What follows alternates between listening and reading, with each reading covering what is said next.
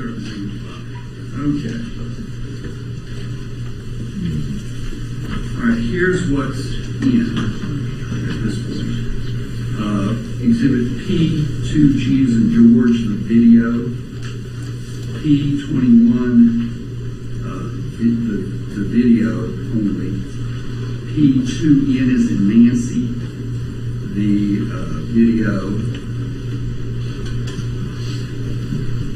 P6, the video. P10 from the congressional record is in. P11 is in. P12, which is the video. P13A is in. P14, the video only. P16, P17, P18, P19, P21, P22, P24,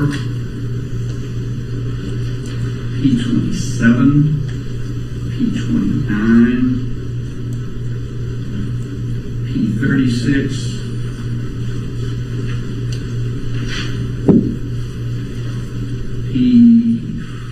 P41, P44, P45, P48, P49, P51, P52, P53, P54, P55, P57, P59, P61. On P62, we had a discussion about this yesterday. There's a reference to a Senate report. The Senate report was not tentative. If somebody wants to tender it, I will admit that. Not P62 itself is not coming in. P63, P64, P65, P66, P68, P69, P72, P73, P74 and P75, P76, P80 and P81. Now, and then on the respondents list,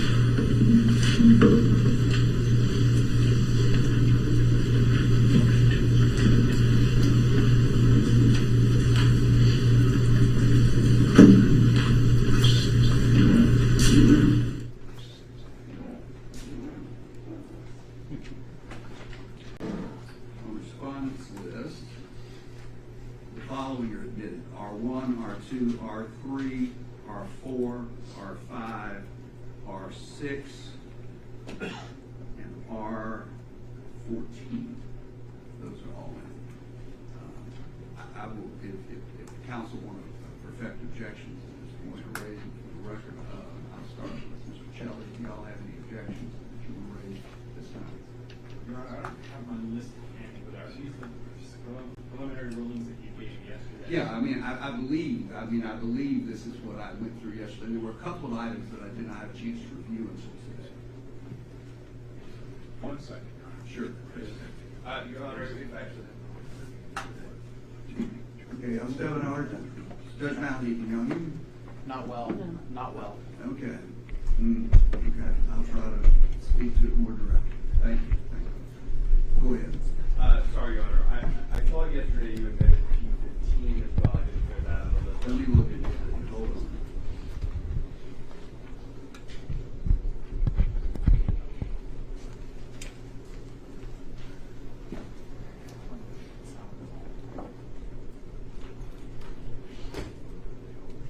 Oh, I couldn't find it. I mean, I believe my work. That was my problem. Okay. If you want to submit it, I mean, if I could review it, I'll be happy to look at it. Okay. That was the only, I was looking for it then. And then P5050, I put Your Honor included as well. Let's see. P55. The 50, sorry. 50. Oh, I thought so too. I'm sorry. Yes, that was my oversight. Yes. And then we had submitted to Your Honor 3 additional exhibits, P82, 83, and 84 yesterday afternoon. Oh, I'm sorry, yes. Wait a minute, let me see, hold on. Oh, yes, let me look at these. Yes, I'm sorry, yes, those are, what was 80, 81, and 80, 81, and 83? 82, 83, and 84. What was 82? 82 is a video, the House impeachment video. Yes, yes, yes. And Yeah, the House impeachment video. 83 was the January 6th letter from Vice President. Yes, yes, that's it, yes. And then 84 was a video of the Congresswoman. The video, of Representative Greene, yes, that was nice. And then just one more, Your Honor. I think on the respondents' exhibits, I thought you had admitted R7, which was a statute. I did. And then I believe you had said you admitted R6, but that was an article, and I thought You are correct. Thank you for the correction. You're absolutely correct. Thank you. Wrong item. Yeah. Mr. Bob. Nothing more. You're good? Thank you so much. Okay. Appreciate everybody's indulgence on that. Now, the lawyers in this case did an excellent job, and they're under great pressure, so I appreciate everybody staying on task. So, with that said,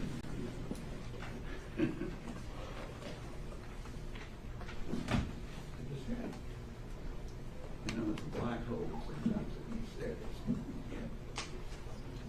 Okay. We're ready to begin then. So, as we discussed, we're going to proceed. I'd like to begin with opening statements. Well, before we begin, anything, Ms. Pop, anything that you want to discuss before we start with opening statements? No, Your Honor, I'm prepared for it. Great. Mr. Shelley, we're ready. All right, good. So what we're going to do is we'll start with opening statements. I like to have both of them at the same time. The burden in this case is on the petition by preponderance of the evidence, so they will get to go first. We will proceed, and then we'll proceed with their case in chief. Who's going to present? Mr. Fine?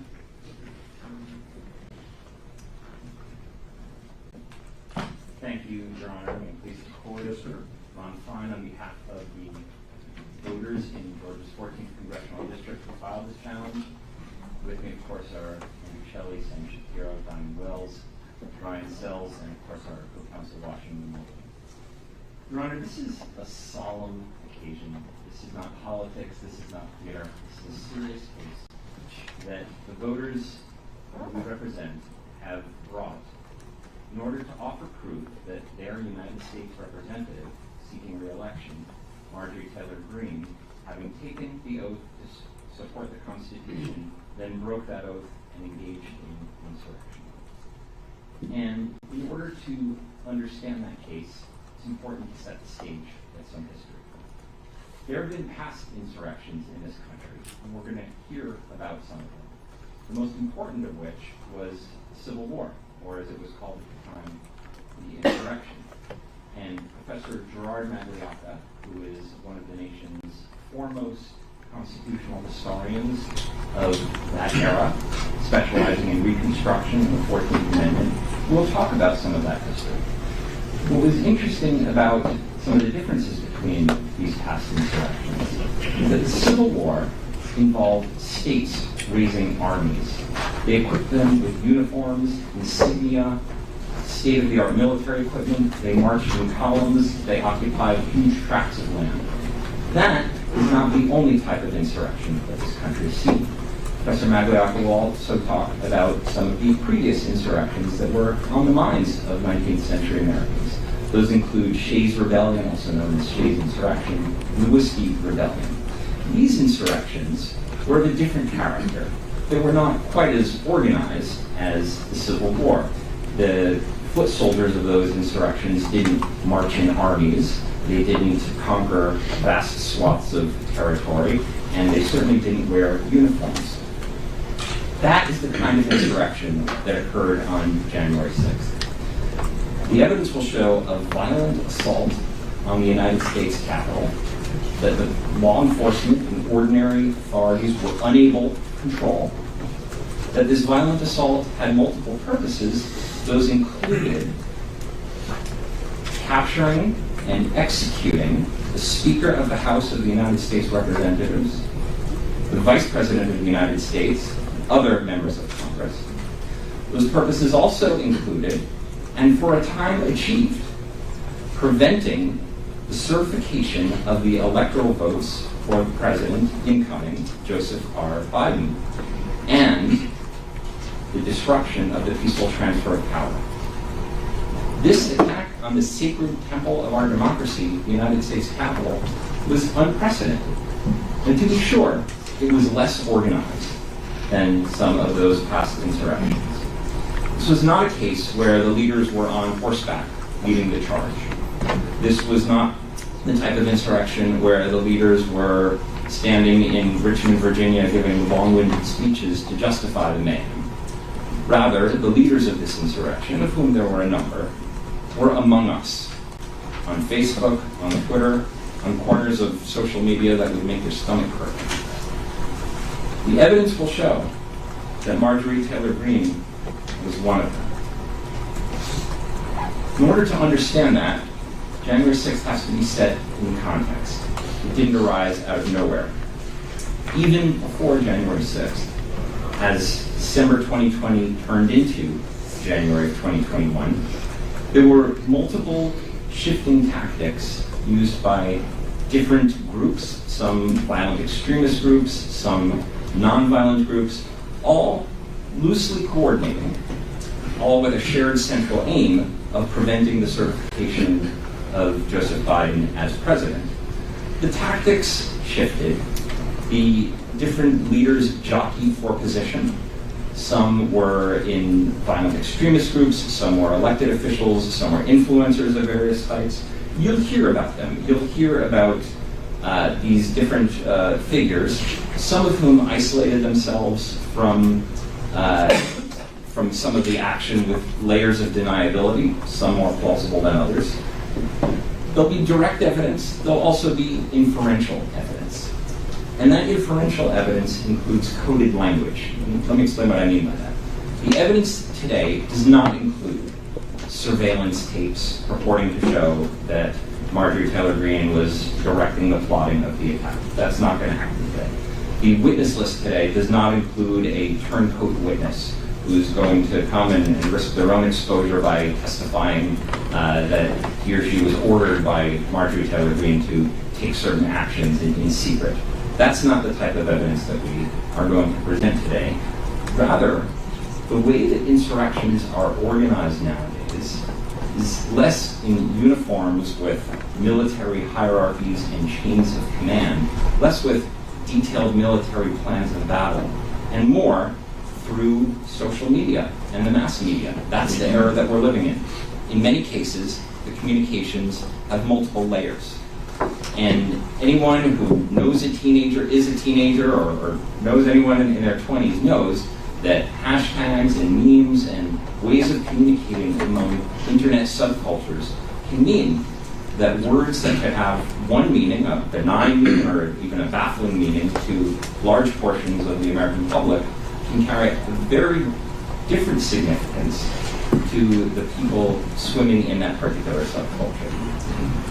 So the most important witness today, after Professor Marjorie testifies, the most powerful witness against Marjorie Taylor Greene's candidacy, the most powerful witness in establishing that she crossed the line into engagement of insurrection, is Marjorie Taylor Greene herself.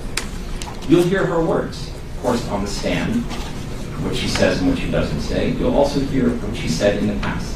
Again, some of that will be in somewhat coded or veiled language, but you'll also hear, in some cases, the mask falls, and she shows us exactly what she intended.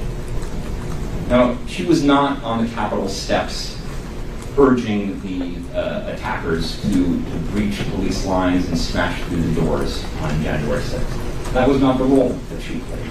Different figures within this larger effort had different roles.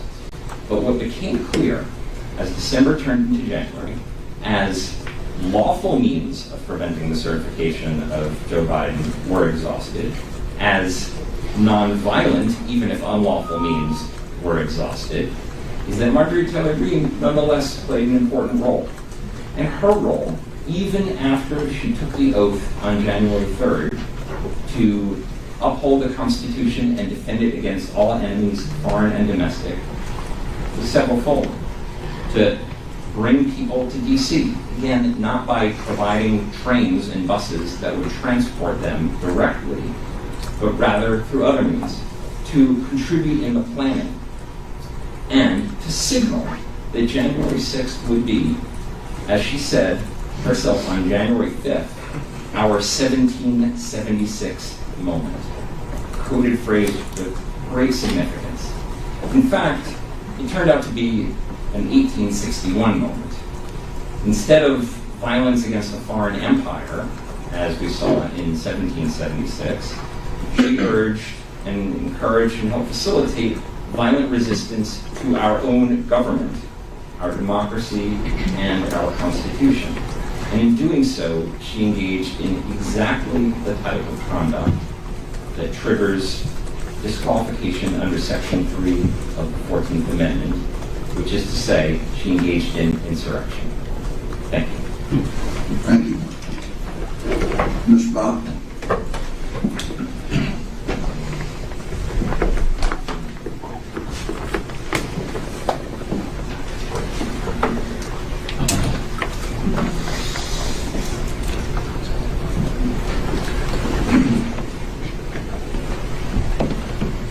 Thank you, Your Honor. May it please the Court. I represent Marjorie Taylor Greene, member of Congress of the United States, in this hearing. And Your Honor, this is a court of law. This is not a political candidate debate. This is not a place for political hyperbole. It is not a place for political swing. It's a court of law.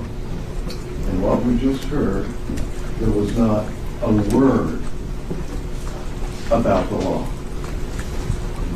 What does the Section 3 of the 14th Amendment mean? What does the word insurrection mean?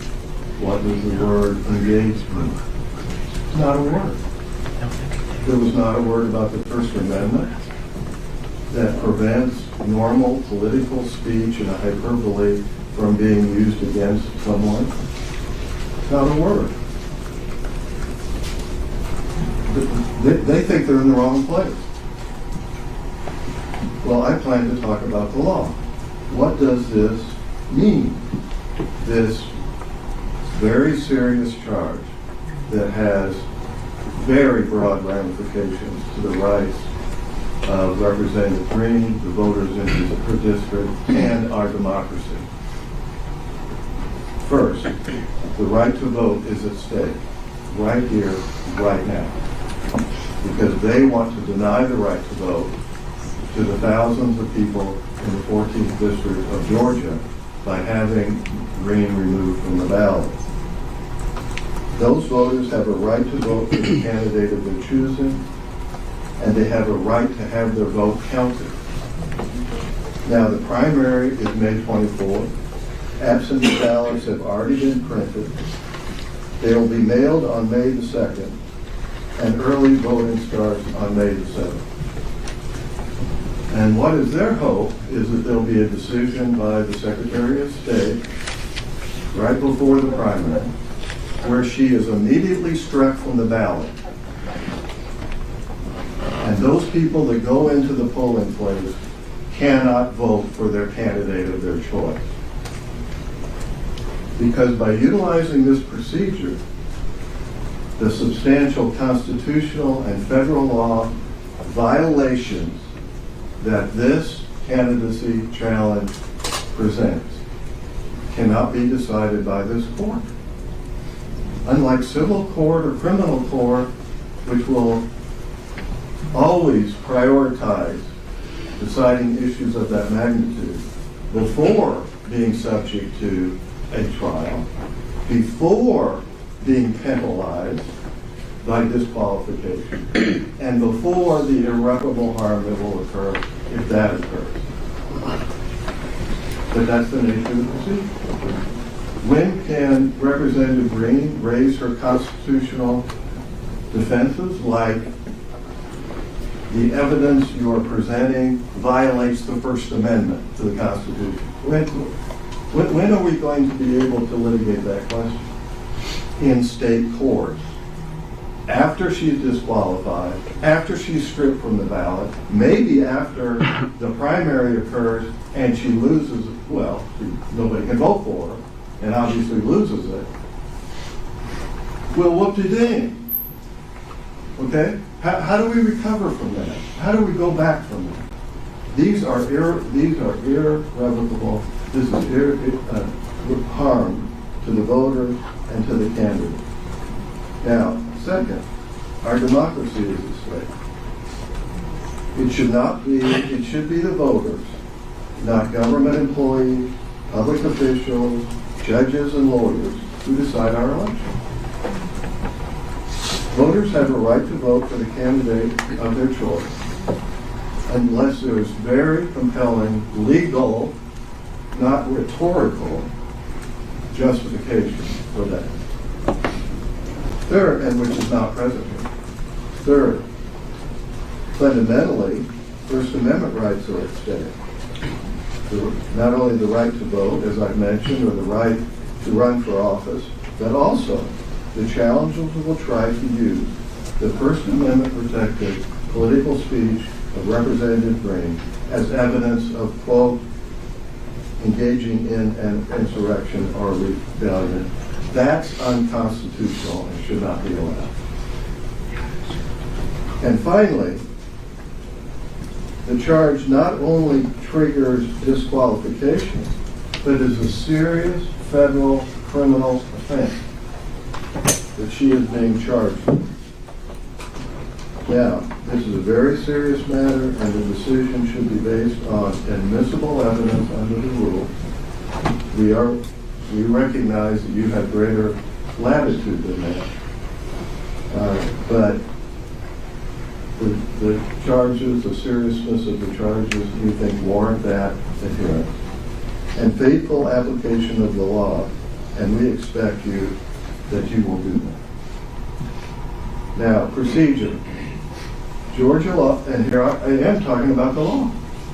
Georgia law 21-2-5 permits a candidate challenge under two circumstances. One, a candidate is not qualified to be a candidate. All right? And number two is a candidate is not qualified to take office. Of course, these are different conceptually and different in their application. So, a claim under Section 3 of the 14th Amendment has to do with your ability to take office, because it doesn't address candidacy in any way. It's the ability of a representative in this case to take office because she has sworn the oath of office, engaged in insurrection or rebellion. Congress has not given her amnesty. And finally, when she presents herself to take the oath of office, she could be challenged, which we think is the exclusive constitutional right of Congress, not state officials, to decide whether or not she is eligible at that time to take office. So we're not dealing with a candidacy disqualification, we're dealing with a alleged take office qualification. Now,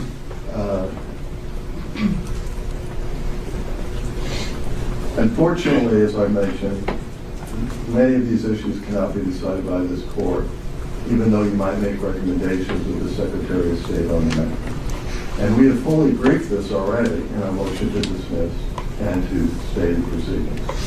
The constitutional claims, the federal law claims, the protections of the First Amendment, speech and debate, and what these words in section 3 mean?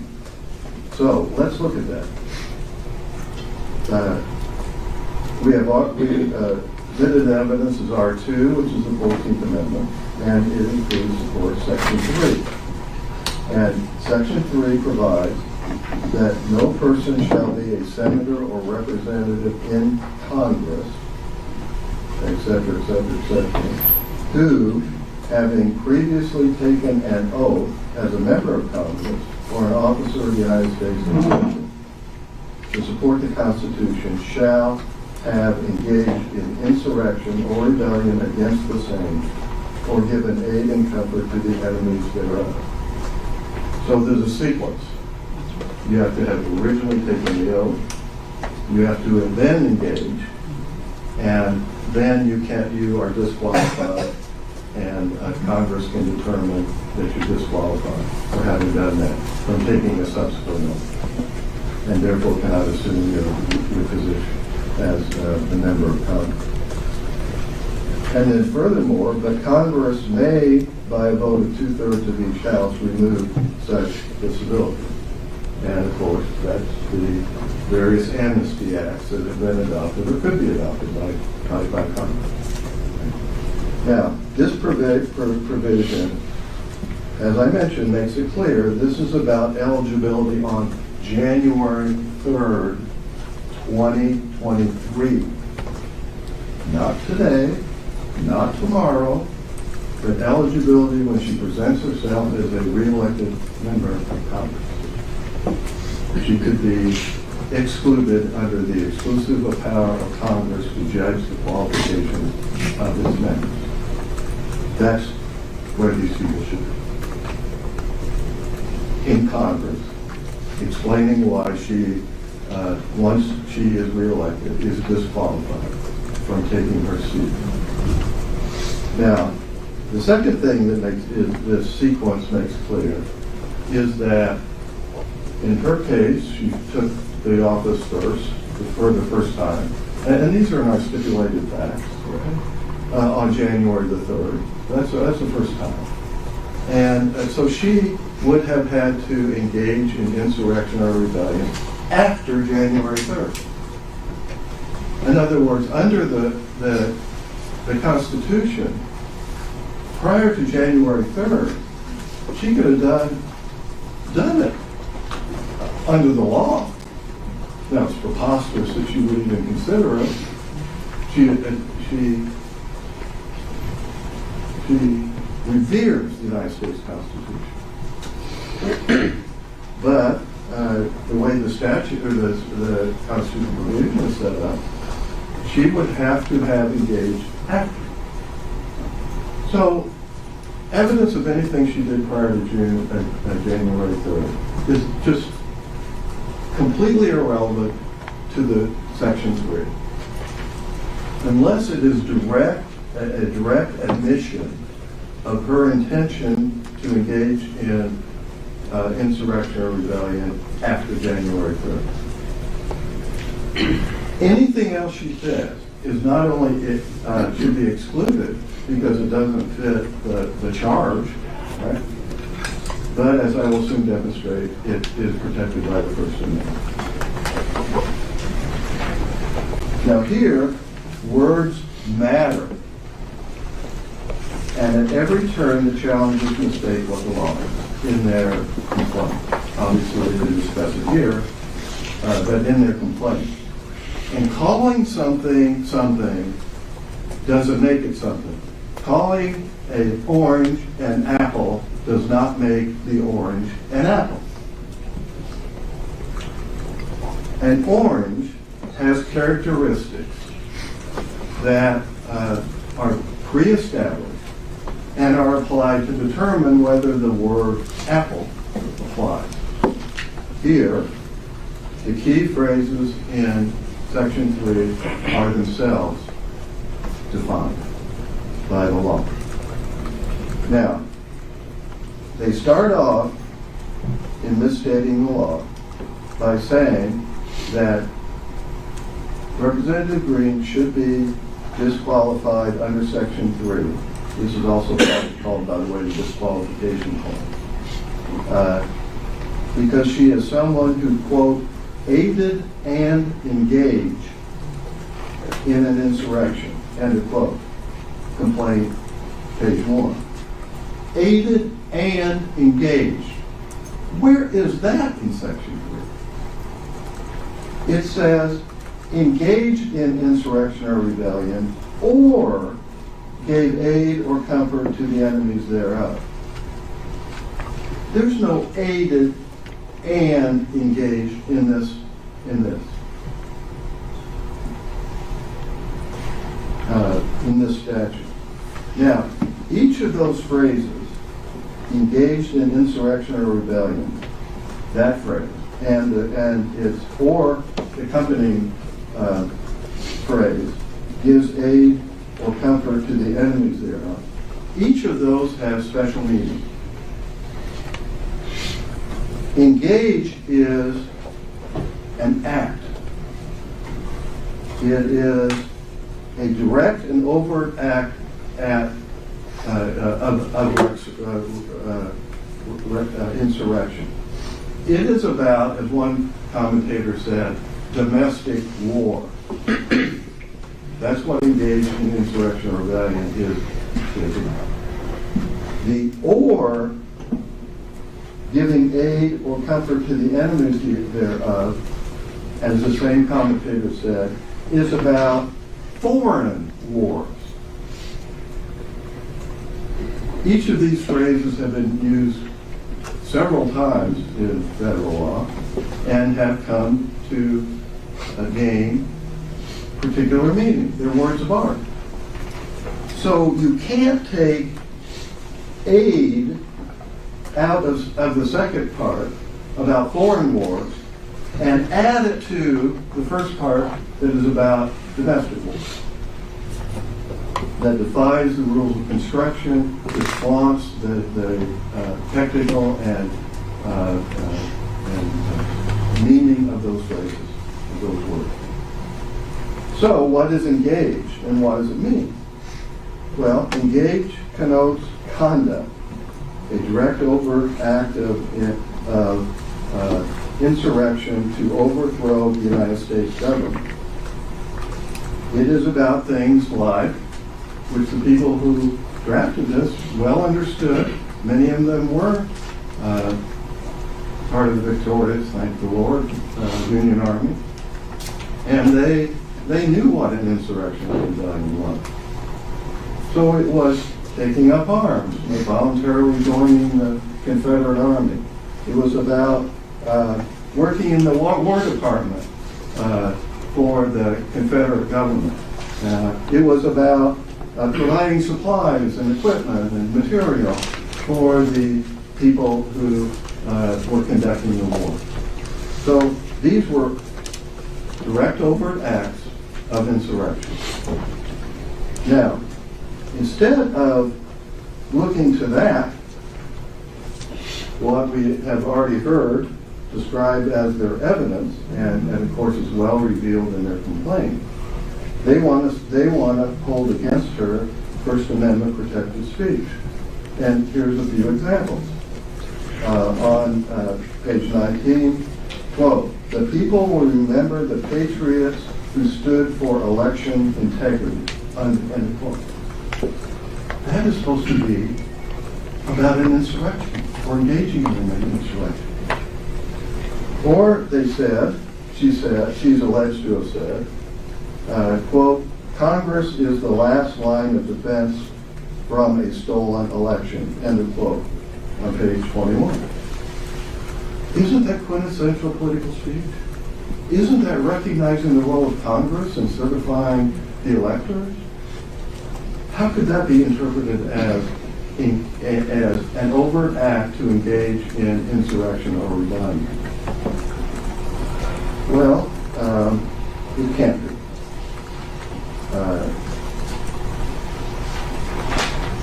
And now, the question of voter fraud in the 2020 election is a quintessential example of political speech legitimate political disagreements about what happened.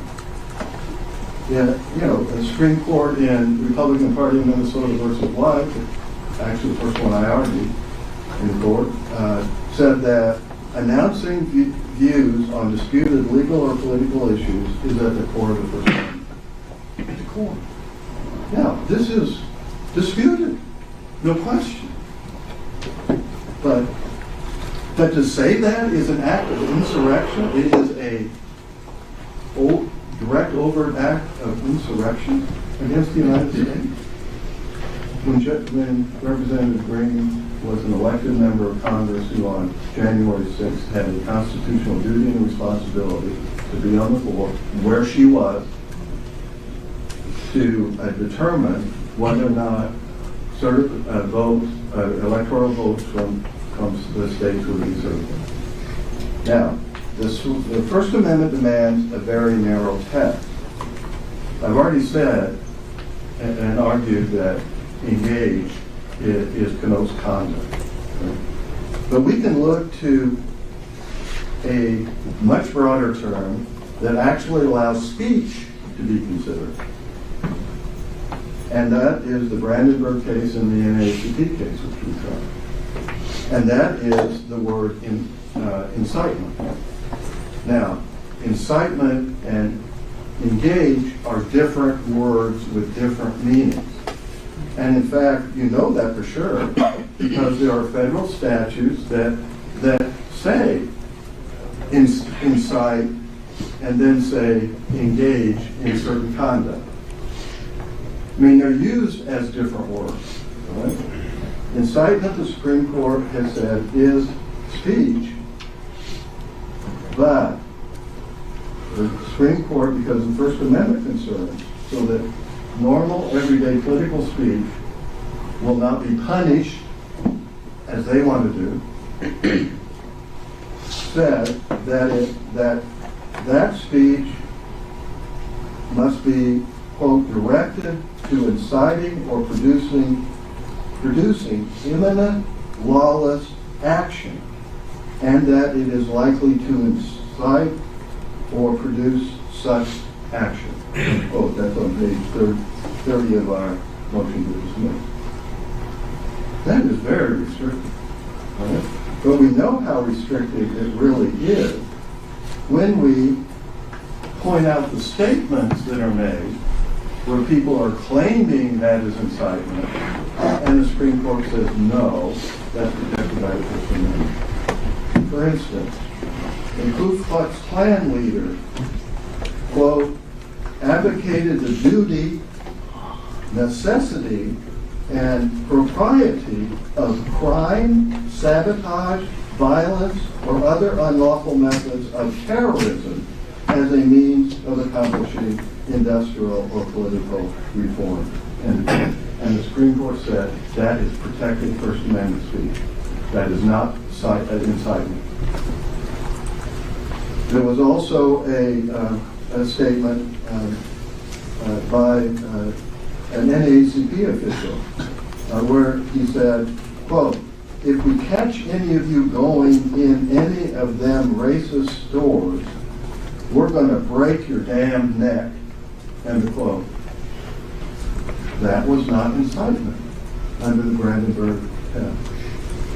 And we also have seen where a Vietnam War protester said, we are taking the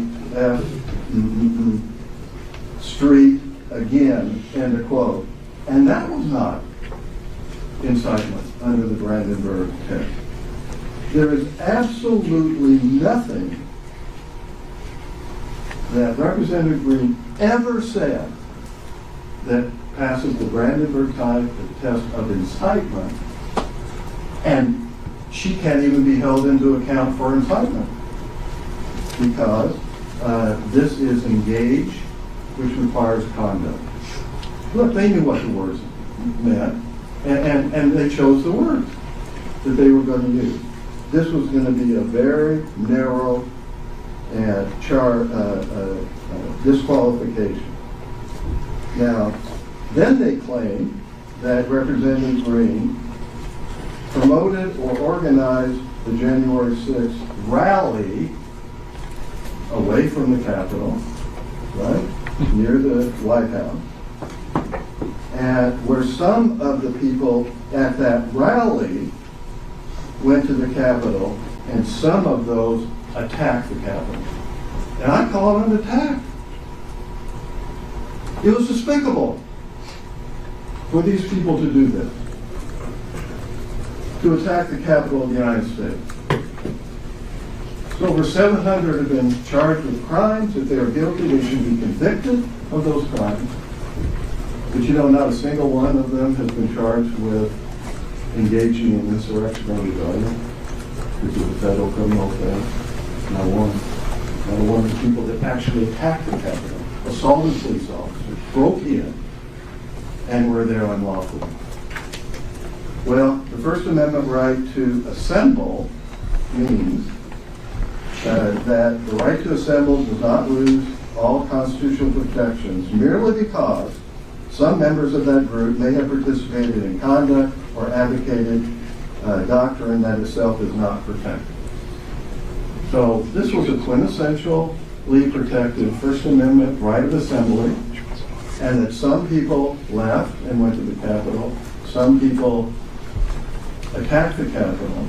You can't hold those people who organized the peaceful and constitutionally protected rally. You cannot hold that against them because that's what they did. Now, second,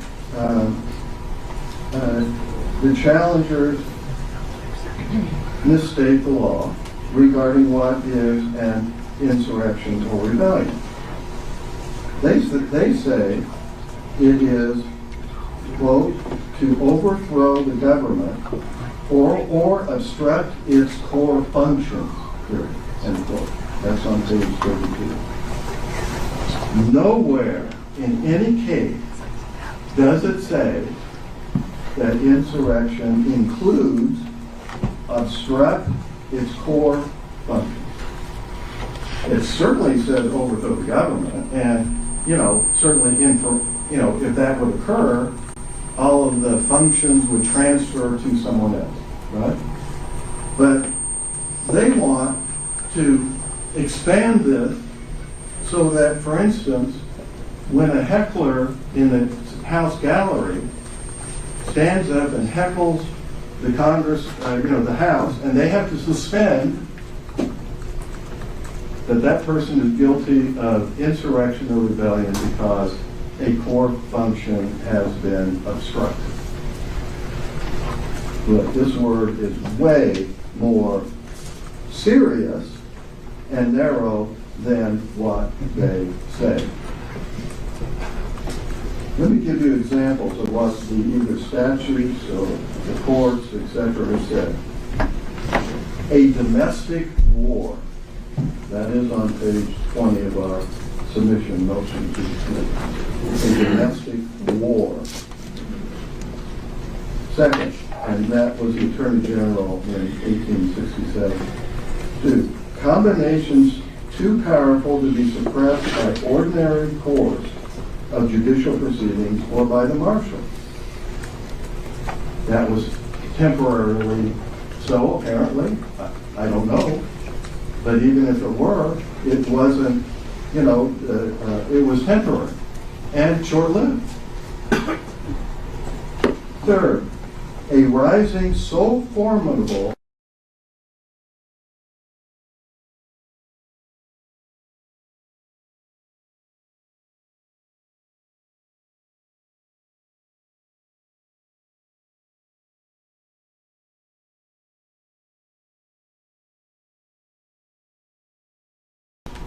when the U.S. military showed up.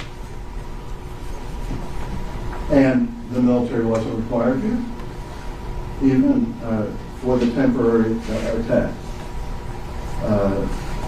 An armed insurrection too strong to be controlled by civil authorities. And then finally, the court in Allegheny City juxtaposed what an insurrection is and what an insurrection isn't. It says, an insurrection is an organized and armed uprising against authority or operation of government. It is not, while crimes growing out of mob violence, which we certainly had on January 6th, however serious they may be, or however numerous the participants, are simply unlawful acts in disturbance of the peace which do not threaten the stability of the government or the existence of political society. They're different, dramatically different. Now, we have stipulated that a group of people that did not include Representative Greene unlawfully entered the United States Capitol on January 6th. And they did. I mean, I say more than that about what happened. As I just have before the report, Your Honor, on behalf of Representative Greene. I apologize, Bob. Sorry? That's my guy. Thank you. Just a second. Hope you don't do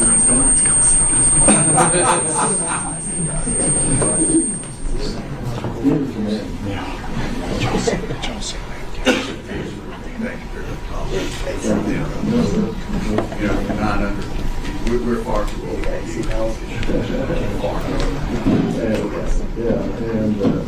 So we have willingly stipulated that people entered the Capitol unlawfully, and I say that more than just unlawfully.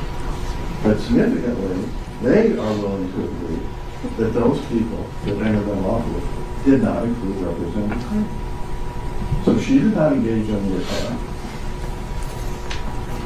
on the Capitol. That, if there is conduct that meets the term engage, that if there is conduct that would ever meet the term engage, it would be breaking into the Capitol.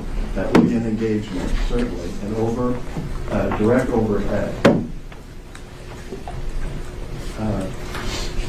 And however, I think describing that as insurrection or rebellion is just political hyperbole and not under the Constitution. And that's what you have to engage in. Now, what you will see is pertinent evidence about what she did from us from January 3rd until the end of the day on January 6th. And, you will see that on January 3rd, and we stipulate she's sworn in, she met with President Trump about making objections to certain states' electoral votes based upon evidence that she believed and others believed constituted sufficient voter fraud to overturn the election in those particular states. You will see that on January 6th, and of all the tweets and all the videos, we are presenting this with you. This is during the moment when the attack on the Capitol was occurring.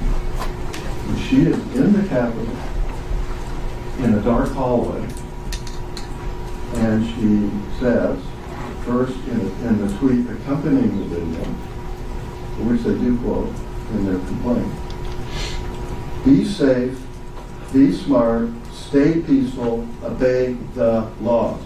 This is not a time for violence.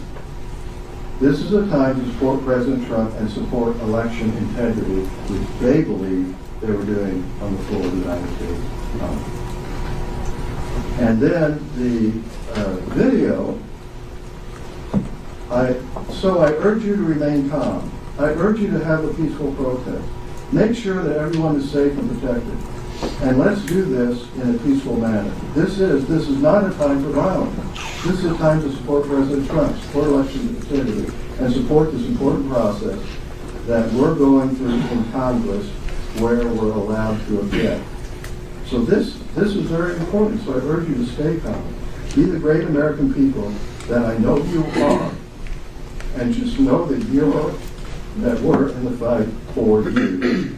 God bless everyone. Be careful, be safe, be smart, and obey the law. A few days later, after the attack occurred, she said, we, meaning members of Congress, did not plan, cause, and denounce the January 6th attack. And then FBI Director Wray testified before a committee of Congress, which is R5. I was appalled, like you, who's addressing members of Congress, at the violence and destruction that we saw that day. I was appalled that you, members of Congress, our country's elected leaders, were victimized right here in the very halls of Congress. Representative Greene was a victim of this attack.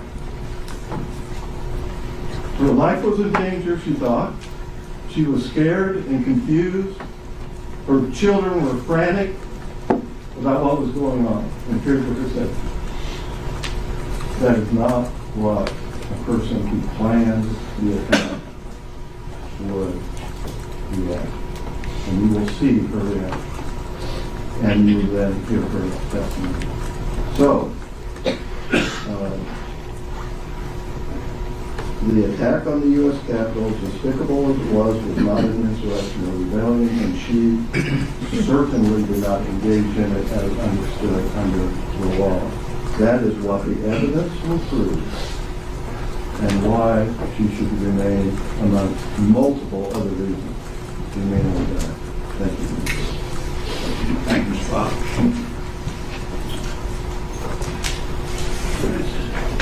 Start with Professor McLeod. What's his name again? I'm sorry. I apologize. I'm struggling. Your Honor, we want to start just by reading into the record the stipulated facts. It'll take a moment. If you want to read them, that's fine. Since you can read them. The parties to the above captioned proceedings through their undersigned counsel stipulate that the following facts are true. That the respondent is over the age of 25.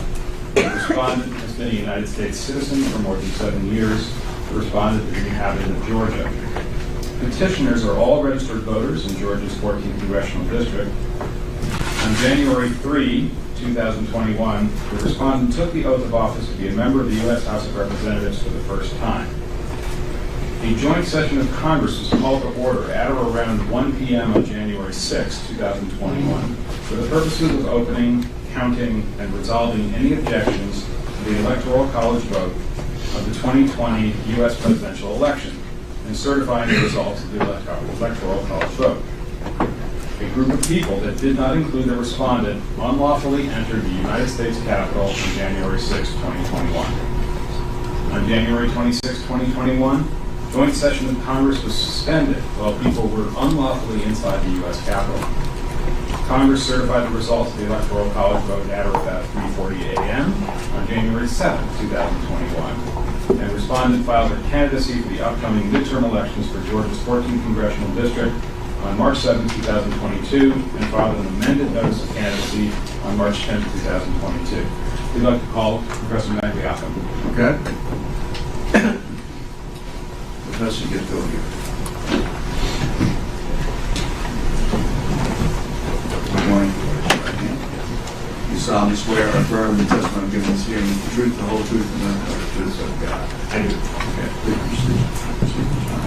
Good morning, Professor Magliocco. Could you just repeat your full name for the record? Gerard Magliocco. And what's your profession? I am the Samuel R. Rosen Professor at the Indiana University Robert H. McKinney School of Law. What's your educational background? I received my college degree at Stanford and my law degree from Yale.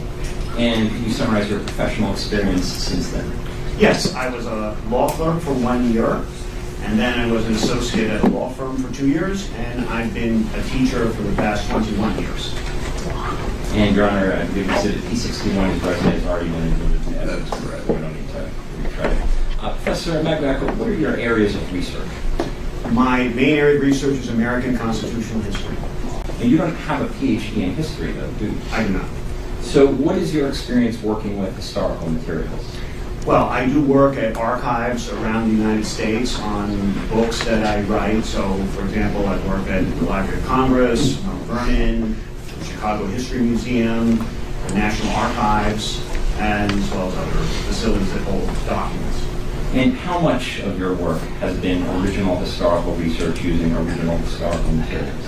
Well, more than half. I mean, obviously, I use secondary sources, read other books and articles to do my research. Give me just a second. I think they have difficulty hearing you. Oh,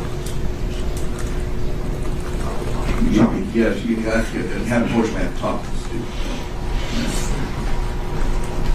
Did you... Hold on, I gotta say, this guy's got a Hitler stash. Like, straight up, Hitler stash. What is going on here? sources.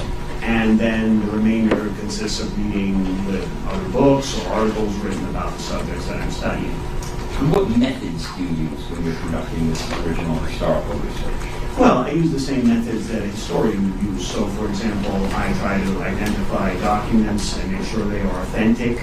I try to understand the documents based on what was going on at the time, and also to make sure that I'm holding them in context rather than out of context, for example. Have you ever heard the phrase law office history? Yes, I have. What do you understand that phrase to mean? It means reaching a conclusion and then trying to find historical materials to justify the conclusion that you've already reached. And how does your research the same or different from law office history? Well, I don't have any particular conclusion when I begin a project. I do the research with the materials, and then I gradually reach a conclusion based on what I read and what I see.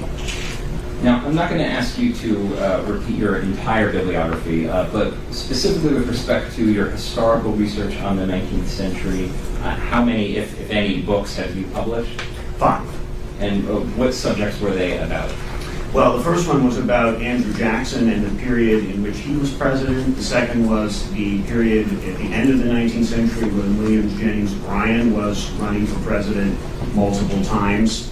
The third was a biography of Congressman John Bingham, who was one of the principal framers of the 14th Amendment. The fourth is a book on the Bill of Rights that covers the entire history of the Bill of Rights, including the 19th century portion. And the one that I've just written is about George Washington's nephew, who was Bushrod Washington, who was a justice of the Supreme Court for 30 years in the early 19th century. And in addition to these books, have you published academic articles in academic journals about 19th century constitutional history? Yes, I published about 10 articles that relate to 19th century constitutional history in various journals.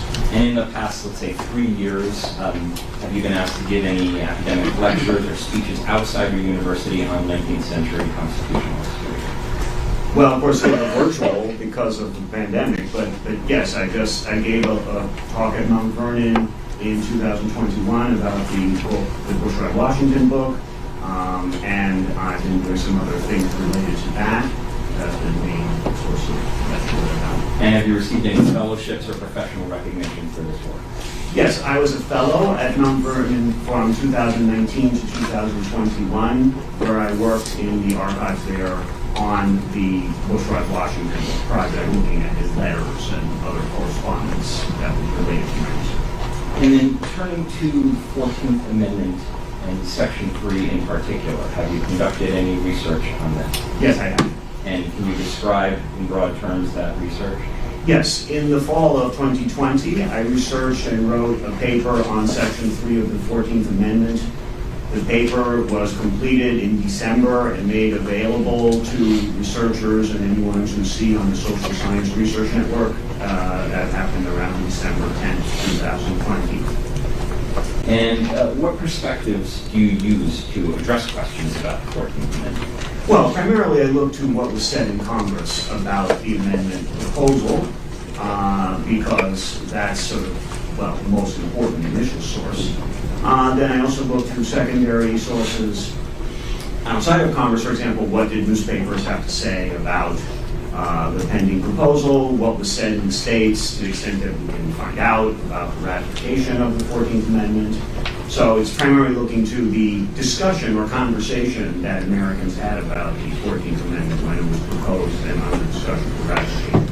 And how are these approaches similar or different from the types of ordinary legal analysis that lawyers and judges ordinarily do? Well, I mean, there's some overlap, of course, but I focus much more in my work on the surrounding politics or social aspects of what's going on at these particular times with these particular constitutional issues, rather than focusing more on the text or the cases. So obviously you have to do some of both, but I'm more of a historian than a lawyer in that respect. Your Honor, this time I move to tender Professor Magliocca as an expert witness in 19th century American constitutional history. I object, Your Honor. Number one, he was not tendered as an expert in the specification of witnesses. Number two, they have provided us no expert report, which is required for such an expert, so that we can prepare for his testimony. Number three, he has not produced to us the documents that he relied upon in order to reach whatever conclusion the expert report revealed. So we, under civil rules in Georgia, that's all required. None of that occurred here, and it is fundamentally unfair for us to show up at a hearing with no preparation other than his resume, which we got a couple days ago, and cross-examine him without an adequate opportunity to prepare that is always provided for an expert witness. As I have said before, I'm unclear what the role is for a professor. He's indicated is he going to testify essentially to the contents of his article that he wrote? No, Your Honor, the subject matter of the questioning would address matters that were not entirely embraced within the context of the law. Your Honor, I apologize. I have one other comment. Yes. And I was going back and forth whether or not this is proper when he starts asking questions and now, but I want to make it. What he has described is his expertise, and what he has said he will testify about are quintessential legal questions. If a statute is vague, you look to the legislative history. That's what he wants to testify about. That's a legal question. What the legislative history is and what it's about. It is not for a person to testify about. These are about facts, about what happened on January 6th, 4, and not on legal matters. This is quintessential. Legislative history is quintessentially what us lawyers do and judges decide. So I would reject generally on that matter.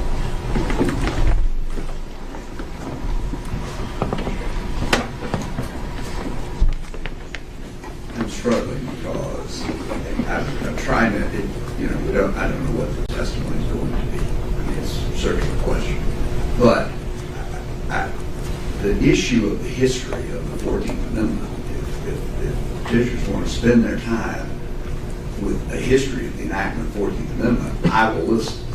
But I concur with you that I will not permit and will not entertain testimony regarding the meaning of statutes or anything that would be properly the subject of briefing. So what I will let you start. And I would also suggest, I mean, to me, this all sounds like the sort of stuff that would be coming in appropriately in the briefing. And if you have articles and authorities and original documents that you wish to cite, I'm happy to read them. But I don't know that it makes sense for us to be dealing with a series of objections on things which are historical in nature. So, I will let you start, but I may stop you. Okay? And I will entertain objections when and as appropriate. Go ahead, Mr. Klein. Thank you, Your Honor. Professor, can you just briefly summarize the historical context for Section 3 of the 14th Amendment? Yes, so after the Civil War, elections were held across the South for Congress and for the Senate, and some of the people who won had been leaders in the Confederacy. They arrived in Washington seeking to take their seats. Northern public opinion was outraged at this because these were some of the same people who had led secession.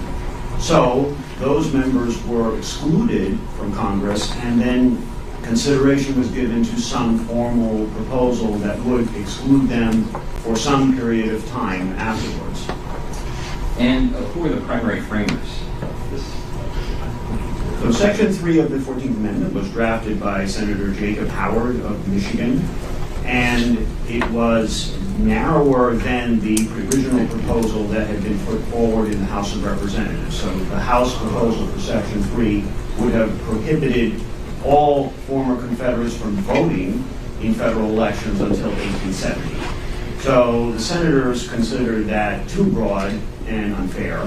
So the substitute drafted by Senator Howard focused instead on office holding rather than voting, and did not apply to anyone who had been engaged in insurrection. Instead, it applied only to officials, either current or former, and civil or military, on the thought that it was the leaders of the insurrection who should be held accountable rather than ordinary followers.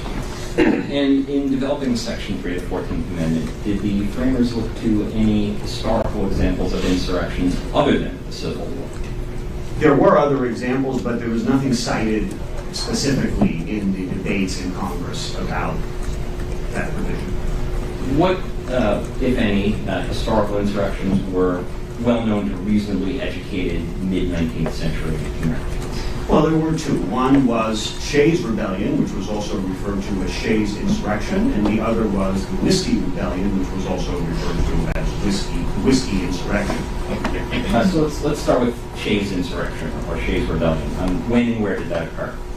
So Shays' Rebellion occurred in Massachusetts at the end of 1786 and early 1787. It was a tax protest by farmers who were upset about high land taxes, and that had led to many foreclosures of farms. So what started happening was that groups of farmers would arm themselves and go to local courts to basically stop the courts from operating so that foreclosure sales could not happen. This built up to a point where the state militia was called in to sort of deal with this suspension of the normal operation of the courts by armed people. And that led to a clash at an armory when some of the sort of insurrectionists decided to try to take some weapons.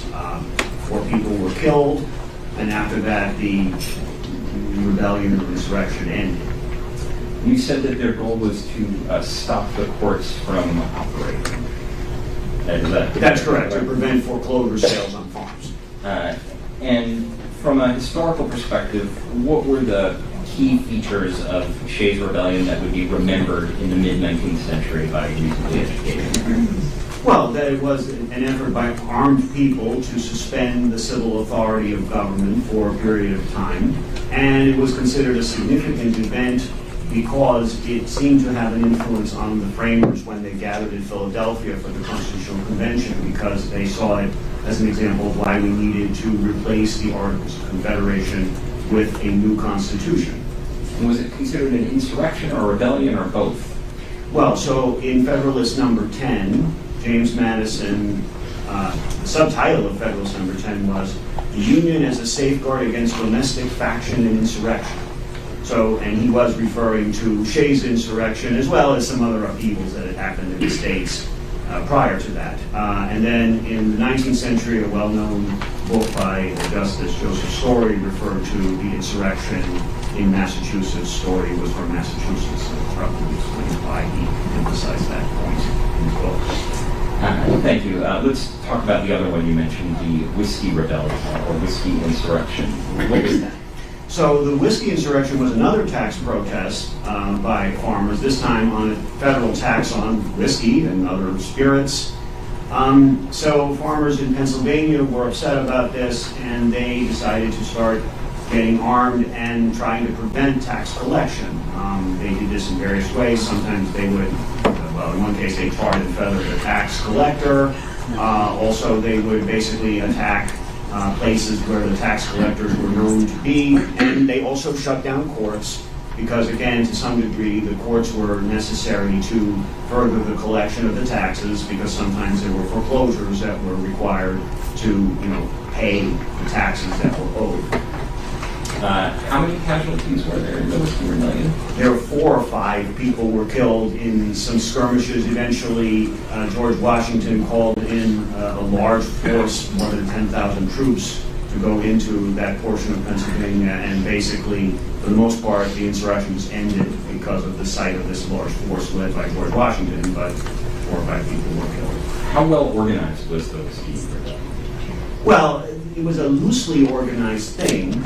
There were mostly local groups doing different things. There wasn't really a single leader at all that we know of. And by the time of the 1860s, how well known was the Whiskey Rebellion to ordinary, educated 19th century Americans? It would have been very I object. We're now beyond even legislative history. He's already conceded that in the debates, they were talking about the Civil War, not what these were colloquially called insurrection, not the legal definition under Next question.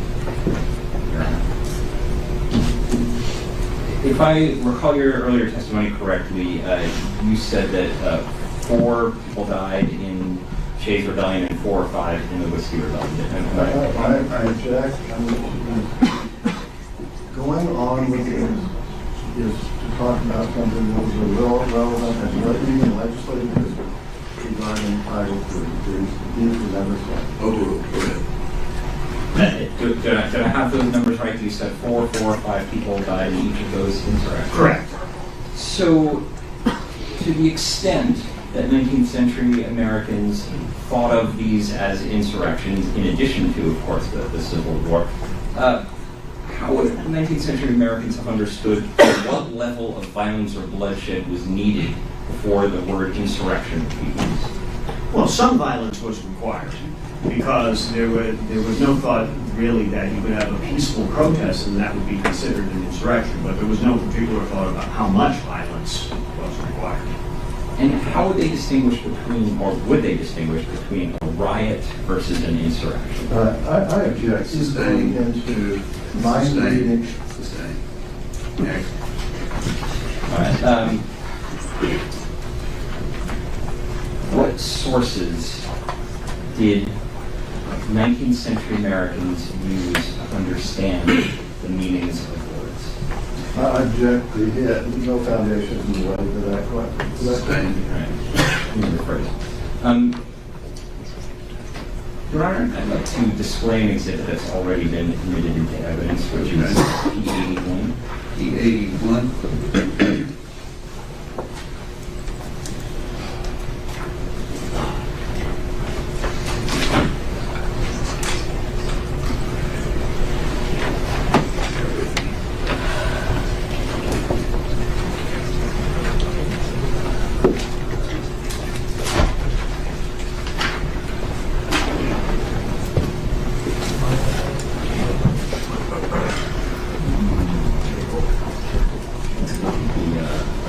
One more page.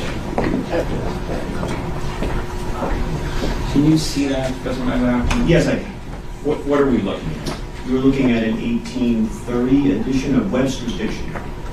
How is that dictionary used in 1830 and afterwards? Well, it was the leading dictionary in the United States during this period.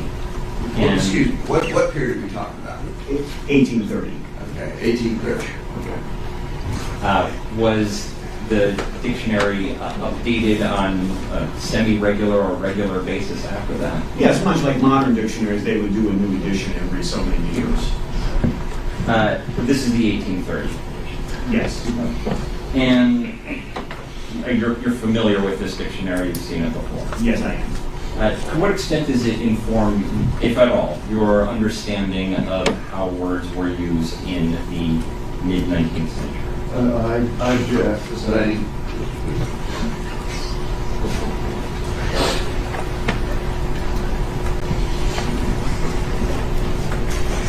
Let's turn to the next page. And we can zoom in on the left column. And the top. Can you read that? Sorry, Madam Mayor, A little dicey. Okay. Can you zoom in even more there? Okay. Can you? Yes, I think I can. Can you read a couple entries down? And I'm not going to ask you to read it aloud, but do you see there can you read the definitions there? Yes, I can. Are you familiar with if this dictionary has a definition for insurrection? Yes, it does. And what can you, without reading from that definition, is that, in your experience as a historian, is that typical of a 19th century understanding of the word insurrection? Sustained. Don't even stand up. I can speak for itself, Council. Next. How do you use these dictionaries in your own work?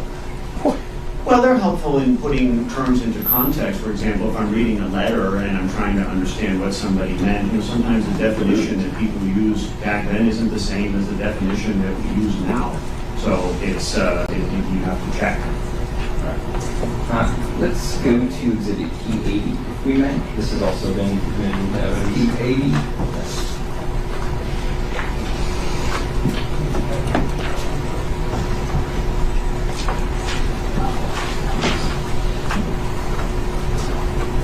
And what are we looking at here? This is a statute, Georgia statute enacted in 1866. And why what is the statute about? Insurrection. And do you know why Georgia enacted this statute? I believe it was because of it was in response basically to what had occurred during the Civil War. And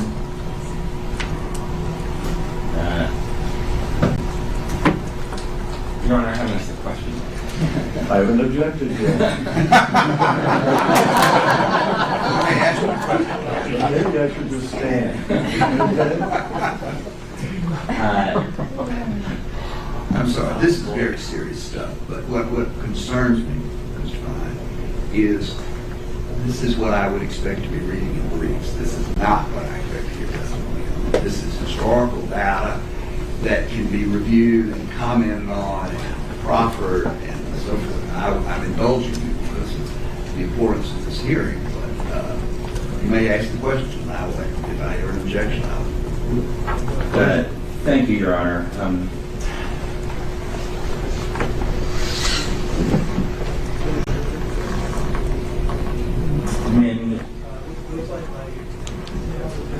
Honor, may I briefly confirm? Sure. In fact, we're actually past my 10:45 break, so let's take our break. We'll reconvene. No, stop. This is not a show. Do not do that. What a bunch of dopes. They start clapping? That's idiotic.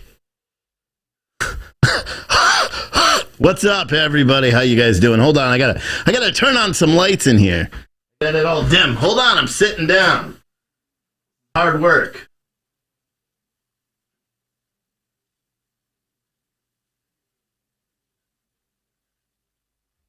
There. And then if I close this door, look at that high-tech shit.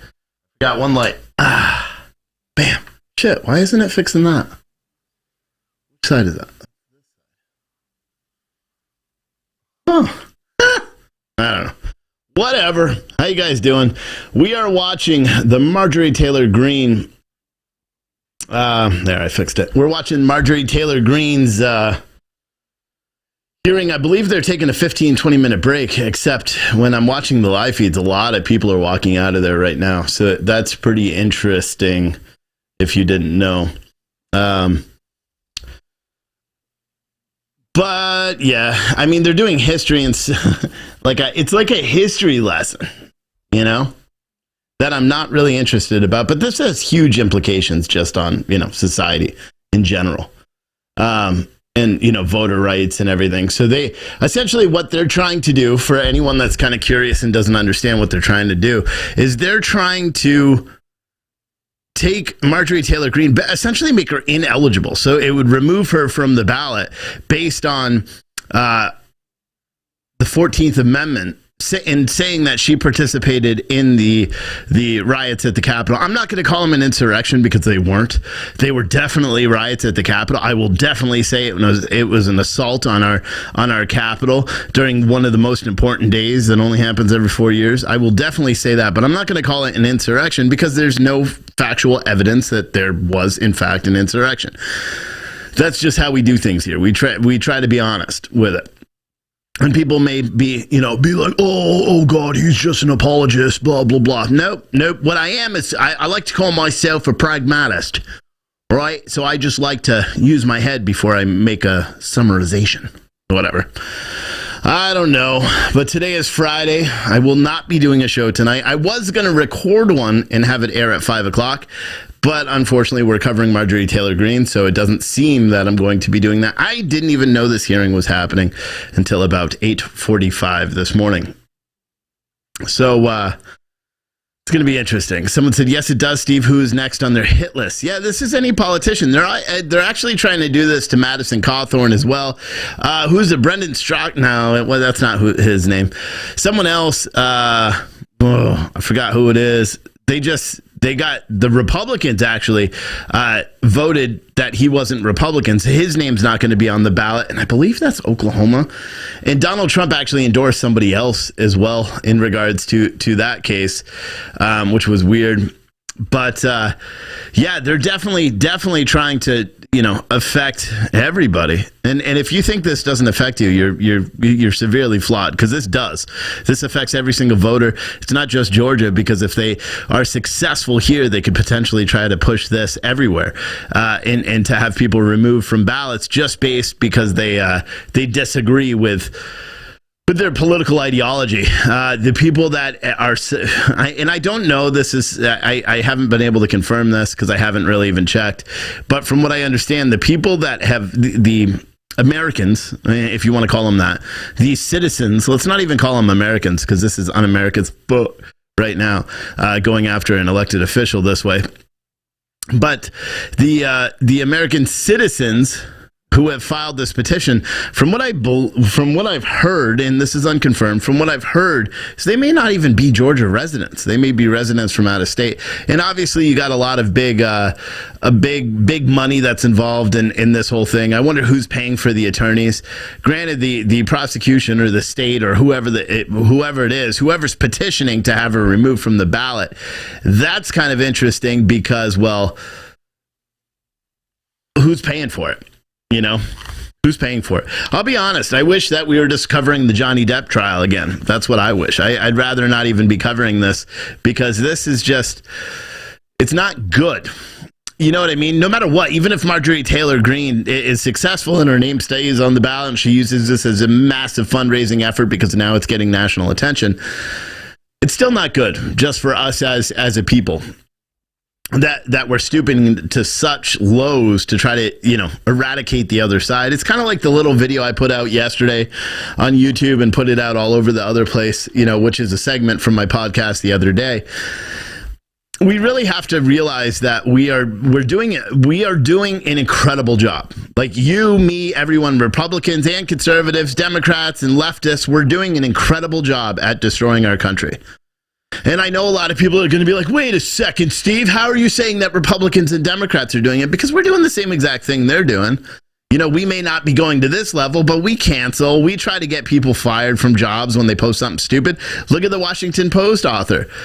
Republicans or conservatives have stooped to the level of which they disagree with and gone after those people, including family members and friends of people. It's been something that's been going on for a long time, and it's something that's got to stop, because the only thing it's going to do is permanently harm us as a country. But then again, what are you supposed to do?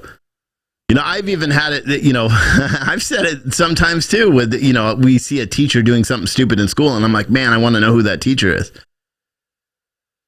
But we do. Someone says a lot that they're too scared to let we, the people, in quotation marks, decide in the ballot box. Yeah, they're too scared to let people, do their civic duty. It is what it is.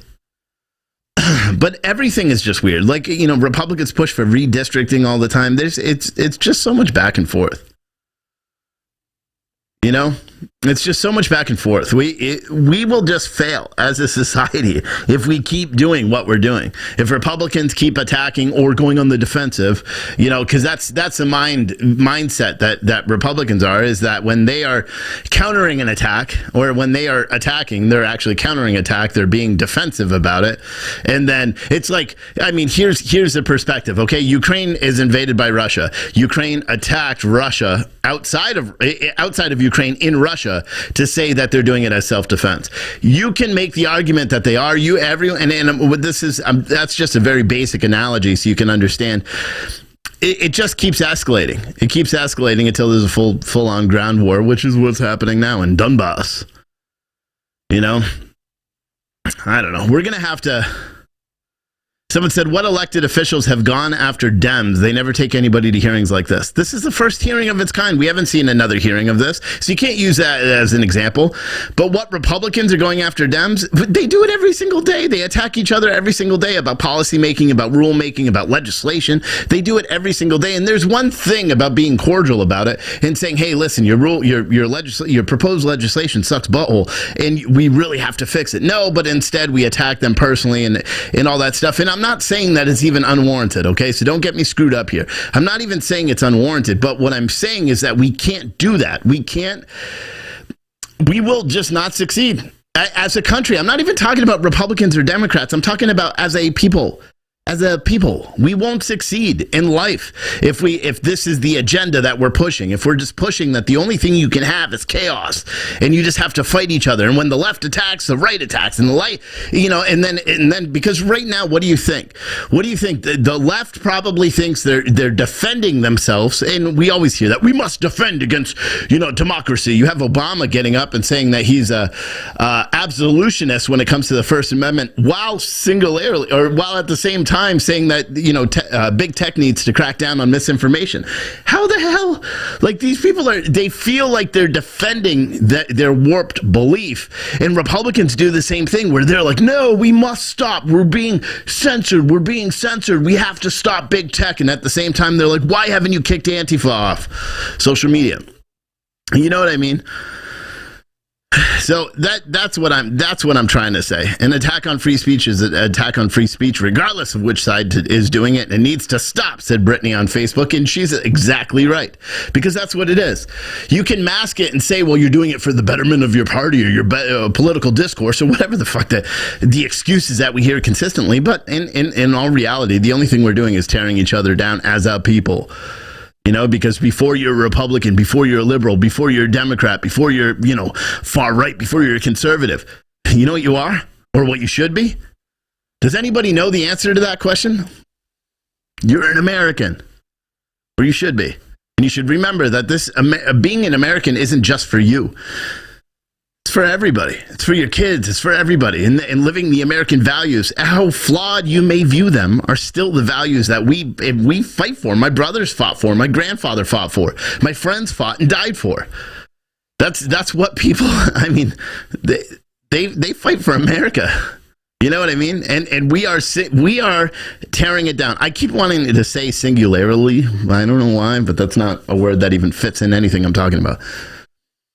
But people really need to realize that. we can sit and and the reason why I'm covering this hearing today is because this is incredibly important. You want to talk about an attack on our democracy when you are literally making shit up to try to get someone removed. And Marjorie Taylor Greene isn't, I think she's a great woman, in terms of, well, maybe even not. I don't know. I think she says stupid shit all the time.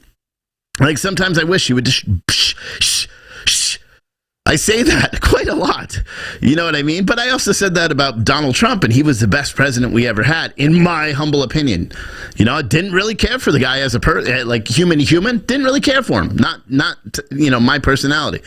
But when he was in office, if you actually look at what he did in office, and this is what nobody does, they don't look at what he did in office. They only look at his personality. I personally know a woman, I've been married to her for 8 years now, that voted against Donald Trump, not because of what he did in office. No. She voted against him because she couldn't get over the bathroom comments and what a sleazeball type of person he is.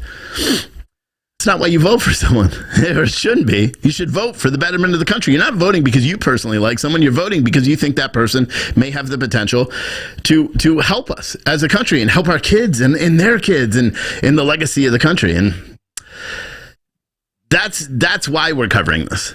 We're covering this hearing because, well, this is an attack on our democracy. This is, a voter, or this is people attacking to have someone removed from the ballot.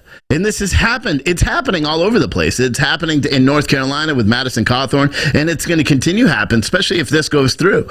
If this goes through, the left will celebrate, and the right should revolt. And I'm not talking about taking up arms and pitchforks and doing all that. No. I don't know. I don't even know what you would do to it. To be completely honest, I don't even know what you do.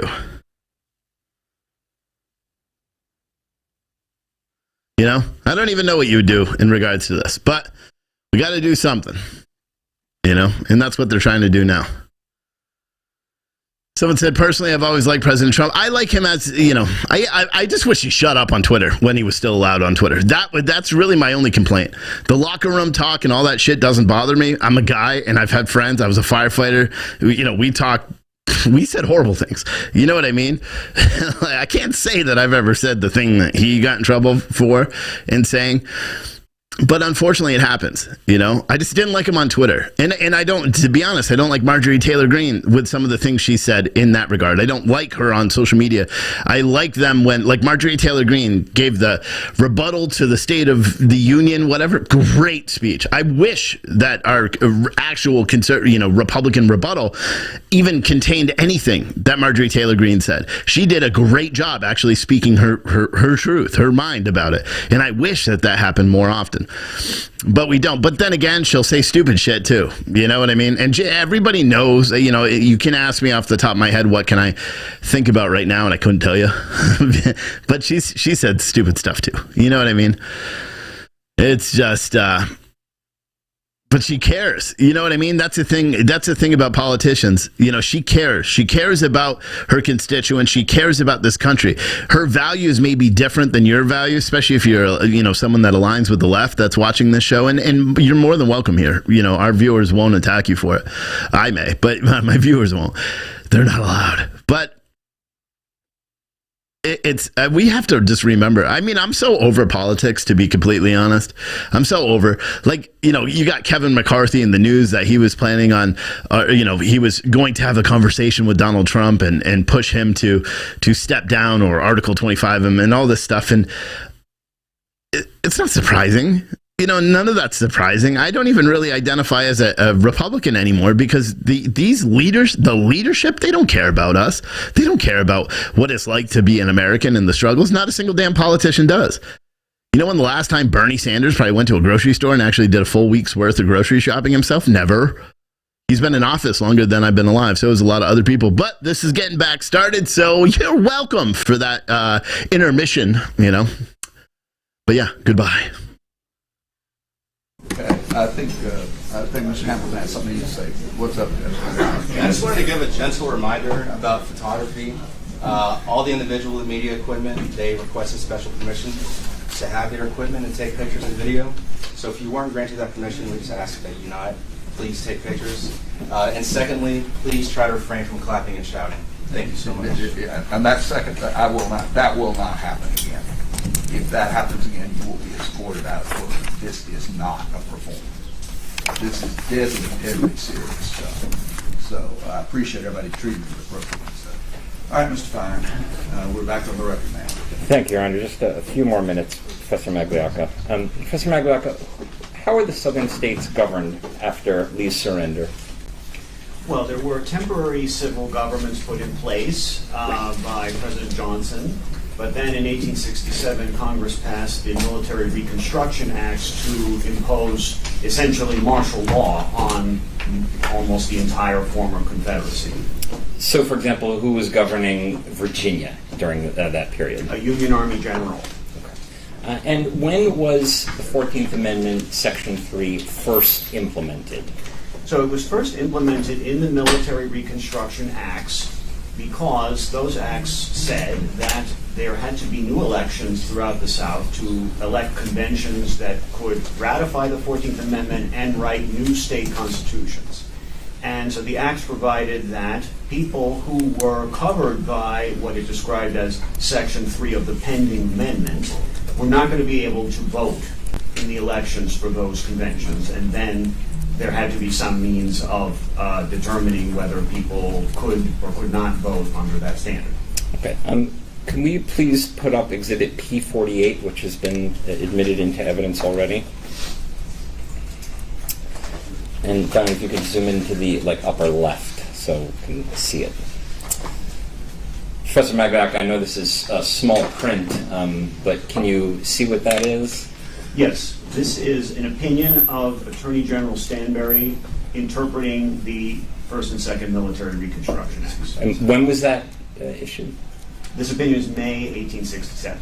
When was the 14th Amendment ratified? In 1868. And where was this printed?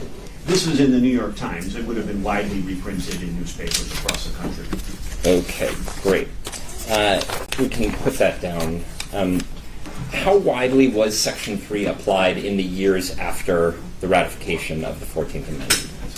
Well, between 1868 and 1872, it was implemented many times, mostly to remove state and local officials who had been part of the Confederacy, but also, in a couple instances, to exclude people from office. And what led to it not being implemented as much? So in 1872, Congress exercised its power under Section 3 to grant an amnesty to many of the former Confederates.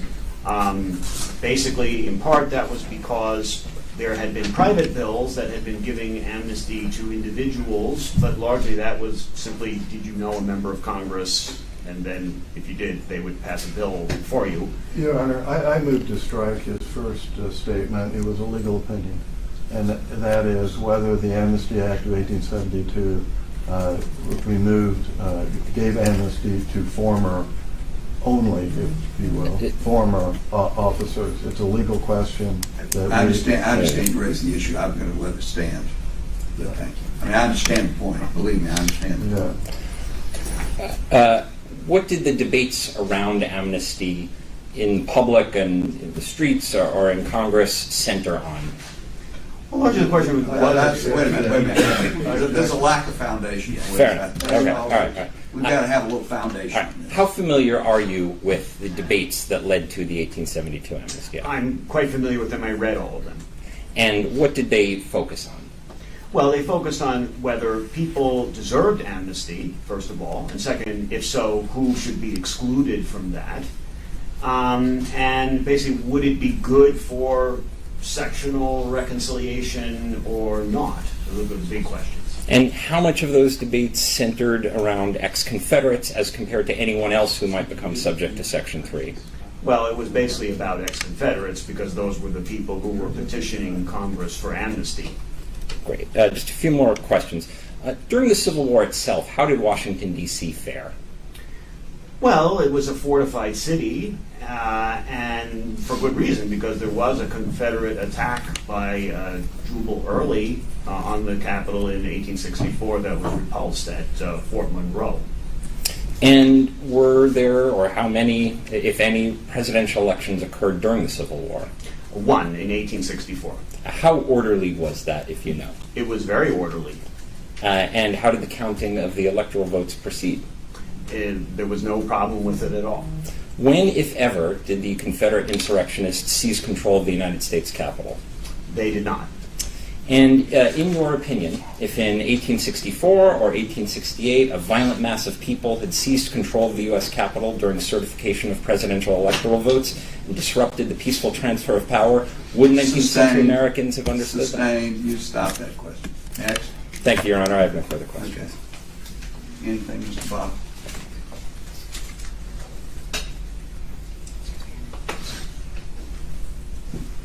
No, Your Honor, not other than to welcome a fellow Hoosier. And The thought crossed my mind. yeah, Mine did. and I was a history major, so maybe I can sort myself in. Thank you very much. Thank you. Your Honor, the petitioners call Marjorie Taylor Greene to the stand. Representative Greene, please, ma'am.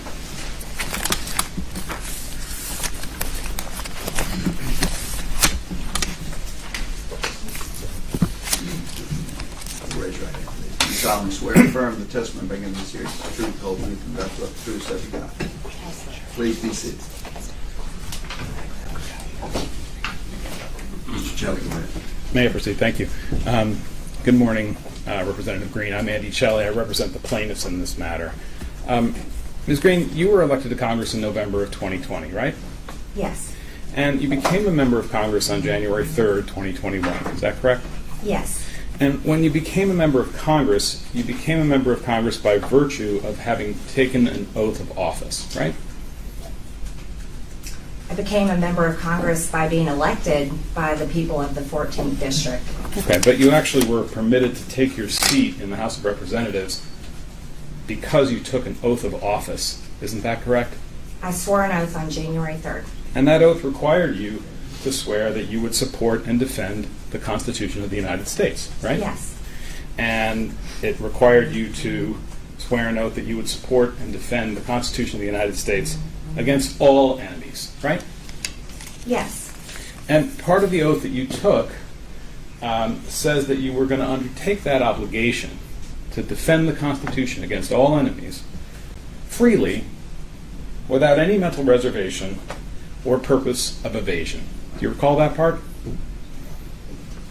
I think so. Okay, well, let's have a look at it. This will be Plaintiff's Exhibit 63. I just want to make sure you get a chance to see it.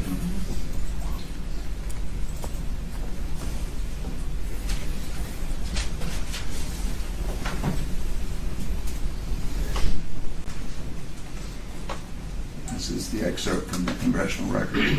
No, Your Honor. This is Which one? This is Exhibit PX 63. Okay. This is a federal statute, 5 U.S.C. 3331, which sets forth the oath of office for federal officers, including members of Congress. Okay. And Ms. Wells, if you could make that a little bit bigger, I want to make sure the representative can see it. The highlighted portion, please.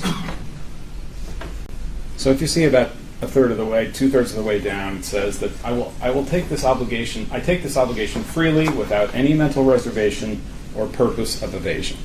See that? Mm-hmm. And you now recall that was part of the oath, right? Yes. And what did that mean to you, Congresswoman Greene? About taking it freely without reservation? Yes. It means I'm swearing the oath and I have no reservation. Great. Now, one part of the Constitution, Representative Greene, is the 12th Amendment, right? Yes. You're familiar with the 12th Amendment? Yes. That's the one that provides for the constitutional process for counting electoral votes in a presidential election, right? Your Honor, I object. Under the speech and debate clause, she cannot be questioned about what she does on the floor of Congress pursuant to her legislative responsibility. And I don't intend to ask any question of that sort, Your Honor. I just want to have her understanding of the Constitution. This is a case about Representative Greene's state of mind, including her understanding of the oath and the Constitution. Then I further object, because this case is not about her state of mind, is whether or not she engaged in insurrection or rebellion, engaged in those conduct. I concur. And a So direct. sustained. Next question, Mr. Joe. Ms. Greene, if somebody tried to unlawfully interfere with the process of counting the electoral votes unlawfully, that person would be an enemy of the Constitution. Wouldn't you agree? Does it define that way? Is it defined that way? Well, I'm asking for your understanding. If somebody broke the law in a way designed to interfere with the process of counting the electoral college votes, that person would be an enemy of the Constitution. You mean interrupting Congress? Is that what you're referring to? Doing anything unlawfully to interfere with the process of counting the electoral votes. Interrupting Congress, like when the Democrats interrupted Congress and had a sit-in on the House floor and stopped Congress? Excuse me, Representative Greene. Yes. Could you rephrase your question? I'm entitled to ask my questions in the way I'd like to ask them, Your Honor. I ask that you listen to my question and simply respond. May I proceed? Yes. So if someone broke the law in an effort to interfere with the counting of the electoral votes, that person would be an enemy of the Constitution. Am I right about that? Breaking the law is unlawful. There's been over 700 people charged for what happened on January 6th. Right. And those people were trying to interfere with the lawful process of counting the votes for the Electoral College, right? I would assume, yes, they did. They stopped the electoral count. Yes. Right. And so those people would be enemies of the Constitution. You would agree with that, right? I don't know if it defines it that way. Well, having taken the oath that we saw on the screen, if you She's were not doing a good aware job. that someone was going to unlawfully interfere with the constitutional process of counting the electoral votes, you'd be obliged by your oath to try to stop them, right? Your Honor, I object. The claim is not she violated her oath. The claim is under Section 3 of the 14th Amendment.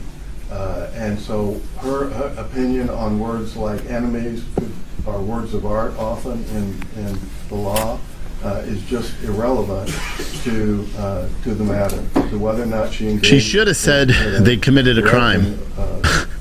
Not all 700 have been charged with Your Honor, we had a interfering. 1-hour presentation on the law from Mr. Bopp. We did not object to that. I will let you answer the question. I've forgotten what it is. Could you repeat it? Can we ask for it to be read back?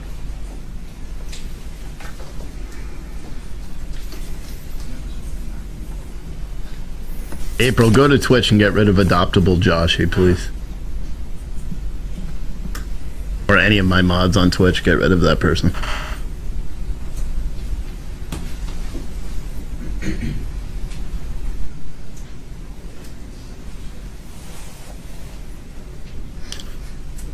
Question: if you were aware that somebody was going to unlawfully interfere with the constitutional process of counting electoral votes, you would be obliged to have them arrested or stopped, right? You may answer. You may answer the question to the best of your ability. I had no knowledge of any attempt, and so that's a question that I can't answer. Well, I can't answer that question. I take your representation that you had no knowledge for the Don't answer. time being. I'm asking it as a hypothetical question, just to understand. I can't answer a hypothetical question. Well, I'm permitted to ask you one, so I'm going to ask you again. If you had knowledge in advance that someone was going to unlawfully interfere with the counting of the electoral votes in a presidential election, under your oath, you'd be obliged to do something to stop that, right? I object. She's not being charged for violating her oath. There is no foundation laid that she had any knowledge about anything like that. Well, we'll come to that. And so these hypothetical... Sustained.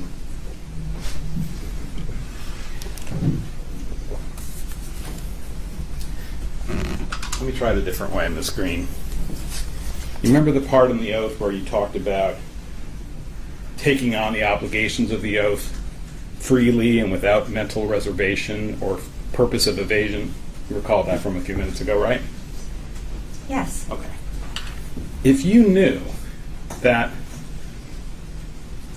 people were planning to interfere with the constitutional process of counting the electoral votes, you knew that before you took the oath, and you took the oath anyway, and decided not to do anything about those plans, that would be a mental reservation. Don't you agree? I object. She is not being charged with violating the oath. The question is, did she engage in insurrection or rebellion?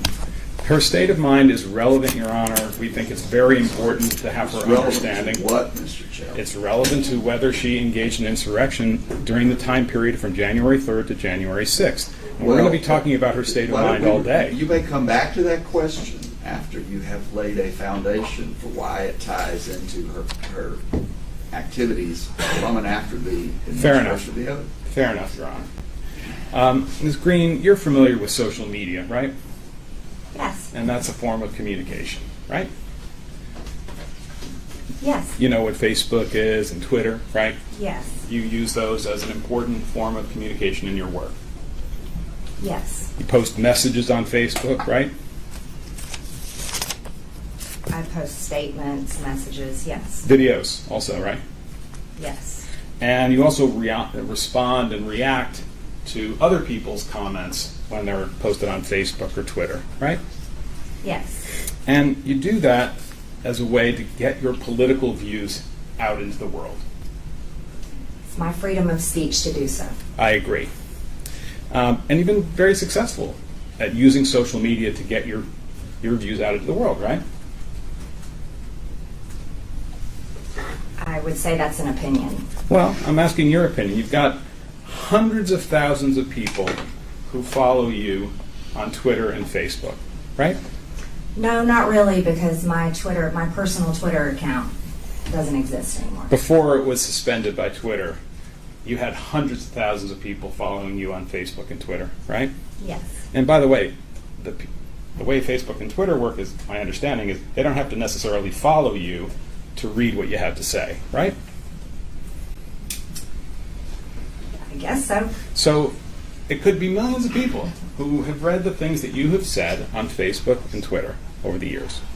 I don't The people know that. being stupid on Facebook have all been suspended for 60 minutes. You write something No, stupid, I I'm don't just know going to that. suspend you. I So you don't can know still how watch, but many you can't people chat. read or see Go F yourself. what I post on social media. But what you post on social media is what you want people to know about your... Also, if you're watching on political Facebook, beliefs. share this right Correct? now. Everyone should be watching this. Share this video. Every single person should be sharing this. You're not putting stuff up there as a joke, are you? Sometimes, yes. Well, we'll come back to that. And you use Facebook and Twitter to communicate with your constituents in the 14th Congressional District here in Georgia, right? Yes. So immediately after the 2020 election and through January 6th, and even beyond that, you issued a number of tweets and made statements on Twitter and Facebook about the election, right?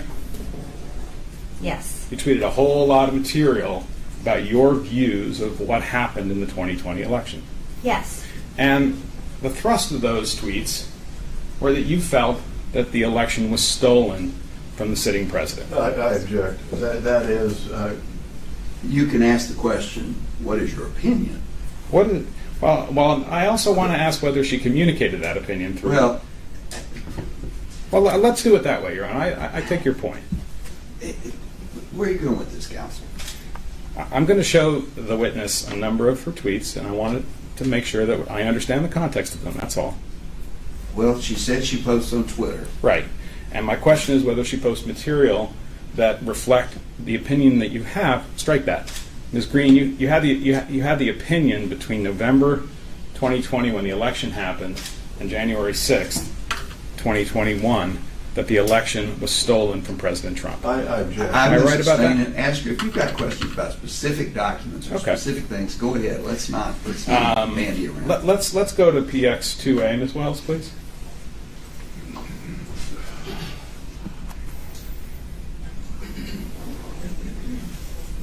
I'm sorry, which one is this?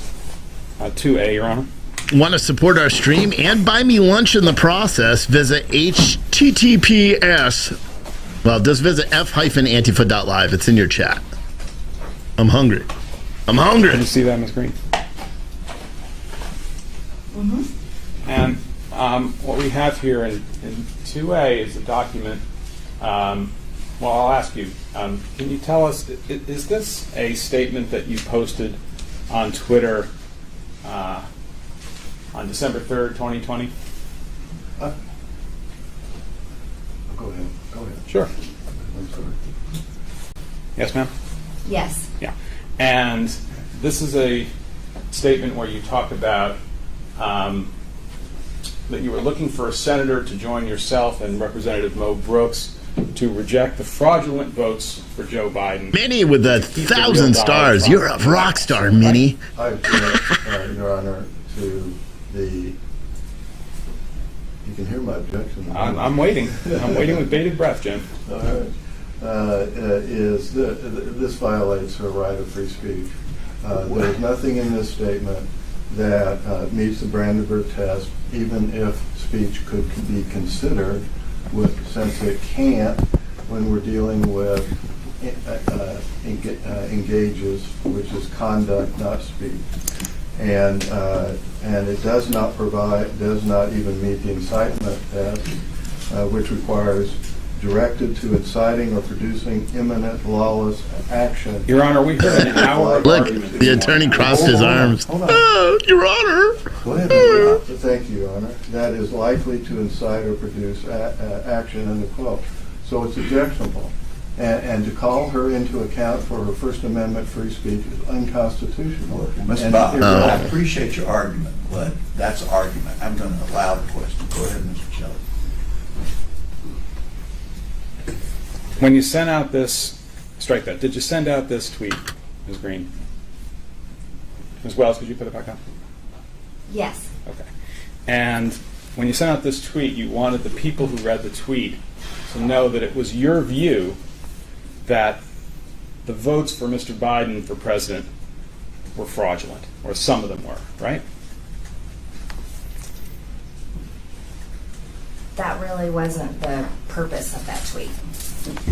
I'm just asking whether when you sent this, you were communicating to the people who read your Twitter account that you believed that there were fraudulent votes for Mr. Biden and that your goal was to keep President Trump in the White House. I was communicating that we were looking for a senator to join our objection, which is very much part of the responsibilities and duties that I can do as a member of Congress. I agree with that, but the purpose of that was because you believed that the votes for Mr. Biden were fraudulent, right? Or at least some of them. We had been spending a vast amount of time reading and researching and talking to people, and had seen tremendous evidence of voter fraud. I don't know if you're aware, because I know you're not from Georgia. We currently have, our Secretary of State has an Your Honor, investigation I would going move to on strike into this. I'm election entitled to fraud get right answers to now. my questions, Your Honor. Right. Thank you. Thank you, Representative Greene. All right, let's back up. By the way, Your Honor, I'm sorry to interrupt. We missed something very important. Can the representative be sworn? Oh, thank you. No, I swore in. Oh, you did? Oh, okay, I didn't see that. I'm sorry. I thought I forgot. Sorry. Thank you. All right. Yeah, no, she's thank you. And can I ask the court to acknowledge that this is an adverse witness, a hostile I acknowledge witness? that she's an Okay. adverse witness, and you And- may therefore cross-examine. Right. Even though she may zoning your case in chief. Yes, I acknowledge that. And I would ask the court to remind the witness that in this posture, she has to answer my questions. She can't give speeches. Is that fair? You're entitled to an answer to the question that is asked. She's You're not also entitled to make make her answer. You're not entitled to answers that are to require her to answer when the question is objectionable, violates the First Amendment right. This attorney is a punk, man. Charges that are being Waving his made. hands in the air. Just to what? Fishing expedition, political theater? What is this? This is cross-examination. No, this is cross-examination. I'm entitled to a Let's- yes, no, or I can't answer response. Let's go ahead. Go ahead. Unless this is objectionable. You have a standing objection, Mr. Bob, to everything in the world. I want to question your witness. Let her Okay, testify. wait a minute. She's Wait a doing minute. fine. Wait a minute. That's enough. Stop. Mr. Bob, please sit down. Next question, Mr. Kelly. This is not theater. This is not an argument for Get the 'em. Supreme Court. This is an evidentiary hearing. So let's get going. Go ahead, Mr. Shelley. Ms. Wells, can you pull up Plaintiff's Exhibit 2C, please? Cheeseburger sub coming my way. Which number? Yeah. 2C. Ms. Greene, is this a tweet that you sent out from your account on December 19th, 2020? Yes. And in this tweet, let me go back a second. Your Honor, I would just ask that the previous exhibit, which I think was 2D, be admitted into evidence. What was the number? 2D. I'm sorry, 2A. All right, so 2A is in. Yes, I'll admit it. I'd ask that 2C be admitted into evidence. 2C. All right, say that again. I was distracted. Go through it again. Sure. I asked the witness if this was her tweet. She said it was. This is your tweet. Okay. And I ask that it be admitted into evidence. I object. It's not probative. It violates her First Amendment rights. Well, It has nothing to do with engage. It doesn't. Before January 3rd. It's in for what it's worth, Mr. Bob. Okay. I mean, I don't know it's worth anything, but it's in. Right. Go ahead. And I apologize, Your Honor. It's okay. I do think it's my responsibility to make pertinent objections. I respect it, Mr. Bob. I respect it. Go ahead. Go ahead, Mr. Shelley. Thank you. Representative Greene, in your tweet on December 19, 2020 that we've marked as Plaintiff's Exhibit 2C, one of the things you're communicating to the people who would read this tweet was that you want them to come to Washington on January 6th for a demonstration. Is that right? For a march for Trump. Right. Fight for Trump. The phrase that you use there is hashtag fight for Trump, right? That's what the words say. That's what it says on my tweet. Okay. And you posted that because you, in fact, wanted people to show up on January 6th, 2021 in D.C. in order to help you stop the theft of the 2020 election from your point of view. No. Okay. Well, I'm not sure we got a clear answer on this. You did believe at this time that the 2020 election had been stolen by the Democrats from Mr. Trump, right? I was asking people to come for a peaceful march, which is what everyone is entitled to do under their First Amendment, but I was not asking them to actively engage in violence or any type of action. My question is really simple. It's about your opinion. When this tweet came out and in this period, it was your opinion that the election had been stolen from Mr. Trump or was about to be stolen, right? Under my opinion, there was a tremendous amount of fraudulent things that happened in the election, and under my opinion, I want to do anything I can to protect election integrity and to protect the people of my district in Georgia, people's votes. They should count. Is it fair to say, Representative Greene, that from election night of 2020 until January 6, 2021, your personal opinion and your wish was that Congress not certify Joe Biden as the winner of the 2020 election? No, that's not accurate. You believed that Joe Biden had lost the election to Mr. Trump, right? Well, yes. We saw a tremendous amount of voter fraud. We have investigations going on right now in the state of Georgia. There's investigations going on in multiple states. My own husband showed up to vote in the general election, and when he went in to vote in person, he was told that he had already voted by absentee ballot, when in fact he had never even requested an absentee ballot. There's many instances. Oh. Your Honor, we could do this now. I understand there's an IT issue that requires a pause. Okay, well. Should we take... How long do we need? 2 minutes? All right, well. Okay, well, for anyone that's curious, This incredible voice that you hear right here is me. I sat down, so my camera angle is a little bit different, and I could put it up, and I'm not even going to. I see myself, and that's all that matters. But yeah, I still hear them too. They're having issues with their camera, so they're trying to fix it. You know, technology in the state of Georgia isn't that good. Am I right? Am I right? Technology in the state of Georgia ain't that good, man. You know, like voter machines and stuff. I'm just kidding. Anyway, my name is Steve. I own Citizen Stringer News. We are an independent news station. We have a little of opinions when we actually go live, which is why every now and then when I hear something stupid, I will say something. I know a lot of you guys don't like it. Well, not a lot, but very few, especially if you're new here. You don't like it when I interject and you can't hear what they're talking about. But unfortunately for you, I make the rules. Yeah.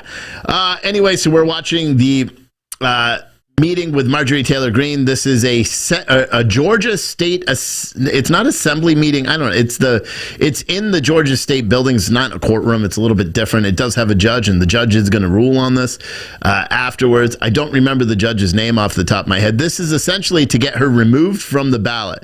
If they are successful in getting her removed from the ballot for what they are claiming was, her insurrectionist supporting behavior leading up to January 6th, which there's no factual evidence. We haven't heard any yet. They're trying to say her tweets, because again, same Democrat talking point. They're saying because she wrote "Fight for Trump," she was actually telling people to go and fight for Trump.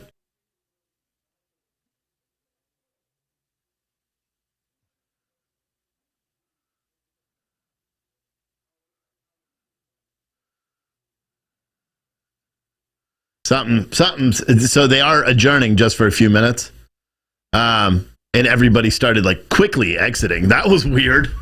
That was weird, but I guess we have a few moments. Marjorie Taylor Greene is speaking. You know what I kind of wish? I kind of wish Adam or somebody was there, right now. I think that would be kind of cool if we were there to document it. They're coming back at 12. 12 o'clock is when they're going to be back. It's 11:38 on the East Coast now.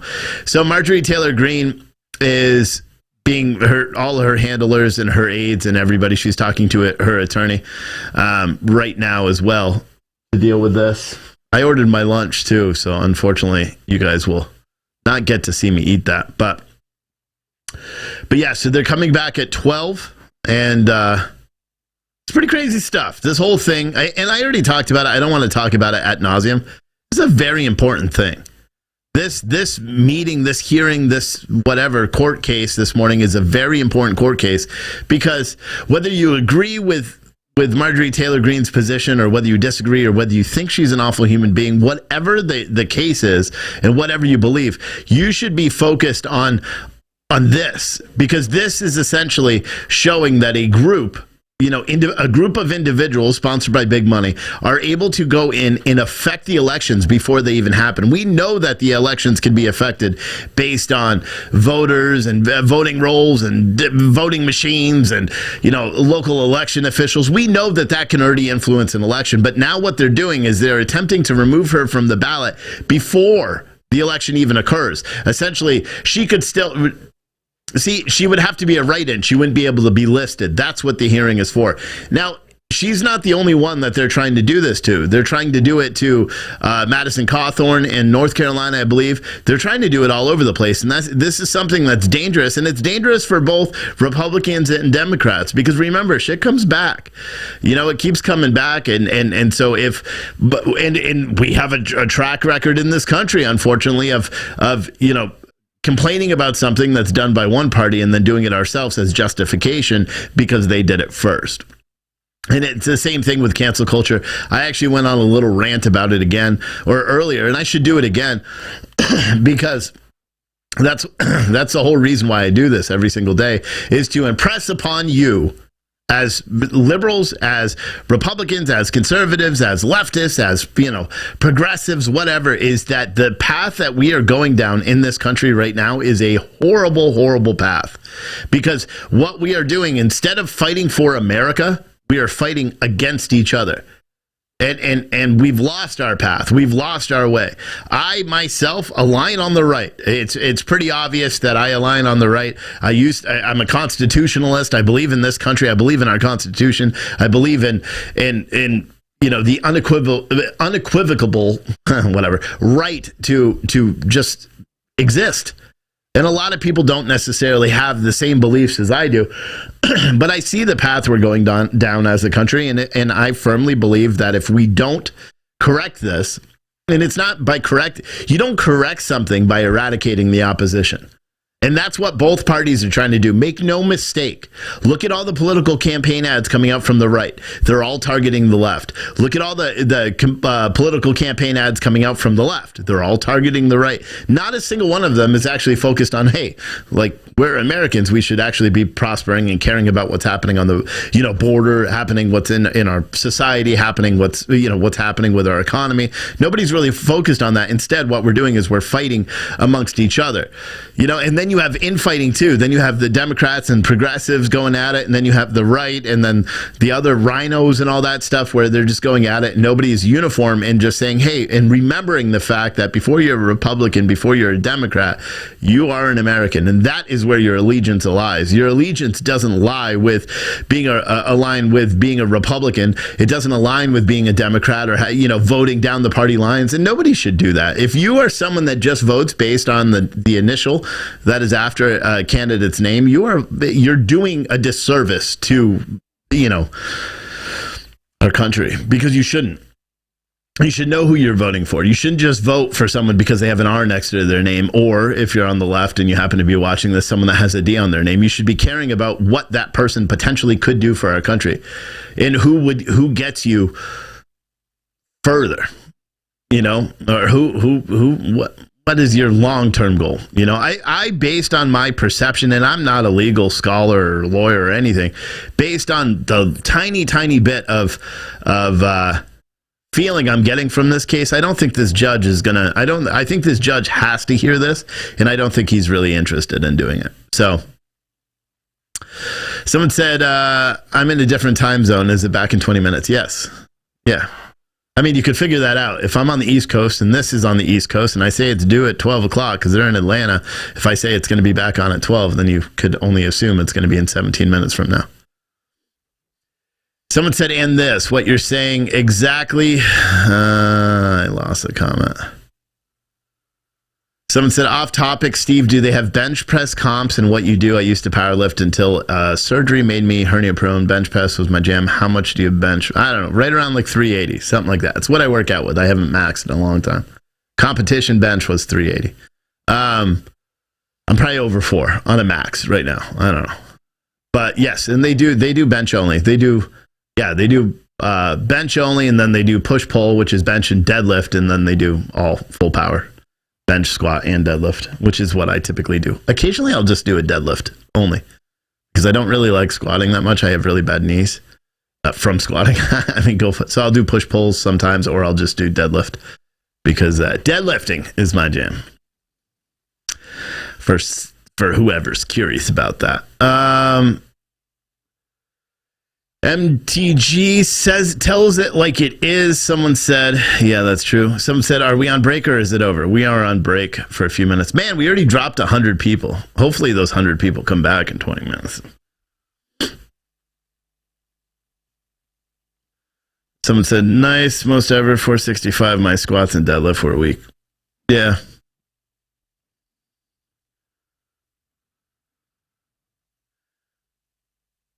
So, I don't know. There's too many comments here.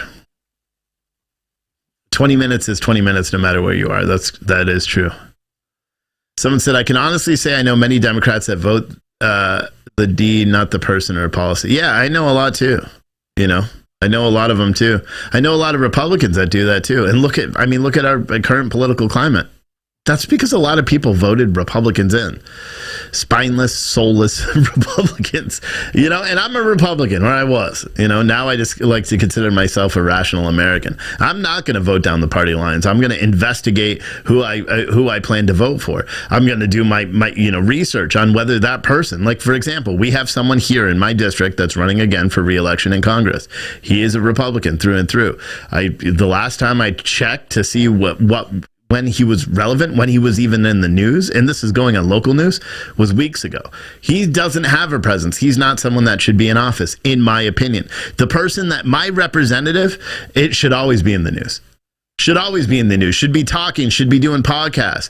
Because your job, you're getting paid a lot of money, $196,000 a year. Your job should be 24/7 campaigning. You stop and sleep for 8 hours. Look how hard I work to actually provide the news to you guys. I work from 6 in the morning till 11 o'clock every single day, Monday through Monday, like 7 days a week.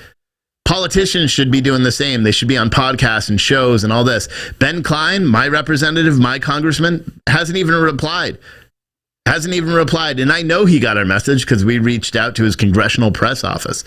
He hasn't even replied to come on my show. So I think next week we're going to try to have the person running against him on the show. Mattis, what's his name? I forgot what his name is now. Something Cole, I believe. But yeah, we're going to try to have him on because, I want to educate people. I want to educate people on, and now we're focused on the midterms. And I want to know also for myself, what does this person align with? Are they just local or what? So that's where we are. That's where we are. We pay attention to Citizen Stringer's chat just for a few minutes. Better bread on sub in Texas. You guys are all talking about my cheeseburger sub. It's delicious. It's very good. It's very good. And it's not. What they do is they cut the patties in half. Like, they're literally every time on Citizen Stringer, they always are talking about food. Day is how you say it. They're always talking about food. And now they're hooked on the fact that I'm buying a cheeseburger sub. And they're like, what is a cheeseburger? I've never seen a hamburger shaped the size of a sub sandwich. No, what they do is they take patties and they cut them in half and they layer them and they put a crap ton of cheese and vegetables. It's delicious. It's delicious. And I'm hungry as hell right now.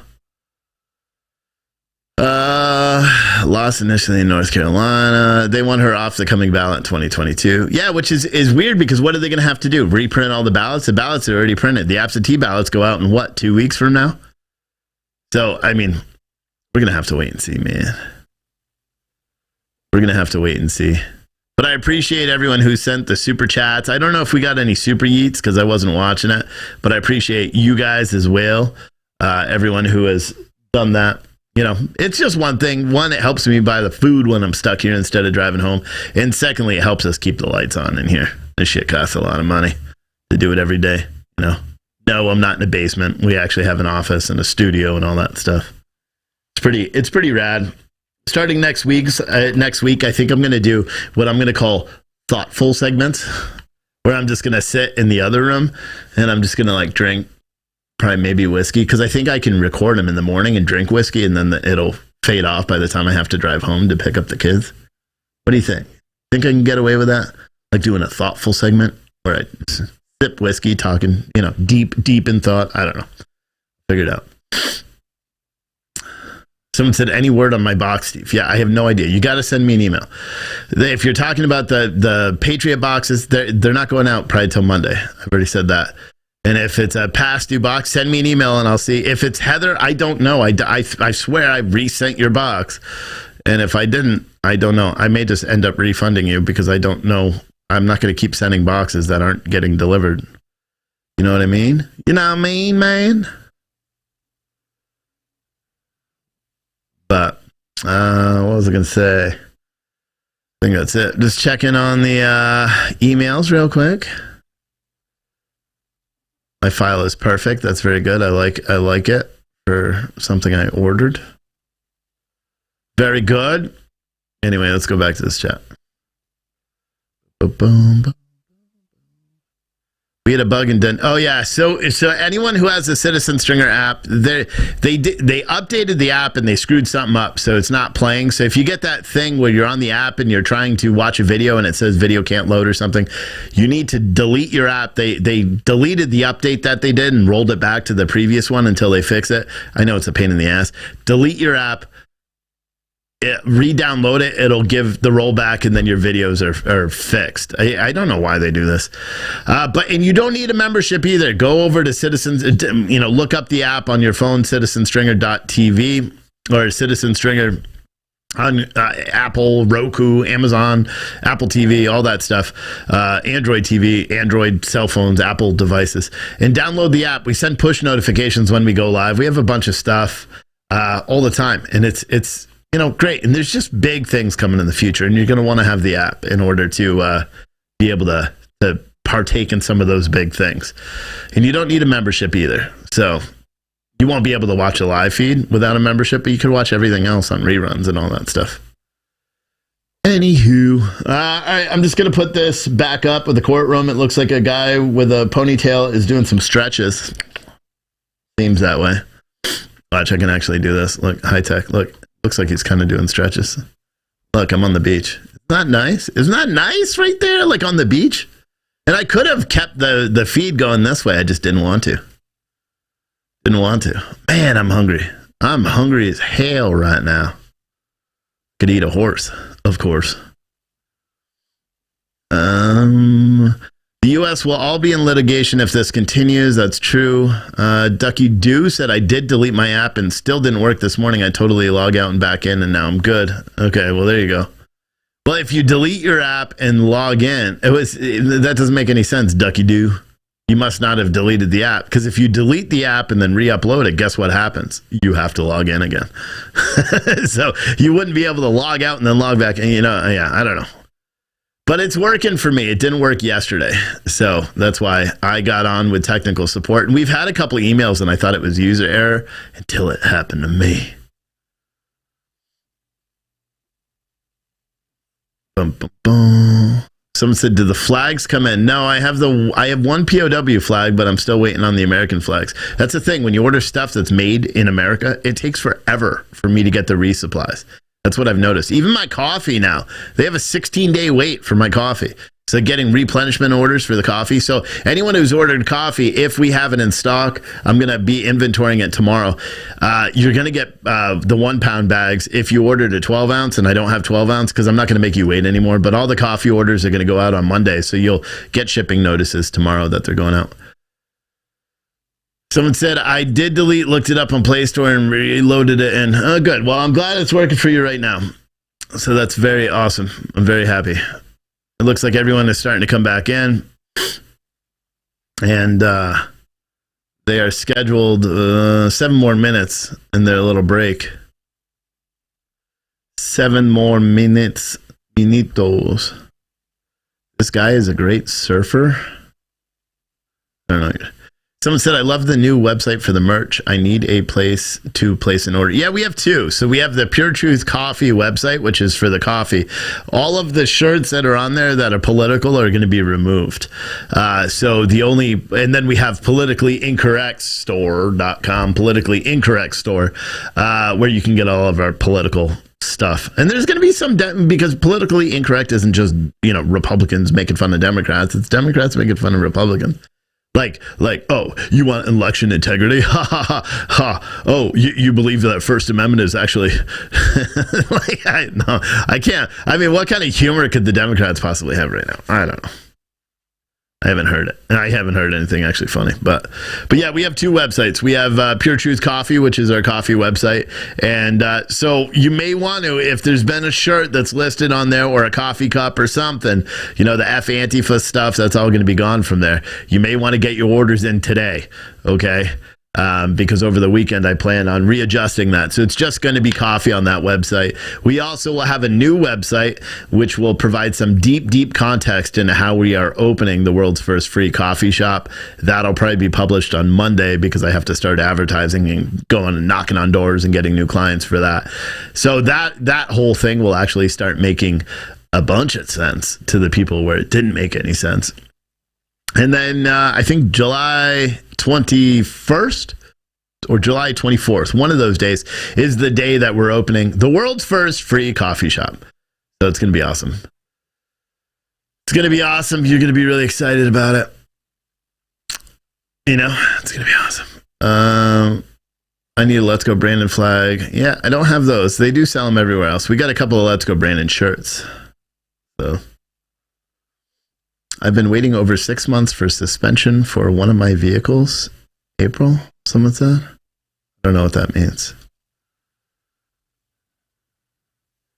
Someone said, sorry, I can't stand sitting on Twitch to see the show. I get an ad every 5 minutes for them. Yeah, here's a simple solution. If you watch on Twitch and you're tired of the ads, become a sub. It's $5 a month. And it helps us, and then you don't see any ads. And if you have an Amazon Prime account, you can link it, and you get a free month anyway. And then you don't see any ads. But all the people that constantly complain about the ads, you probably can't hear me right now, but it's not going to change. I promise you it won't change, because I want to make money on that platform, and because shadow bans and all that, that's the only way we can do it. So we want to encourage people, one, to use our own live streaming platform, citizenstringer.tv. And if you don't, you use one of the social media platforms, you're going to see ads. If we can put ads on them like Facebook, people see ads on Facebook because they allow us to do it. That is the way we are able to operate and keep this, thing going and do what we do every single day. I know it sucks, but there's nothing we can do. Someone said the live is showing an error message on the app. Follow the instructions. Delete your app and re-upload the app and sign back in, and you should be good. We're trying to fix the issue. They put an update and something happened with the update where it didn't work properly. So we're trying to fix it. Anybody know what the site name on Twitch? Yeah, it's Wake Up America Podcast on Twitch. Wake Up America Podcast on Twitch. Kate Speed is live, or not live. I don't know. She could be live, but she's in our chat on Twitch. She's a bit of a celebrity. Not really, but I heard you weren't streaming anymore. I don't know. Hopefully not. Hopefully you're still streaming. You should get like a green screen and start doing news broadcasts, and then I may have something for you. You know what I'm saying? But with our news, what I want to hire is a news broadcaster, straight up, to do a 2 or 3 hour segment. We'll get you all the guests and stuff. All right, looks like it's going to be beginning here in a minute, so I'm going to switch back over to there, and I'm going to shut up. You're welcome for this wonderful intermission. Make sure you live stream and share this all out again. Let's get a lot of people. This is very important. All right, bye.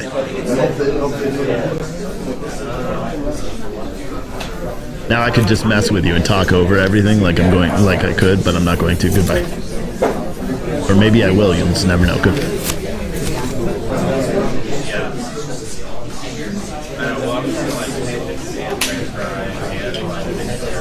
I'll see you later.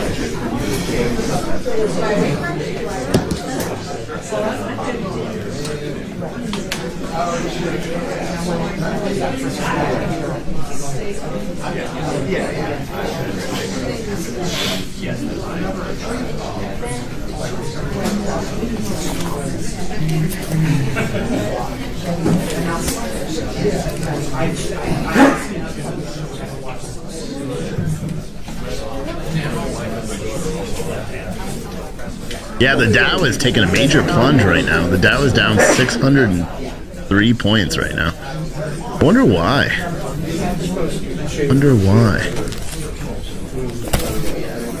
It's what Yahoo is saying. Yahoo! U.S. stocks fell on Friday as investors assess more corporate earnings and hawkish comments from the Federal Reserve Chair Jerome Powell that hinted a half-point rate hike was likely next month. The S&P tumbled 1.3% to reach its lowest level since March 17th, while the Dow Jones Industrial Average plunged 500 points. It's now about 603 points. The tech-heavy NASDAQ composite declined 0.7%. Meanwhile, Treasury yields continued their march forward with the 10-year benchmark at 2.9%, the highest since December of 2018. Speaking at a panel hosted by the International Monetary Fund Thursday, Powell said a 50-year basis point rate increase was on the table for May when the U.S. Central Bank holds its next policy-setting meeting. The Fed chair also reiterated that policymakers were committed to front-end loading inflation-fighting efforts. We really are committed to using our tools to get 2% inflation back, Powell said in remarks before the European Central Bank's president, Christine Lagarde, and other officials, referring to the Fed's target annual price increases. So as I said, the Dow Jones Industrial is sitting at negative, let me refresh this.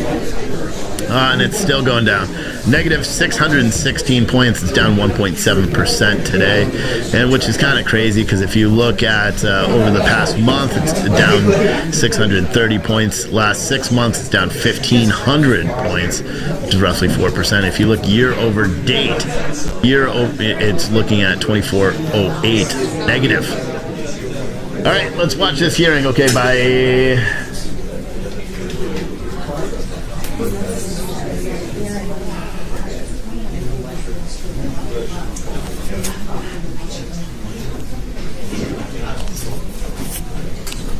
Representative Greene, I think we're ready. Come on back up.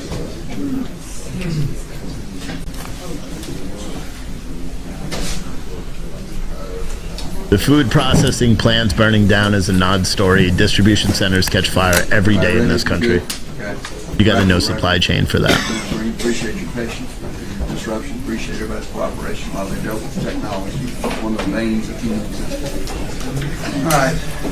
May I proceed, Your Honor? Shelley, thank you. Your Honor, I would just ask that Mr. Bob not consult with his client in the break period while I'm examining her. That's generally not permitted, in my experience. Go ahead. Can we see Plaintiff's Exhibit 2C, please, Ms. Wells? So we're on 2C? 2C. Okay, thanks. Ms. Greene, this is the tweet that we talked about a little bit earlier. Just a quick question on it. You issued this on December 19th, 2020, correct? I can't see real well, but I think that's the date. Maybe we can make it a little larger.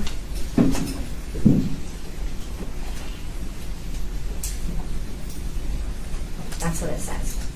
And what you were doing in this tweet was you were tweeting out a story from the Epoch Times about President Trump saying that the protests that were planned for January 6th were going to be, quote, wild, right? I object. We don't have the, where is the article? Right there under the picture of President Trump. Does it quote that? Yes, it says, Trump, supporters should join wild protest in D.C. on Jan 6th. Okay, I withdraw my objection. I can't see that. I can't If we could make it a little larger, Ms. Wells. You can answer the question, Representative Greene.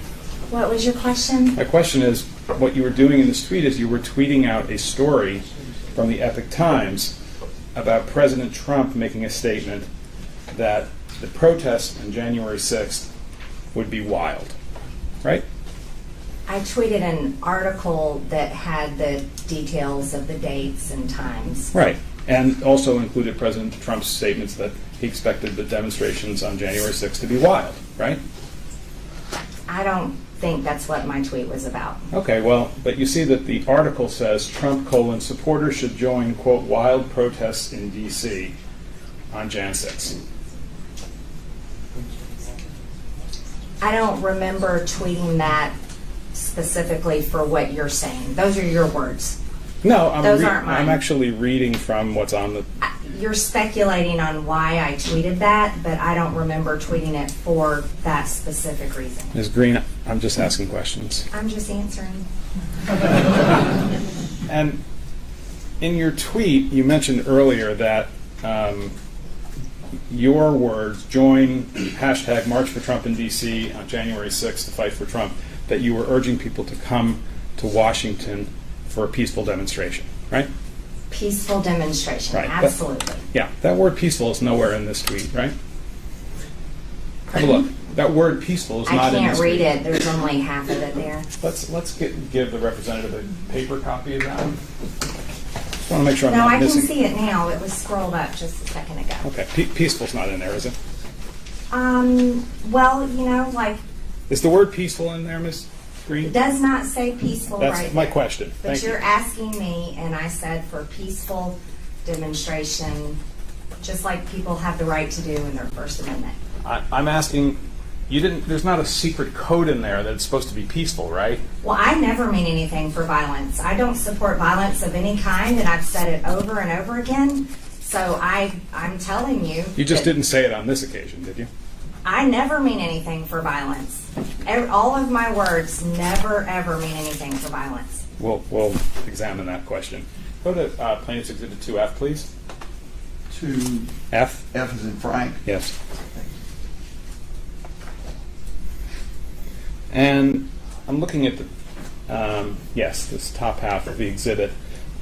Ms. Greene, this is a tweet that you sent out on January 2nd, 2021, correct? I'm not sure. Okay. You don't recall this? I don't recall tweeting that, no. Okay. You can set that to one side. Well, let me ask this question. Does anybody tweet things on your Twitter account like that? Did anybody in January of 2021 tweet things on your Twitter account without your permission? On what day? Any time from November of 2020 to January 6th. I don't remember. That's difficult to answer. Okay. You'd be surprised if somebody got into your Twitter account and tweeted something without your permission, wouldn't you? Well, no one tweeted anything without my permission. I just don't remember who tweeted what. Fair enough. Now, would you agree, Ms. Greene, that this tweet from January 2nd, 2021 is something that we can fairly attribute to you, being that it was tweeted on your Twitter account? I'm sorry, I don't know. Okay. You take that down. Ms. Greene, you've had your disagreements with Speaker Pelosi, isn't that right? I'm not sure what you mean. You've had political disagreements with her. You don't agree with some of the things she's done in her career, right? Politically speaking, that would be correct. Right. You don't agree with a lot of things she's done, right? Politically speaking, that would be correct. In fact, you think that Speaker Pelosi is a traitor to the country, right? I'm not answering that question. It's speculation. It's hypothetical. You've said that, haven't you, Ms. Greene, that she's a traitor to the country? No, I haven't said that. Okay. Put up Plaintiff's Exhibit 5, please. Oh, no, wait. Hold on now. I believe by not upholding the securing the border, that violates her oath of office. Fair enough. I'm not interested in her oath of office. I'm interested in that you said that she's a traitor to our country, right? I object, Your Honor. She is not. This is. I don't see the relevance of that, Mr. Shelley. Next. Your Honor, can we give Mr. Bopp a standing objection on the First Amendment grounds? No. Because this is an effort to interrupt my examination of the witness. I am attempting to establish the witness's desire to engage in insurrection during the period January 3rd to January 6th. Now, it's true that some of the things that she said are relevant even though they occurred before January 3rd. But there's no First Amendment objection to evidence, Your Honor. She said what she said. There is First Amendment objection. We don't agree. Well, but I get to make my objection. you can make the objection. You can have a standing objection. I don't want a standing objection. Because he wants to interrupt my flow, Your Honor. That's not appropriate. I don't object to everything. Okay. Okay. I have specific things that I think I object to, and I should be extended the courtesy to do that. You may object. But, Plaintiff's Exhibit 5, please. well, 5 now. 5, okay. So I'm placing before you what we pre-marked as Plaintiff's Exhibit 5, which is an article that appeared in CNN on January 26th, 2021. A hard copy of this available? Should be in the book. I mean, does she have a hard copy? I mean, she can't read it off the screen. We have one for her. Good. Let's start using hard copies. You can't read stuff like this on the screen. May I approach the witness, Your Honor? Yes, sir, you may. You have a standing permission to approach the witness to deliver copies of documents as to which you're going to ask your question. Thank you. Ms. Wells, if you could scroll down a bit.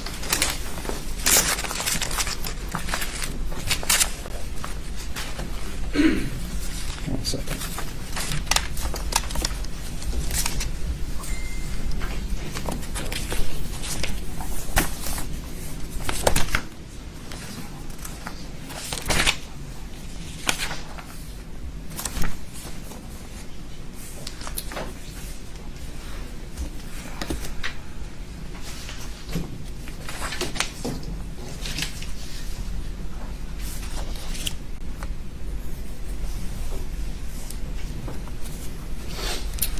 Ms. Greene, I want to direct your attention to the bottom of the 4th page of the exhibit. This is a paragraph that starts out, "She's a traitor to our country." Do you see that? I object, Your Honor. What possible relevance could it be that she had political disagreements that resulted in hyperbole that is commonly used? Your Honor, this is an argument. Overruled. Next. Thank you. I just want to ask a narrow question, Representative Greene. Did you say, referring to Speaker Pelosi, she's a traitor to our country, she's guilty of treason, she took an oath to protect the American citizens, she gives aid and comfort to our enemies who illegally invade our land, that's what treason is, and our law representatives and senators can be kicked out and no longer serve in our government, and it's a crime punishable by death, is what treason is. Nancy Pelosi is guilty of treason. Did you say those words? I said, this is what I was telling you, is she doesn't uphold our laws. It's a she simple allows yes or no illegal- question, ma'am. I'm answering. Did you say those Answer words? without being instructed by him to say yes or no. I don't agree, Your Honor. This is cross-examination. This She's is so entitled what? to an answer to my question, not a Representative speech. Greene, did you say these words that are quoted on the bottom of it? Did you say that? According to the CNN article, I did. I don't remember. Do you recall saying? I don't recall saying all of this, but I do recall having said this about I totally disagree with the border issues. Okay. And I Ask and believe- answer. Next question. Okay.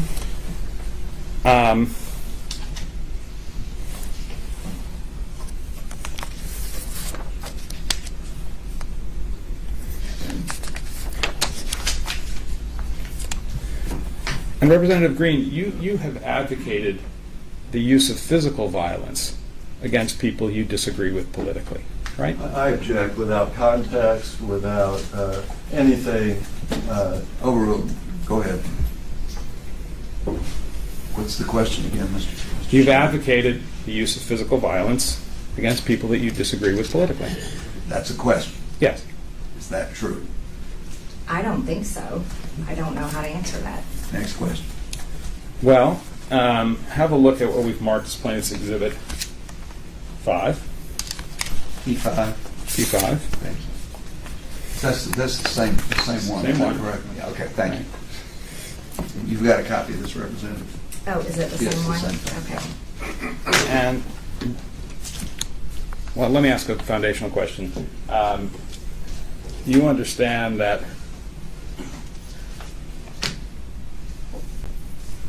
on social media posts like Facebook and Twitter, one of the things, well, I guess on Facebook, one of the things you can do is you can like someone's post, right? You can like people's posts. Right.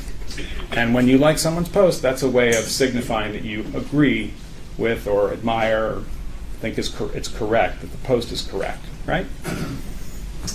I don't know. I don't agree with your phrase of questioning. Well, I'm asking you. Isn't it true that when you personally, Ms. Greene, like someone's post, you're signifying your approval for what the post said? No, I don't agree with how you're phrasing that question. No, I don't agree with that. Mm-hmm. So it's true, though, that you liked a post that suggested that, quote, a bullet to the head of Nancy Pelosi would be a quicker way to remove her as Speaker of the House than impeachment, right? Now, you're using a CNN article, which CNN has lied about me multiple times, and you're using a CNN article. I'm asking as your you to answer my evidence. question. Did you like a post that said it's quicker, that a bullet to the head would be a quicker way to remove Nancy Pelosi from the role of Speaker? I have had many people manage my social media account over the years. I have no idea who liked that. Okay. Are you testifying under oath it wasn't you? Just want to be clear on that. I am testifying. I have no idea who liked that comment. Fair enough. It could have been you. Right? I'm telling answered you, the I question. do not know. She's answered the question. Go ahead. Next question. Yeah.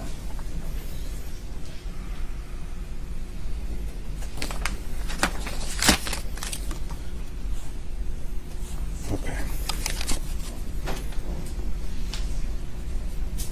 By the way, you know, Ms. Greene, that one of the places inside the United States Capitol building that was invaded by people who were doing violence was Ms. Pelosi's office, right? I was inside the chamber during on January 6th, so I do not know all the places that those people went. I only know where I was. Are you telling us that in the more than a year since these events occurred, you have not become aware that one of the offices that was invaded by people who were illegally in the Capitol was Nancy Pelosi's office? I've seen that on the news. Okay. But I don't know for sure. I haven't investigated all of that.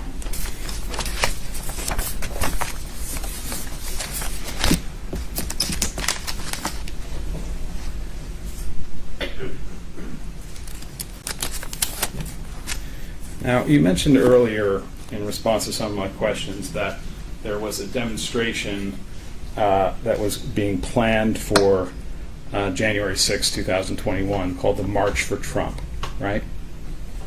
We talked about it on one of my Twitter posts. Right. And that demonstration was being organized in part by an organization called Women for America, right? I don't remember who organized it. Okay. Ms. Wells, can you pull up Plaintiff's Exhibit 2D? I'm sorry, which one, Mr. Kelly? I'm sorry, 2D, Your Honor.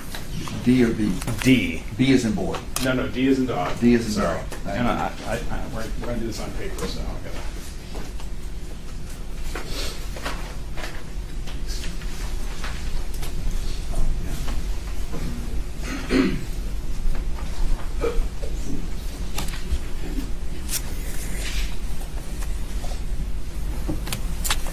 I placed in front of you what's a document that's been pre-marked as Plaintiff's Exhibit 2D. Let me just begin by asking, one of the things that you can do on Twitter, Ms. Greene, is you can retweet or send out again somebody else's tweet, right? Yes. Okay. And on Plaintiff's 2D, which I placed in front of you, you are retweeting a tweet sent by Kylie Jane Kremer on December 19, 2020, right? I don't know if I retweeted it. Well, if you look carefully, it says Marjorie Taylor Greene. There's an American flag, and it says retweeted. As I your don't know testimony, if I retweeted it. You don't recall one way or the other. I don't recall. Mm-hmm. And it's your testimony that if this got retweeted from your account, that would have been done with your permission, right? I don't recall retweeting it. That's not my question. You don't deny that Kylie Jane Kremer's message was retweeted from your account in the form set forth as Plaintiff's 2D on December 20th, 2020. I'm sorry, December 19th. You don't deny that, do you? this is what your picture has, this paper has. I don't have this Twitter account anymore. So I don't remember retweeting this. Okay, but you do remember that there was this thing called the March for Trump. It was going to be on January 6th, right? Yes. And that Women for America were one of the organizers, right? I don't remember, but that's what this says. Okay.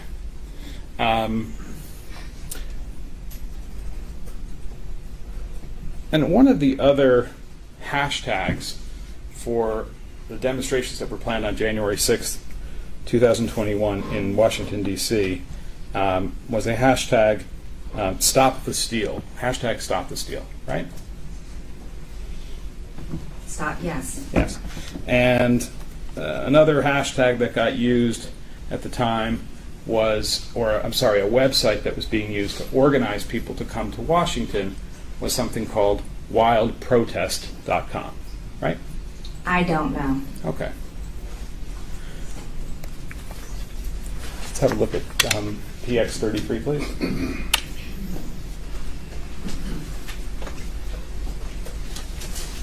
I'm sorry again, Mr. Shelley, PX33. PX?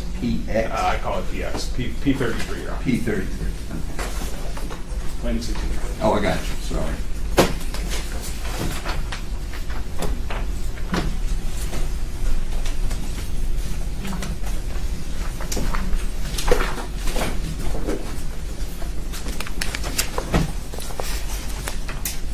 I've placed before you, Ms. Greene, a document that we've marked as plaintiff's exhibit or petitioner's exhibit 33.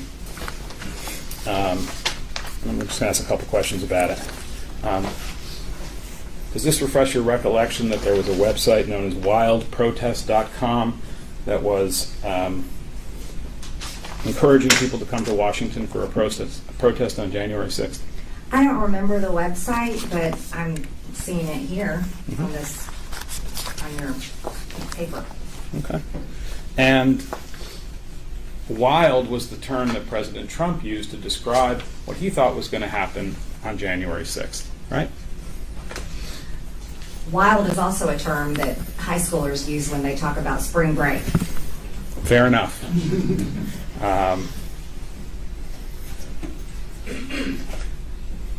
But whatever the title of the demonstration or the name or the hashtag that was used, you would agree that you were aware in after the election and before January 6th that people were being asked to come to D.C. for a large demonstration to object to the certification of Joe Biden as President of the United States, right? I was aware people were coming to support our objection in Congress, and on January 6th, the only thing I was preparing for was objecting. When did you first become aware that there were going to be large demonstrations in D.C. on the 6th?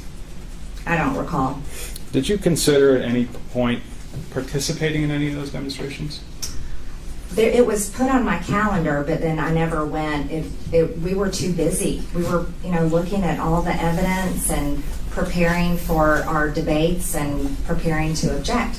And who put it on your calendar? I don't know. Somebody on your staff, I take it? I have no idea. Well, it wasn't a complete stranger, right? It was somebody from your congressional staff, right? Probably so, but I have no idea. And as you sit here, can you tell us why it is that an appearance for you at that demonstration was placed on your calendar? Can you rephrase that question? Sure. How did it come to pass that it was put on your calendar that you were going to appear at a demonstration? I understand you said you were too busy. I don't know. I was so busy just preparing to object. I don't know. Mm-hmm. You were going to go to one of these demonstrations as a speaker, right? I don't think so. I was always preparing to object. We were very busy. Uh-huh. Well, have a look at what we've marked as number 33. And if you go about 3 pages in at the bottom of that page and then over to the next page, it says invited speakers and featured guests, right? I'm assuming I guess I was on there because I was invited. Right. But I don't know who made this website. I'm sorry, I can't answer Okay. Well, anything about it. Well, you can answer that that's your name and face, right? That is my name and face, but I don't run that website. I have no idea who does. My question to you, Representative Greene, is did you or someone under your authority at your congressional office authorize you to be placed as a speaker or guest of the wild protest demonstration? I get many invitations as a member of Congress to many events and all kinds of speaking engagements, and most of the time those go on my calendar, but they have no relevance as to whether I attend or not. So would it be fair to say, Ms. Greene, that through your office you authorized your name and your likeness to be associated with the wildprotest.com demonstration? No, you cannot say that or assume that. That would be whoever organized this. Well, let's talk about that. Going back to 33.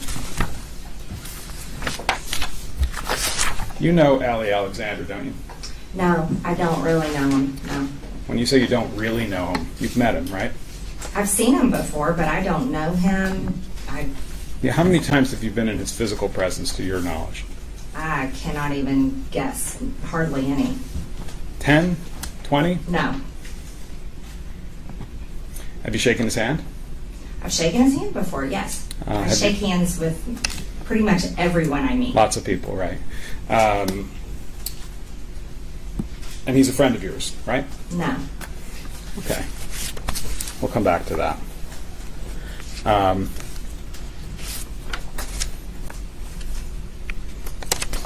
Did you discuss with Mr. Alexander the idea of you coming to appear at a demonstration on January 6th?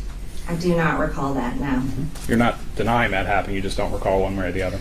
I do not recall that, no.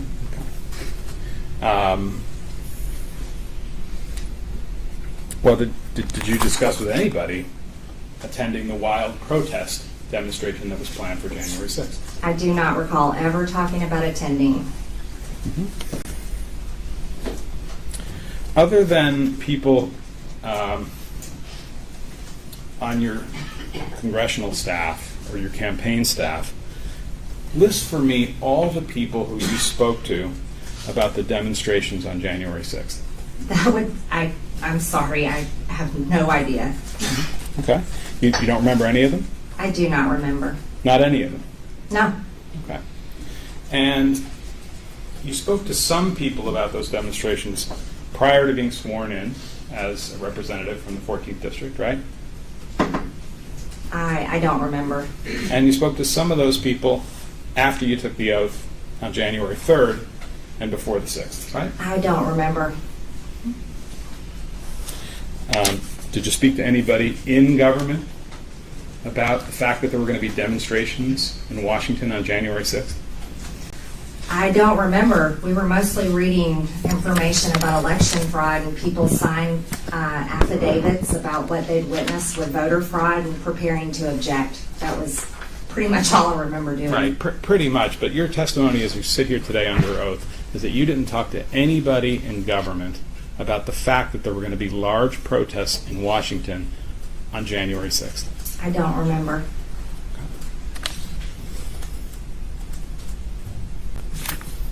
You spoke to Representative Biggs or his staff about that fact, didn't you? I do not remember. How about Representative Gosar? I'm sorry, I don't remember. Did you talk to people at the White House about the fact that there were going to be large demonstrations on January 6th in Washington? I don't remember.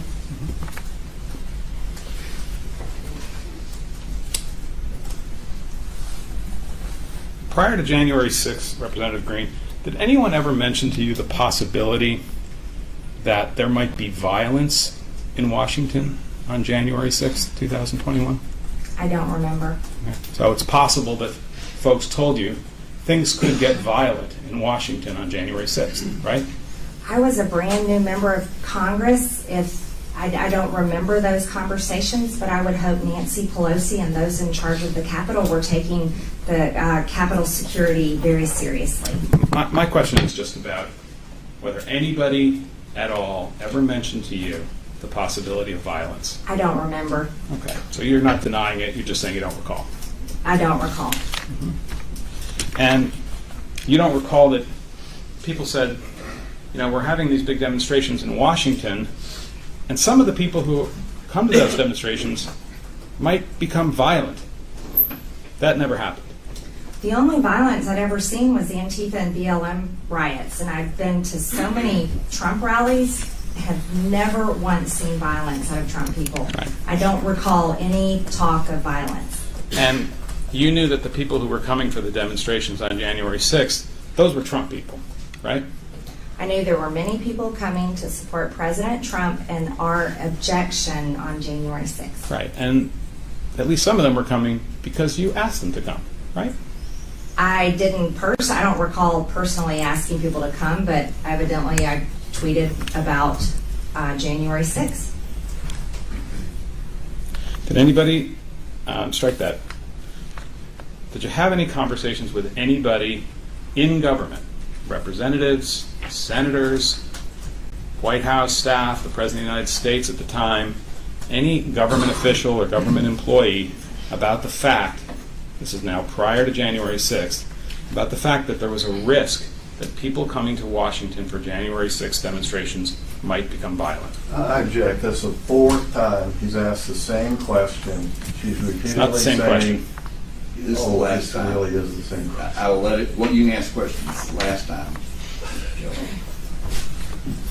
I don't recall. Ms. Greene, did you ever hear that from any source prior to January 6th that some folks were planning to come to Washington on January 6th, and the idea was that they were going to flood the Capitol with people? No, I don't remember ever hearing that. Okay. You never discussed that with anybody? No, I do not remember that.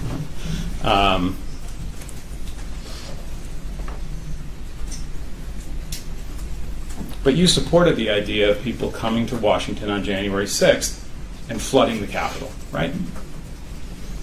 No, I support people's First Amendment to have a peaceful protest, use their freedom of speech. Well, previously you've publicly said that one way for people to express their displeasure with their government would be to flood the Capitol building with people, right?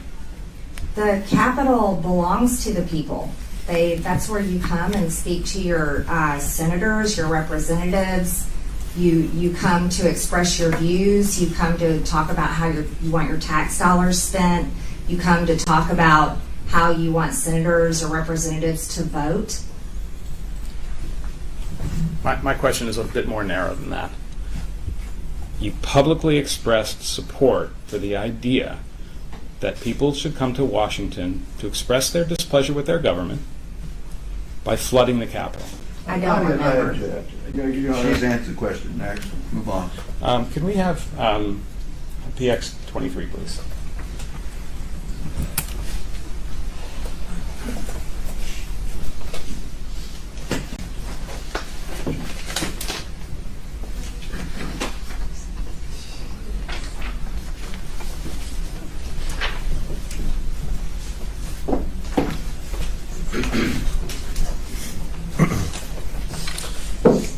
Ms. Greene, I've placed in front of you what we previously marked as Petitioner's Exhibit 23, which is a CNN article entitled, in 2019, Marjorie Taylor Greene told protesters to flood the Capitol and feel free to use violence. Your Honor, I object. This is 2019. How many years back? High school? Do we have to be treated with statements that, like, flood the Capitol? Flood the Capitol? Your Honor, this is a speaking objection. It's not appropriate. Go ahead. If you can figure out how you're going to lay the foundation for this, you may proceed. Go ahead, Mr. Shelley. Thank you. I want to direct your attention, Representative Greene, to the second page of this exhibit. Mr. Shelley, could you please go through the proper things so she knows what she's looking at? Yes, well, I thought I did, but I didn't hear it. I'm sorry. Okay. Ms. Greene, this is an article that appeared, we believe, on CNN in the wake of January 6th, and I ask if you've seen this document before. No, I haven't seen it. Yeah.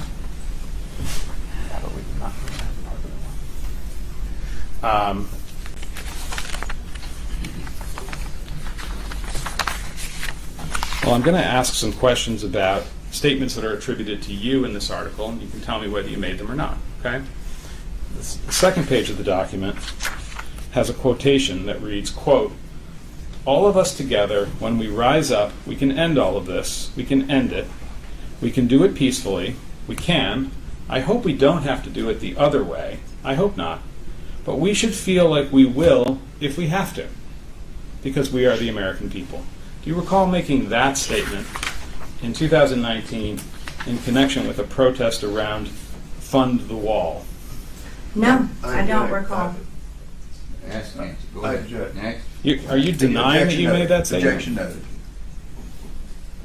You denying that you made that statement? I'm saying I don't recall. Okay. You're not This denying is- it, you just don't recall. It's a CNN article. She said she does not recall. That is the answer. Let's move on.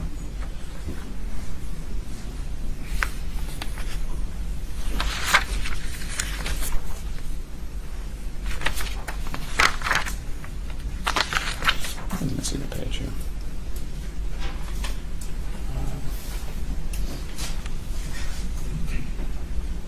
Can we scroll down?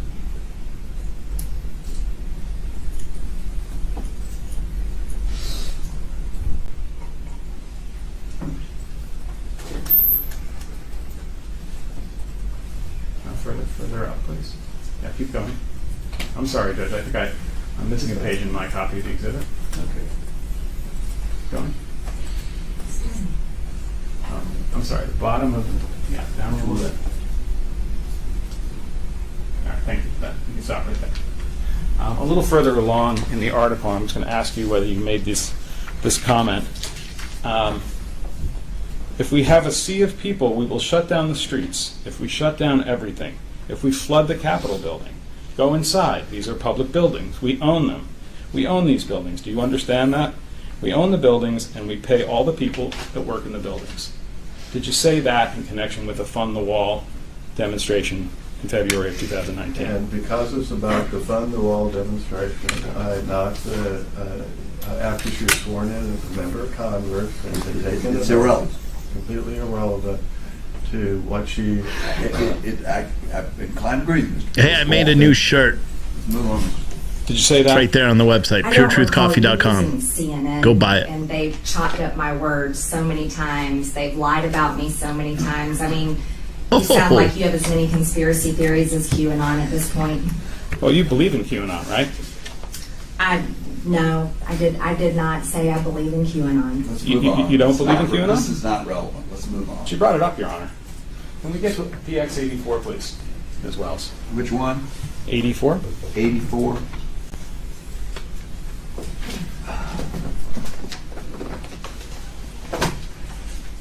Is that your face, Ms. Green? It appears to be. Okay.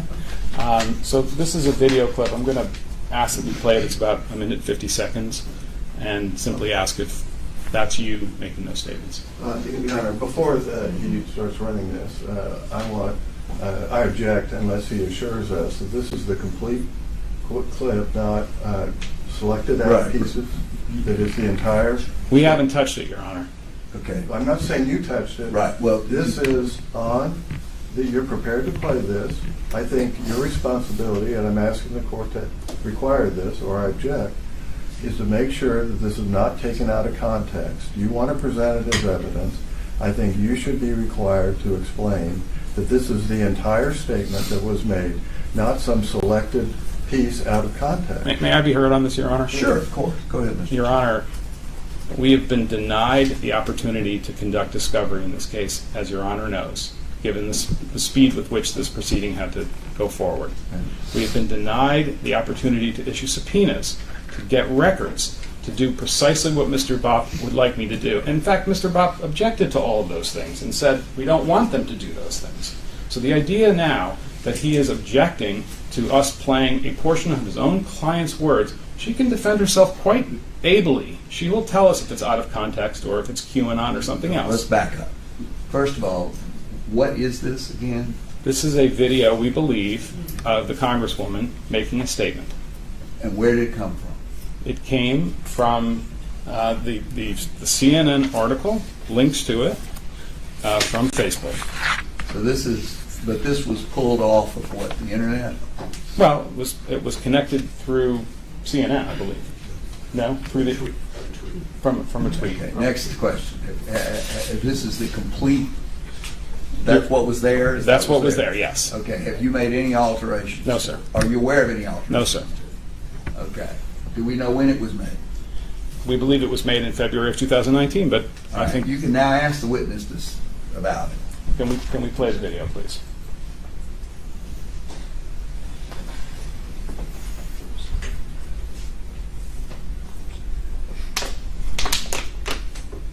In Washington, D.C. on February 23rd and protest and march with me at 8 a.m. Really? Please, I'm begging you. If we have, if we have a sea of people, if we shut down the streets, if we shut down everything, if we flood the Capitol building, flood all the government buildings, go inside. These are public buildings. We own them. We own these buildings. Do you understand that? We own the buildings and we pay all the people that work in the buildings. You know what? February 23rd may become cold. We're going to go inside. We're going to be warm. And then we're going to demand that our federal government serve we the people. Because we're sick and tired of their ways. We're sick and tired of the corruption. See, here's the issue. Here's the issue, America. They think that we're stupid, and they treat us like we're stupid, and we allow it. We allow it. Well, no more. We're not going to allow it anymore. We want solutions to the problems. We want to take care of America. America is first. Americans come first with Americans' taxpayer dollars. We're done. We're done. And we have a massive list of grievances, okay? We have a huge list of grievances. And that's why on February 23rd in Washington, D.C. at 8 a.m., we're going to march and protest. And I am telling you to get your butt there. I'm begging all of you to be there. Be there. Let's make this huge. There's a lot of really, really great people organizing this. You don't even know. Ms. Greene, that's you, right? That's me. And in that clip, you were urging people to come to Washington and flood the Capitol, right? What year was that? You tell me, Ms. Greene. I believe it was for February 23rd, 2019. Right. There was no violence that day. We peacefully protested. Fair enough. But my point is to ask you the question. You were urging people for that demonstration to flood the To Capitol. peacefully protest with me and enter the Capitol and ask our lawmakers to serve the American people.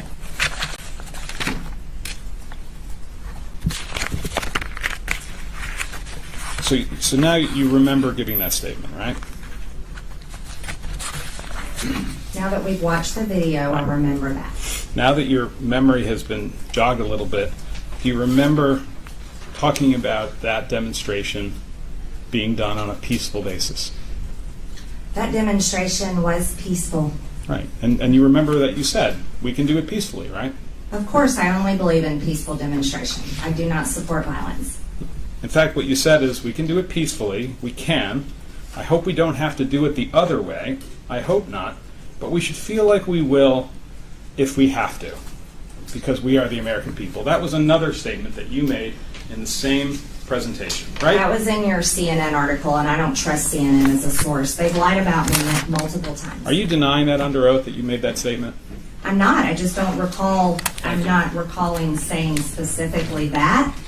The demonstration was peaceful. History shows that. What year was this again? 2019. It has nothing to do with January 6th. I'll move on, Your Honor. You're pushing the envelope. I thought you already fallen off. I thought he fell off the cliff too. I thought he was down deep in the ravine in a cow pasture, shoveling shit, trying to see what stinks or what sticks. I messed it up. Gentlemen, Get back to I'm serious. task. We need to get back to task. Ms. Greene, did you or any member of your government or campaign staff communicate with Anthony Aguero about the events of January 6th, prior to January 6th? I don't recall. Did you or any member of your staff, either congressional staff or campaign staff, communicate with somebody named Dustin Stockton prior to January 6th? I don't think I know who that is. Okay. How about Jennifer Lawrence? Not the actress, but a Jennifer Lawrence who's involved in conservative politics. Did you or any member of your congressional or campaign staff communicate with Ms. Lawrence prior to January 6th about the demonstrations that were planned for that day? I don't recall. I don't think I know who that is.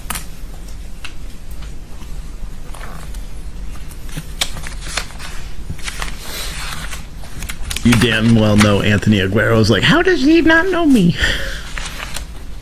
He doesn't like me very much because I speak the truth.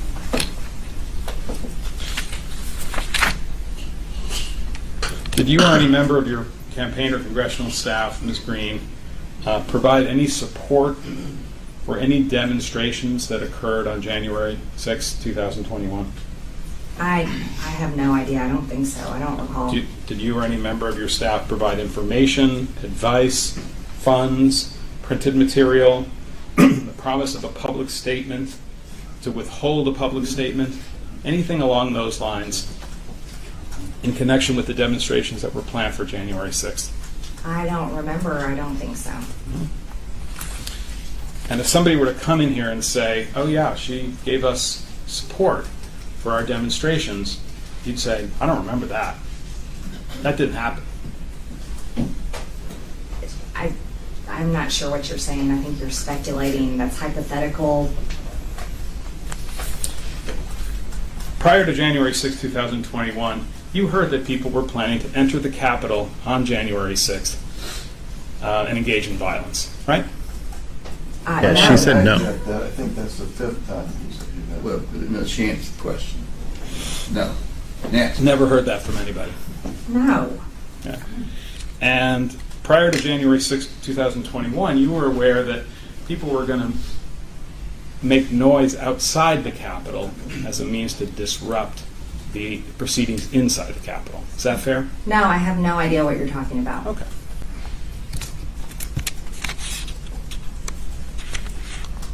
And prior to January 6, 2021, had you heard that people were planning to enter the Capitol building illegally in order to disrupt the electoral count process? No, absolutely not. I don't know anything about that. Okay. Your Honor, it's I think 12:45 is. Well, let's talk about that. How much longer do you think you need, Mr. You know, probably an hour. All right, well, why don't we take I'm going to change. Let's take an hour, and let's be back here at 12:45, so that's 1:45, right? Is that right? Could I respectfully ask to make it 45 minutes only? Well, 45 minutes. You want to make it 12:30? I mean, 1:30. I'm sorry, I'm challenged on the clock. 1:30, 45 minutes adequate for you, Mr. Bob. Is that okay with you, Congressman? To continue. I mean, we got 45 minutes for lunch. Is that okay? Oh, sure. Okay. All right. Well, we'll reconvene in 45 minutes, which will be 1:30. Thank you, sir. Your Honor, do we need to clear the table or do I believe it's secure, right? Courtroom. It should be secure. Well, ain't that some shit?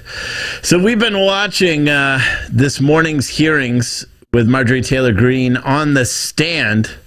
Look at, is that Matt Gaetz? Matt Gaetz is there to show his support. Woohoo! Matt Gaetz is up in there, right there. Look at him.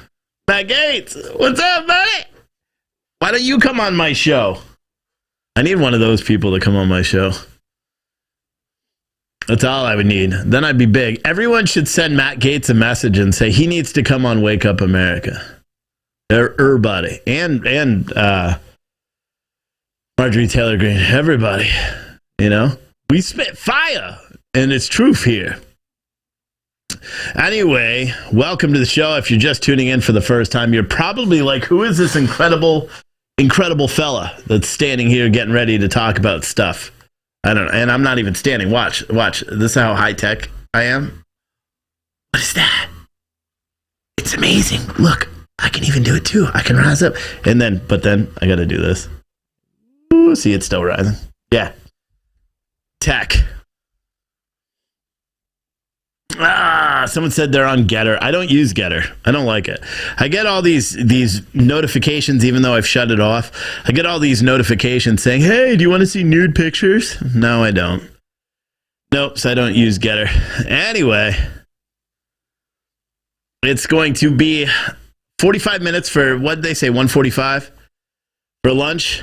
Something like that, 1:35 for lunch. The prosecution says he has another hour, about another hour of questioning. And then we'll have to see. And I guarantee, because I just saw that professor. Oh, look at that, Cold Soul. You just subscribed on Twitch. Amazing. Thank you. Thank you for that show of support. Well, shit. I don't really have that much to talk about. I really don't. Not today. You know? Really don't. 12:30 Central Standard Time, someone said. They need to put Nancy Pelosi. Yeah, that would be amazing, right? They're going to have somebody else. I wonder, they've mentioned Anthony Aguero. They've mentioned Ali Alexander. Now, I'm not going to speak ill of Anthony Aguero because I don't know. I just know he does a bunch of stuff at the border. But he likes to name drop me a bunch, and I don't really care. And it's usually when his views are down, and then he'll name drop me, and I'll get a million messages and say, Anthony's talking crap about you, and I don't care. I don't get involved in that social media back and forth between social media personalities because it doesn't do us any good. Ali Alexander, on the other hand, not a big fan. I think he is a fraudster, my humble opinion. I think he has done a disservice to the Republican Party and conservatives and anyone who calls themselves a patriot. I think he's dangerous to the party and to the country, frankly. I couldn't be any more forthright about that. I just think he's a bad dude, and not bad he's a dangerous guy, oh, I'm really afraid of him. Absolutely not. I'm more of just the fact that I just don't like him just as an individual. Sometimes you meet someone that you just don't like. Ali Alexander is one of those types of people that I just don't like. I know our morning show, Pete Santilli, has Ali Alexander on, and I've actually talked to Pete Santilli about it, and I'm like, bro, he's a shit stick. And but we don't censor our shows here, so Pete has his own set of feelings and things that he goes all the time. Someone said talk about the 13 staffers who have quit under Harris. Yeah, a lot of people quit, and that's the thing. We pay attention to that more so now than the staffers that were quitting under Trump. People quit jobs for a variety of reasons. You may not like your boss. I've quit jobs. I actually punched out a lieutenant once when I was on the fire department, and I punched out a foreman when I did construction because that's just who I am. I've had complaints with jobs. So, a lot of people will be like, oh yeah, 13 staffers have left. In a staff of what? How many people does she have that are direct reports or work under her, reports to her reports, who are reports to her reports? Probably hundreds. So losing 13 staff members in the course of 15 months isn't that crazy, in my opinion. Shit, because I know I'd quit if I worked for her. You know what I'm saying? The 17th letter is a sigh-off. It's based. Okay, whatever. I don't know what the hell that is. Someone said I've quit so many jobs. LOL. Bye. Yeah. What else? Steve, you can't work for idiots. Nope, not a big fan of idiots, that means. Toxic work sites the most. Yeah, toxic work sites suck. And it's time to remind our government and all the governments around the world that they work for us. Yes, that's been her statement her video that was played, again, she wasn't even a congresswoman at that time. She was probably still running for Congress. That was, I think they said it was in February of 2019. So it was leading up to February of 2019. So that wasn't, I don't even know when the video was done. And I would have objected further, and I would have been like, you don't know whether this is a whole video. She could have just spent an hour talking about how peaceful protests are super important and then gave that statement at the end. And I'm no lawyer, so I don't know how that would have worked, really. I think anyone that's watching on YouTube, you better be careful. I think God Rides a Harley on YouTube is on a mood. I've seen him call like 17 people trolls this morning. We are going to have leftists. We are going to have people that disagree with us, and we want them in the chat. We don't want to scare them away, and I shouldn't have to say that, but we want those people. Yes, if you criticize me or say something about me, yeah, you'll probably get banned because, well... we're a family here, and it's like someone picks on your sister. We can't virtually punch you, so the only thing we could do is ban you, you know? But someone said, I like AJ. What's wrong with him? He's a tad crazy, but who knows? I don't know who AJ is. They're going fishing to 145. All right, Steven, you're just copying quotes. Let's not do quotes. MTG is innocent. The lawyer has nothing. Yeah, it seems that way. He's grasping at straws, trying to prove that she had some. And here's the thing, like with the whole January 6th committee and how batshit crazy they are, and and I'm someone that firmly believes that we do need a J6 committee. I think we shouldn't have a partisan one or a nonpartisan one like we do now. And everyone can argue and say it's fully partisan. No, Adam Kinzinger and Liz Cheney are not Republicans. But we need to. See, Carmen said we should talk about all the food processing plants that have gone on fire. That's a non-story too. And what that is fear mongering. And I'll tell you why. I've worked in logistics and supply chain for 17 years. From CEO to director of publicly traded companies, all the way down to truck driver, warehouseman. I've worked in facilities my entire career, essentially, except for the past 2 years. Warehouses catch fire all the time. But there's been like 8 Amazon warehouse fires in the past year. The warehouses catch fire, Walmart distribution centers, food processing plants, all that stuff. It always happens.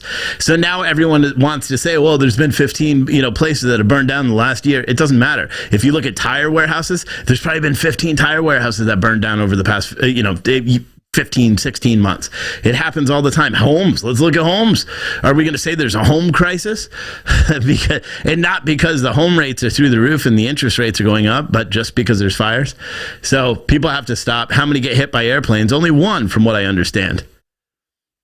You know what I mean? Only one, from what I understand. But we're not... A lot of people don't understand this, and we have to keep reminding people. We don't push propaganda on Citizen Stringer. We just don't. Even if it's weird and odd, we typically don't push it until we actually verify something. So until it's like a verified fact, you know what I mean? Like, for example, with that Amazon distribution center that burned down in Plainfield, Indiana a couple of weeks ago, we wrote about that. The ATF is investigating that because they believe maybe it could have been arson, that it could have been started inside or something like that. If the ATF came back and said, hey, it looks like that was arson, then you have a story, and then you want to look deeper into every other one. But how many planes crash? Are we going to say that each plane that's in the sky has a kamikaze pilot because a plane crashed into a food processing plant somewhere else? No, I think they're non-stories, and I think the reason why the media is covering it now is because everyone's on edge. Everyone is on edge right now. The food prices are going up. Everyone, and they could fearmonger all you want. And I'm not saying it's great. It gets some views. We just don't do that. You know what I mean? That's just not how we do. Someone said if there's a tire factory fire, they're probably still burning. Yeah, they are. I stand corrected. Wiki shows the VP office has 100-person staff. See, I told you. So 13 people leaving over the past 15 months out of a 100-person office. Isn't that crazy? Is it a good retention rate for employers? No. But 2 airplane crashes into processing plants, one yesterday, according to Tucker. Yeah, I've only heard of one. 7 out of 12 crashes are controlled, someone else said. But, oh gosh, now I have indigestion from my cheeseburger burger. Cheeseburger sub is what I meant to say. Food scam ops are putting fear in populace. Yeah, something like that. Let me see. Is this video?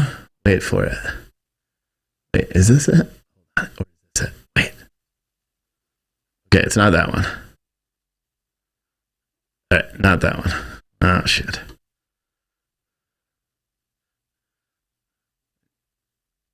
Is this it? Or is this it?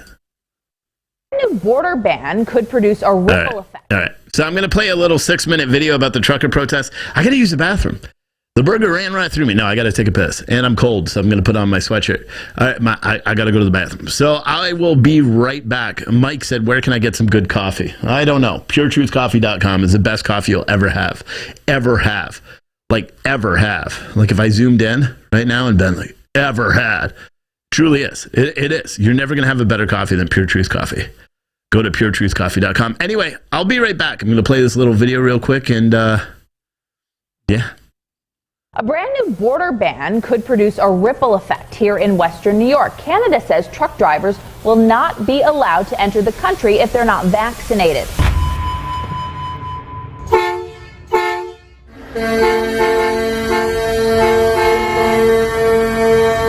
It all started a couple days ago in Delta, BC. Truckers protesting vaccine mandates at the border. Why did you come out here?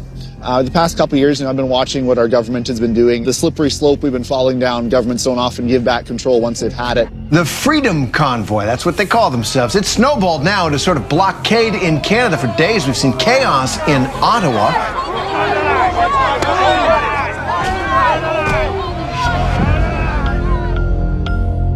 It's amazing how people think that we're here because we want to be. I want to go back to work. Trudeau already took my job away 3 weeks ago. Over the past few days, Canadians were shocked and frankly disgusted.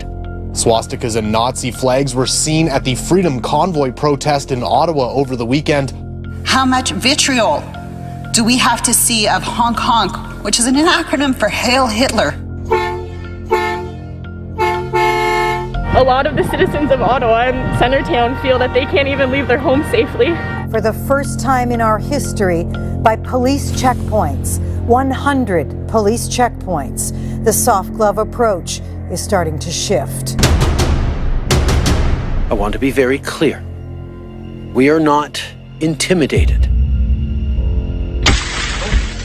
Canadian Prime Minister Justin Trudeau invoked the Emergencies Act for the first time.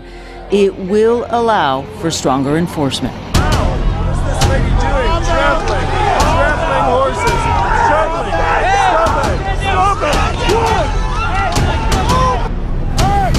Okay. I'm trying.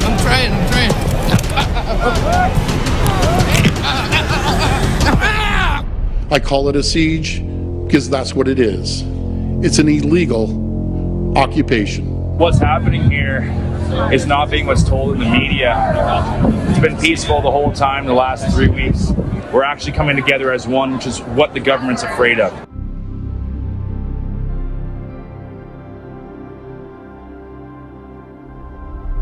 So far, no one from the federal, provincial, or municipal government has spoken directly with us. Instead, they are using you, the media, to portray us as racists, misogynists, and even terrorists. I actually saw the guy with a swastika flag. So it was a real thing? It was a real thing, but this is what they didn't tell you. He was going around with the flag saying, is this what you want for our country?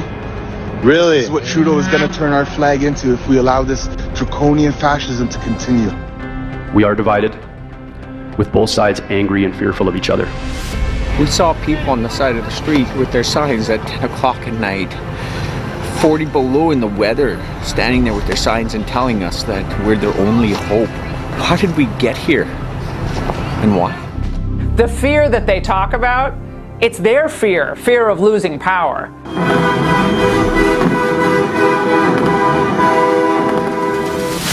If your truck is being used in these illegal blockades, your corporate accounts will be frozen. We went the other day on Monday to try to withdraw $100,000 worth of bank drafts to give to the truckers. They said these changes cover all forms of transactions, including digital assets, such as cryptocurrencies. This is definitely overreach by the government without correct due process.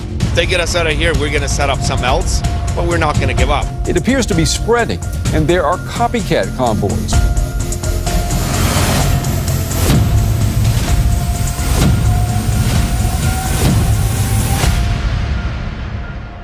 Based on what we heard from radio traffic, at some points the convoy was stretching 8 miles long.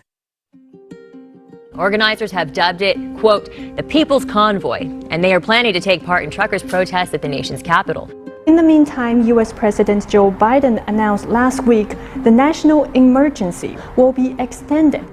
They are trying to make these mandates into laws. If it becomes a law, we become involuntary servants. They are turning our country into one massive, huge slave ship. And I don't know about you, but I'm not signing up for that cruise line. This message is for the President of the United States of America. We are asking you to end the state of emergency, end the mandates once and for all.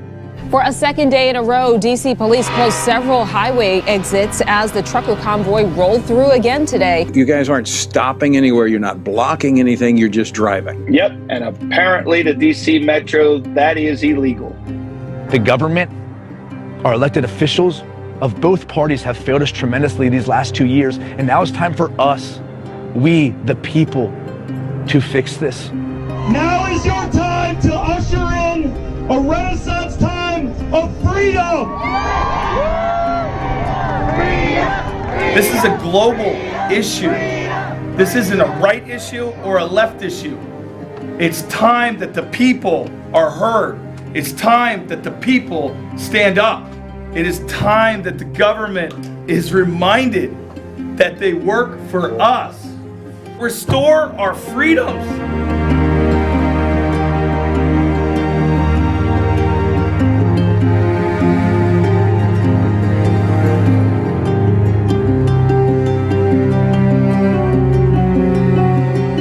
Do not despair.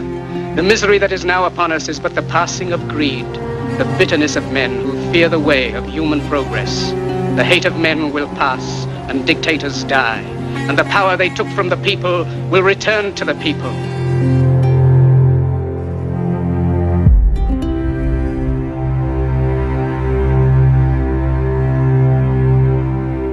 Shout out to Sarah Woodward for making that video for us at Citizen Stringer. That video's on YouTube. What I would ask you all to do, it's under my page, the Steve Oatley page.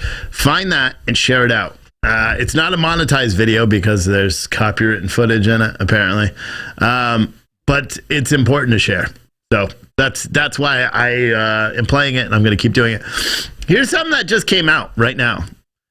Or I just saw this article. Apparently, Senator Raskin, who's an idiot, by the way, in case you're unfamiliar with, what a true enemy of the country looks like, it would be Raskin, a Democrat. But just because you're a Democrat doesn't mean you're an enemy of the country. That's not what I'm implying. I'm saying that Raskin certainly is an enemy of our country. Anyway, he was at the some Georgetown convention where he said that the title of this article is January 6 revelations will, quote, blow the roof off the House, Rep. Jamie Raskin says. So apparently he was at the Georgetown University Center on Faith and Justice in Washington last night at an event when he made a bunch of statements. One of the most crazy and most... I don't know what you would even call it. Bullshit. Like that's, one of the craziest statements. He said, speaking about threats to Pence on January 6th and the chance by rioters to hang him, Raskin said the vice president's Secret Service agents, including one who was carrying the nuclear football, ran down to an undisclosed place in the Capitol. Those agents, who Raskin said he suspects were reporting to Trump's Secret Service agents, were trying to whisk Pence away from the Capitol. Then Pence uttered what this, according to Raskin, what I think are the 6 most chilling words of the entire thing I've seen so far. I'm not getting in that car, Raskin said. And then he continued, he knew exactly what this inside coup they had planned was going to do. So now I want you to understand just why I'm saying he's an enemy of this country. He is now inferring that Secret Service agents were going to kill then Vice President Mike Pence. We have a sitting senator in the United States right now who is inferring to journalists that that Secret Service agents were going to kill the president of the United States because Trump wielded so much power. Like he's an enemy. I mean, there's no other way you can construe what has gone on. Because here's the thing. They won't interview Nancy Pelosi. They won't talk to Nancy Pelosi about it. They're not interviewing Chief Sund, who was the Capitol Police chief at that point, who requested 7 times to have National Guard present leading up to the riots. They won't talk to anybody on why the Sergeant at Arms, the House Sergeant at Arms, Senate Sergeant at Arms, and the House Architect, who answer directly to Nancy Pelosi. Anyone who doesn't believe that, they actually do. Why, when Donald Trump, President Trump at that point, tried to get 10,000 troops deployed to the city, that those 3, in accordance, who they answer to Nancy Pelosi, the House Sergeant at Arms, Senate Sergeant at Arms, and the House Chief Architect, that those 3 people who make up a committee that oversees the Capitol Police Department, they're the advisory department for the Capitol Police, those 3 people made the unilateral decision not to send National Guard in, with guidance from Mayor Bowser of D.C. to not send National Guard in the street leading up to this event because of the optics. In this way, I say we should have a January 6th commission, because I firmly 100% with all in my heart firmly believe January 6th was plotted, firmly believe January 6th was planned in advance, firmly believe that the people behind January 6th that allowed January 6th to happen are not the people that are being targeted by the Unselect Committee. In fact, it would be that Chief Sund, it would be the House and Senate Sergeant at Arms that promptly resigned from their committee. It would be the National Guard major who was quickly, within days of the failure of the National Guard to protect the United States Capitol, because they weren't allowed to go in, within days of doing that, he was appointed as the new Senate or House Sergeant at Arms by guess who? Nancy Pelosi, because she is the one that puts them in. Mayor Bowser's not answered to any of these. They're not being questioned, by these. The January 6th committee has said that they've interviewed over 800 people. We've already heard some of the people they're trying to interview that apparently have some involvement in January 6th. Ali Alexander, that scumbag, soul-sucking loser fraud face that I've already talked about, who was brought up in this hearing that we're watching with Marjorie Taylor Greene, he testified before the House Intelligence or the House Committee on January 6th on the investigation of January 6th. And now you have Raskin, who is inferring that Secret Service agents were going to assassinate. Like, how is that not a big story? April, you should find this article from, who was it? NBC News? It is. NBC News. The title is January 6th Revelations Will Blow the Roof Off the House, says Jamie Raskin.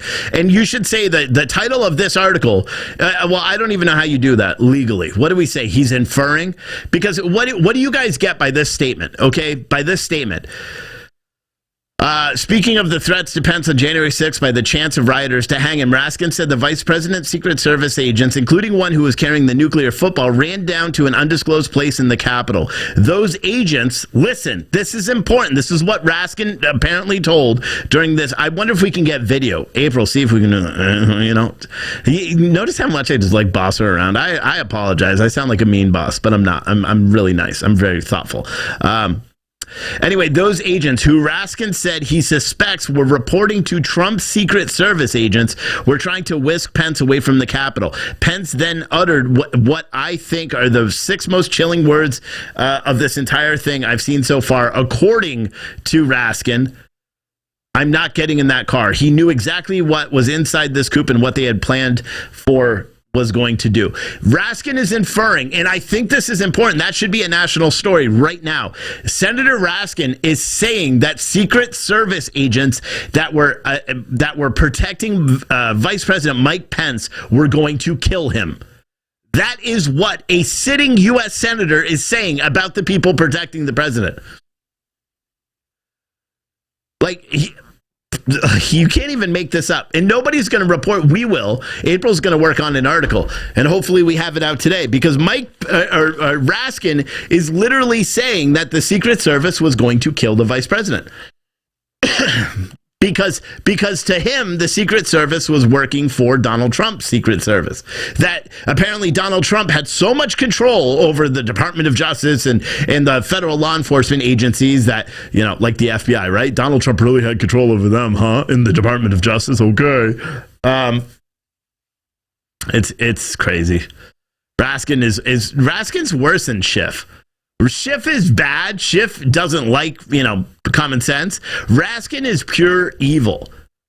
Like, with unequivocally pure evil is exactly, that's how you definition him.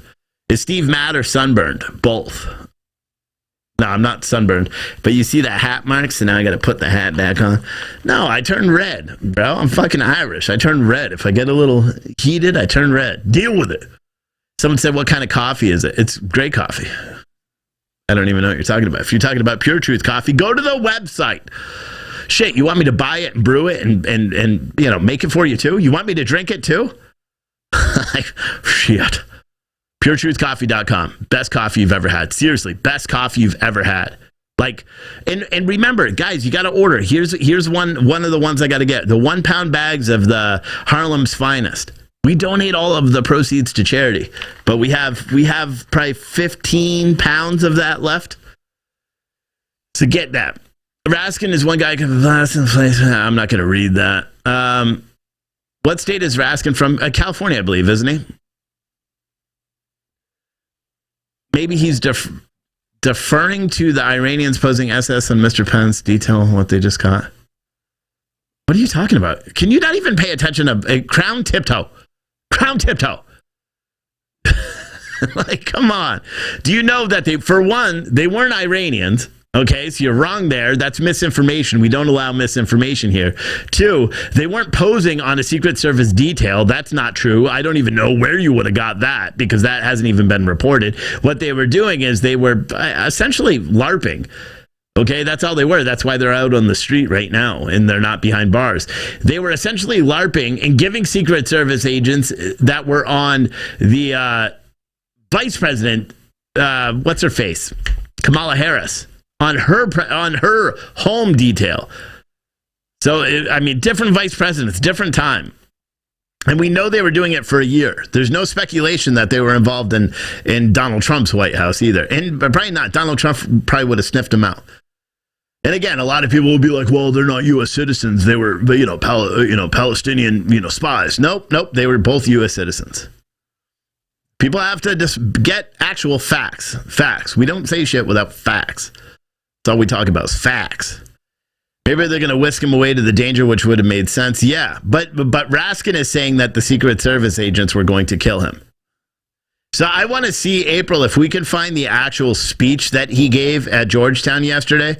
That was Georgetown University Center for Faith and Justice in Washington. Let's see if we can find that. Because these were apparently speeches. It was apparently a speech, he said. He's like, it was a coup directed by the President of the United States against the Vice President and against the Congress. Okay. So, but can you imagine if they actually cared? Can you imagine if they actually cared about the investigation? Wouldn't that be amazing? April's on it. Yeah, damn right you are, April. That's it. This is the type of journalism I like, where we're just breaking. We're not regurgitating news. No, we're diving deep. We're getting deep. And then you know what you should do, April, when we have the article done?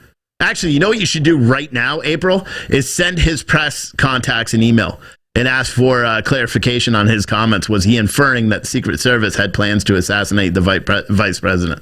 And get an official comment from his office. Do it. Do it. Do it. Do it. Because I'll come all the way back in after the movie tonight. And I'll come in, I'll do a breaking news segment if we get confirmation. If he actually says that, every Secret Service agent should just walk off. Booker is no better, but Obama had them all be even Joe. No way. Booker is he's a theater. I think he went to school for acting. Or he should have, because he's a shitty politician. And I'll be honest, when he was the mayor of Newark, I had a warehouse in Paterson, New Jersey. If you're unfamiliar with Paterson, New Jersey, it's bad.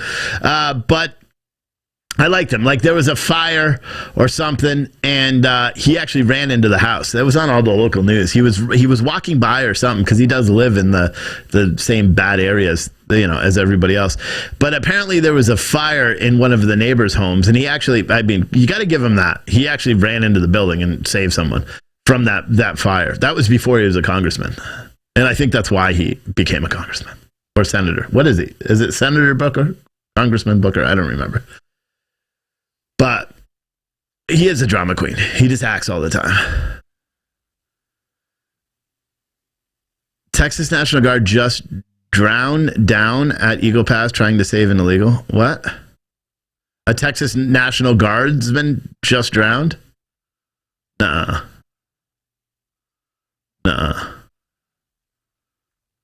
That blood's on Biden.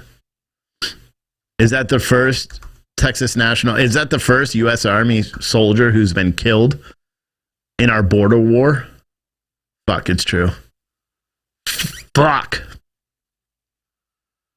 Texas National Guard soldier has drowned while trying to rescue migrants in a river at the state's border with Mexico, multiple sources told Fox News on Friday. The Texas Department of Public Safety confirmed the incident in Eagle Pass and said the body has been recovered. April, that's a breaking news article. It's on Fox News.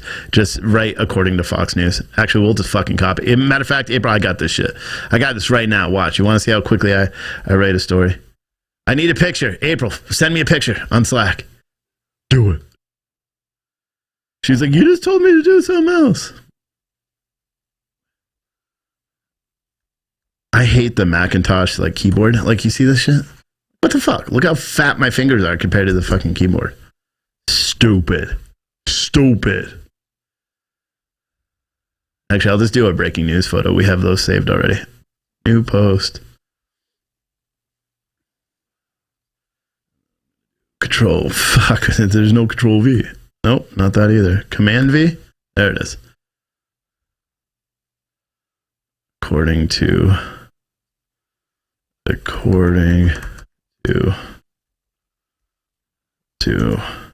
Fox News.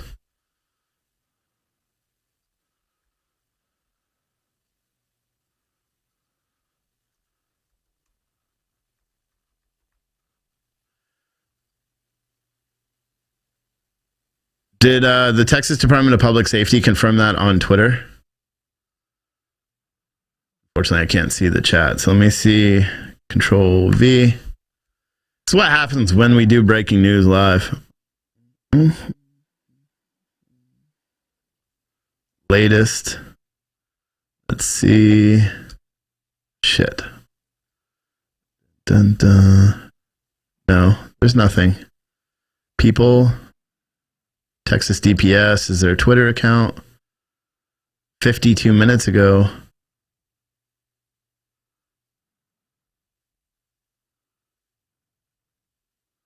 There's nothing on their Twitter account yet. Then I'm going to say, because I can't find that. According to Fox News, the Texas Department of Public Safety confirmed the incident occurred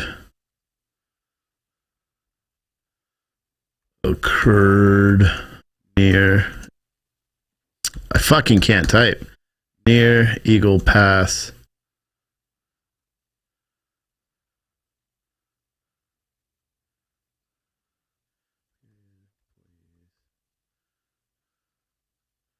I'm going to say, we will update this story as more information becomes available. Fuck, I hate this fucking keyboard. That's why I never use this one. And I wrote infro like afro, but infro as more information become available. Let's find a breaking news photo. Breaking news. Fuck, I can't see nothing. I wrote that song. It's copywritten. Don't copy me. Isn't that a song? Like, this shit's copywritten. Don't copy me. Yeah. Ah, shit. Cancel. Media library. Find a breaking news photo. I know we have breaking news photos all the time, but I guess we haven't had breaking news in the past couple of days. Normally it's right at the top of our... Here we go. Breaking news, featured image. What are we going to tag this? National Guard.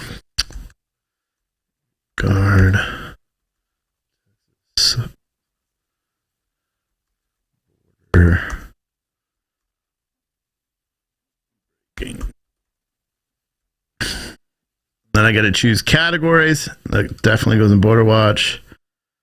That goes... I know you guys are like, what are you doing, Steve? Get back to the business of talking about stuff. I didn't want to deter April from US News. I think that'll do it. Didn't want to take her away from the assignment I just gave her.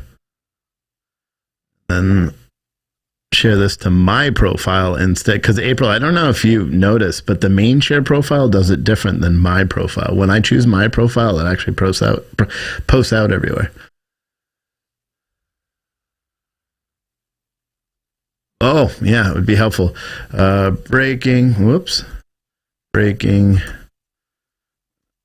Texas National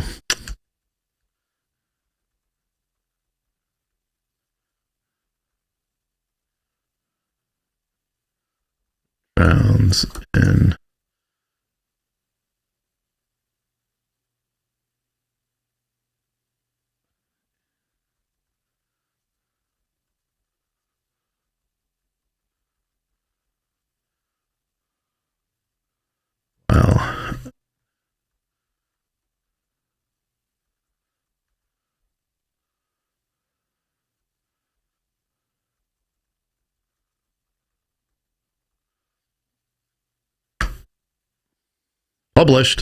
Published breaking news. See how quick. Now, if yeah.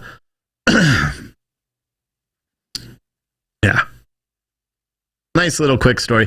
April, will you go back into that story after and just add more details as they become available? And you don't need to write updated, just reshare it. Don't share it out to social media. Just change the date. When we update an article, let's refresh the article. So you know how you can go in and schedule it? Just reset. So when you go in there to schedule like one, don't change the date. Just press the reset button and it will change the time current and then post it again. And then it will post on the top of the page. Or if it's big details, you can send it up if you want. She's like, I already know that, Steve. All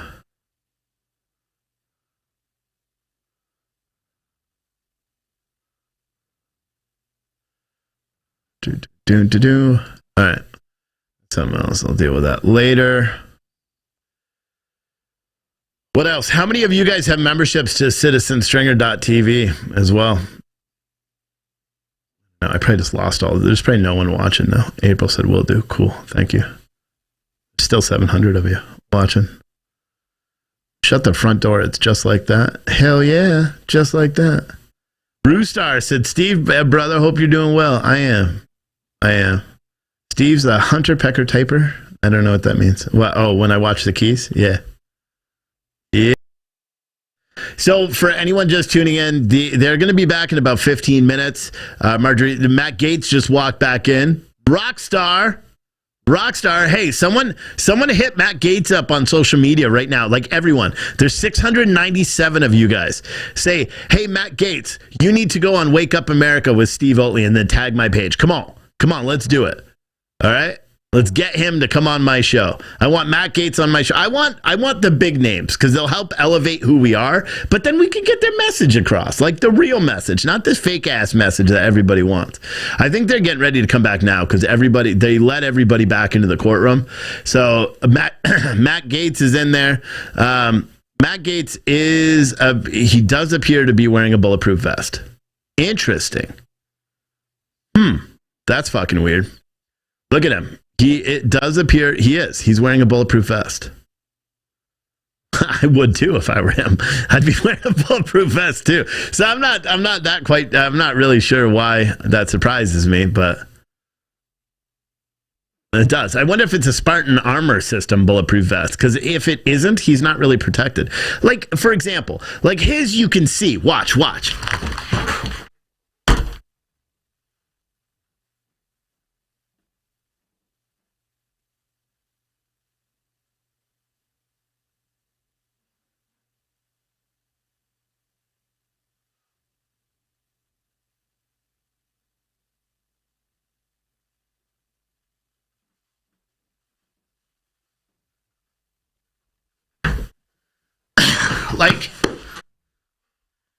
Like this bulletproof vest. Now, granted, it's over.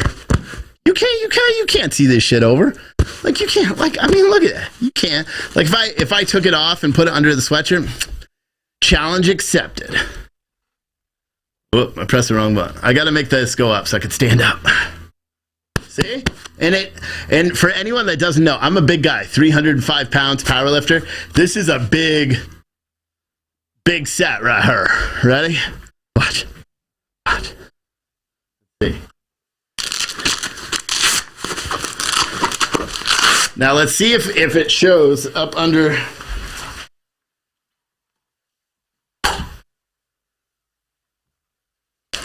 Oh, what did I do? Come on, wait for it. What did I do? What did I do? How the fuck did I do that? I don't get it. Wait for it.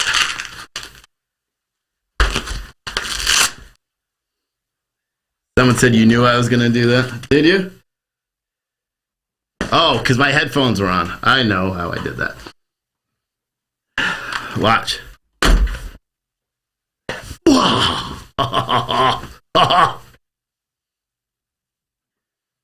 Now watch. So, like, if I have that on, right? This is like the best promo for Spartan ever. So now you see I have the patches, but so if I have this, like so, trying to do it really fast because they're getting ready to come out, and then put it over. Can't even tell I'm wearing it. I mean, because I'm already a big dude anyway. Except my sweatshirt's all messed up. You can't even really see. You can't even tell. Hence the concealed body armor, right? Right? Now I'm going to get all hot. Except I'd be like doing this. But did it come with a crotch protector? No. The tactical ones came with like the side. So like it came with the side plates.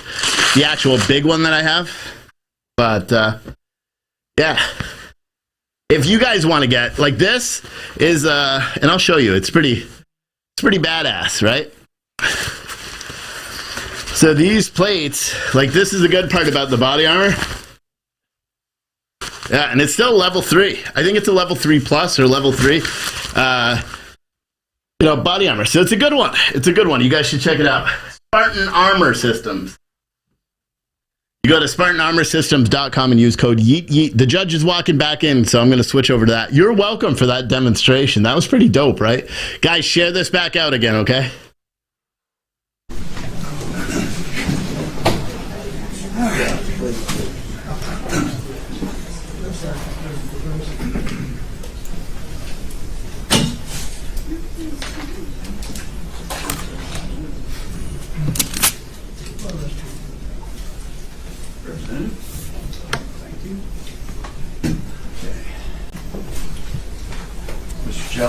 Thank you, sir. Representative Greene, good afternoon. I want to go back and ask just a couple narrow questions, and then we'll move to another topic. The Twitter handle @MTGreene, that's your Twitter handle, right? Or it was before your account was suspended? Before my account was permanently banned. Got it. And during the period from January 3rd to January 6th, did you or anybody in your office your congressional office, provide tours, either formally or informally, to people of the U.S. Capitol? No, the only people that were with me was my husband and my children. That would be on the 3rd, is that right? They were, I don't recall the exact days. I believe they went back to Georgia on the 4th. Okay. I'm trying to capture the period from January 3rd when you were sworn in until January 6th.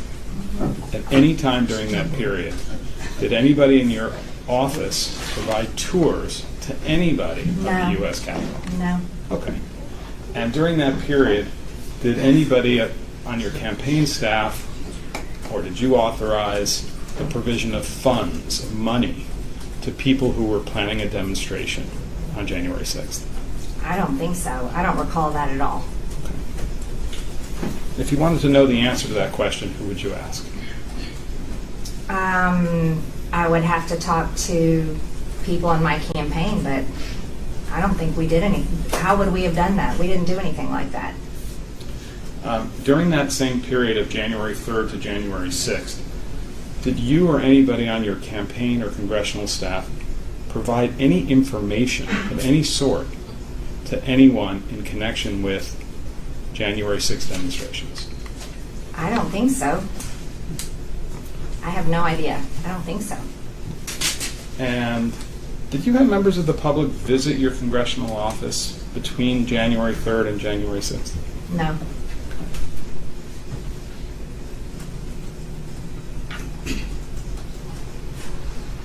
And during that period from January 3rd to January 6th, did anyone from your congressional office or your campaign provide maps or the location of offices within the Capitol to anybody? No.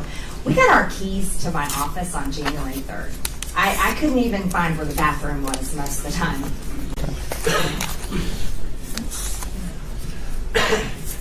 You know why I'm asking these questions, don't you, Representative Greene?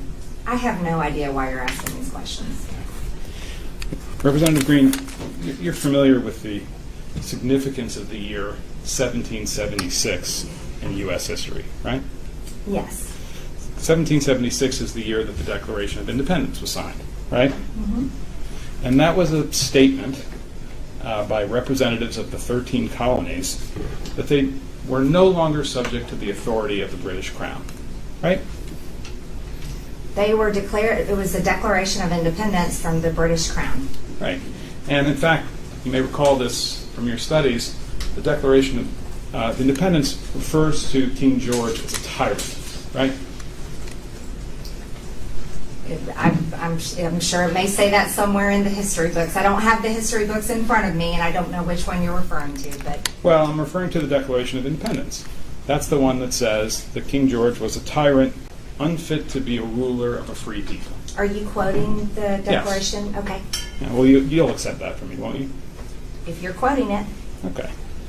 And you would agree that when a government acts tyrannically, then it's unfit to be the ruler of a free people. We're typically against tyrannical governments here. Good. And the people who wrote the Declaration of Independence, they were working with other people in the colonies to express their independence from Britain, right? I wasn't alive back then, but there's the history. I'm not a history expert, but well, as you've heard of the American Revolution, haven't you? Of course I have, okay. Yes. And you know that the American Revolution was a violent rebellion against British rule in the colonies. Yes. And they were trying to overthrow the government in Britain that was ruling the colonies, right? America was trying to start our own government. Right. And to do that, they had to get rid of the British colonial officials who were here in America and throw them out. Yes. And they viewed the British officials here and the Crown in Britain as a tyrannical government, right? Yes. Okay. And that was an insurrection. Wouldn't you agree? The American Revolution was an insurrection against the government? I don't believe it. I don't know where it said that. Well, I'm asking you whether or not you agree that the American Revolution was an insurrection against the British government?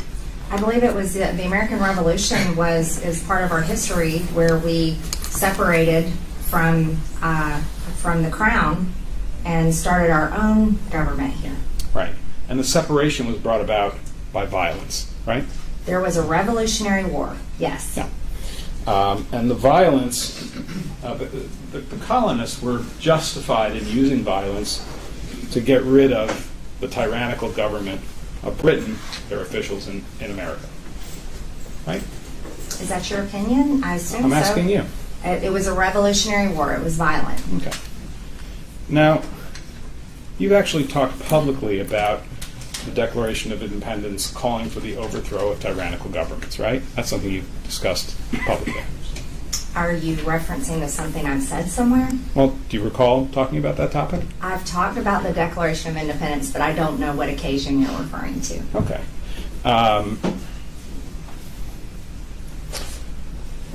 Well, one of the occasions where you talked about the Declaration of Independence was in connection with January 6th, right? I don't know. Okay.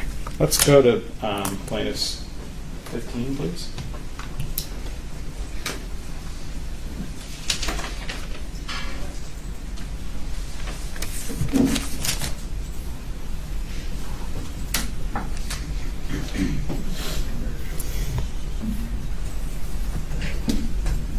Which one is this? Which one is this one? Is it Joe? Plaintiff's 15. P15. P15, yes.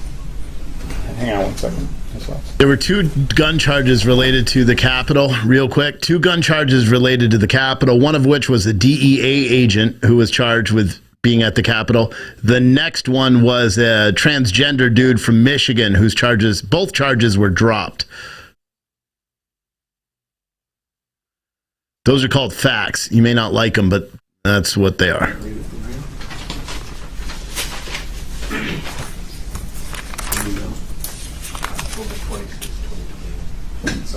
October 26, 2021. October 26, 2021. Right. If you could play the clip, please. Just a riot at the Capitol. And if you think about what our Declaration of Independence says, it says to overthrow tyrants. That's your statement, right? I don't believe it was finished, but that was me. Okay. I don't recall. I don't know what the rest of what I was saying because it was cut off. But in that statement that we looked at, you were comparing the overthrow of the British crown in America in 1776 to January 6th. I don't know what my statement was because it was cut off. Now, you talked about the need for people to have guns in order to secure their rights against the tyrannical government, right? Yes, we have a Second Amendment for a good reason. Right. And the good reason is, in case they need to overthrow their government, they can use their guns to do that. We have you're twisting things around. Could you rephrase your question, please? Well, I'm reacting to your answer. You said that we have a Second Amendment, and that's a good thing. And I said that the reason, from your point of view, that there is a Second Amendment is so that people can overthrow their government by violent means with guns. That's not the exact purpose. We defend ourselves. Say if you're being attacked, a gun is a tool to defend yourself. Right. But one of the things it could be used for, strike that. Let's go to PX6.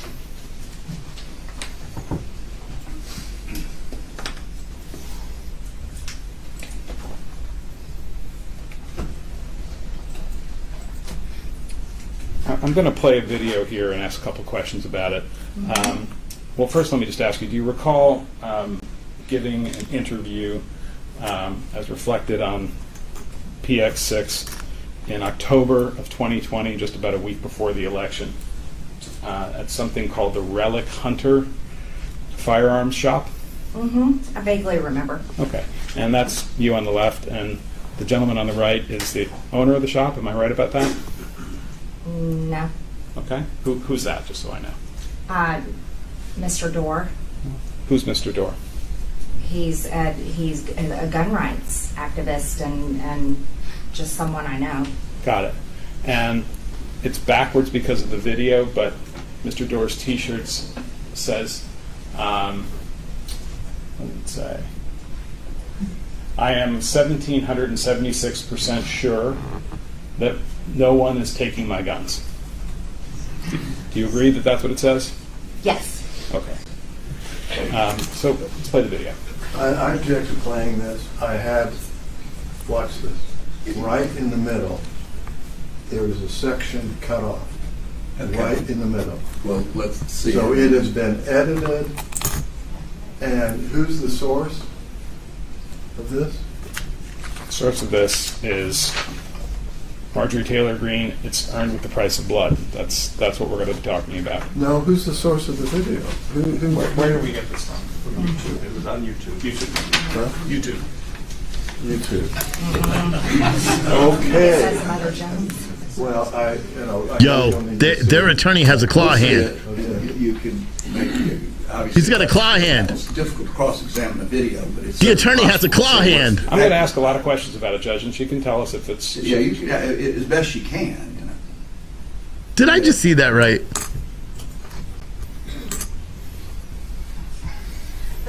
Let me stop you. We're not watching the whole thing. We're picking up in the middle of it. Is that correct? It's a minute and 9 seconds, Your Honor. No. What I'm asking is, I see. It's sure. It looked like we were halfway into the video. That's why I was. No. I was the red part. We started at the beginning. Yeah. We're playing the whole thing. Can you go back, Ms. Wells, to just to the very beginning? Yeah. Let's start it over again, please.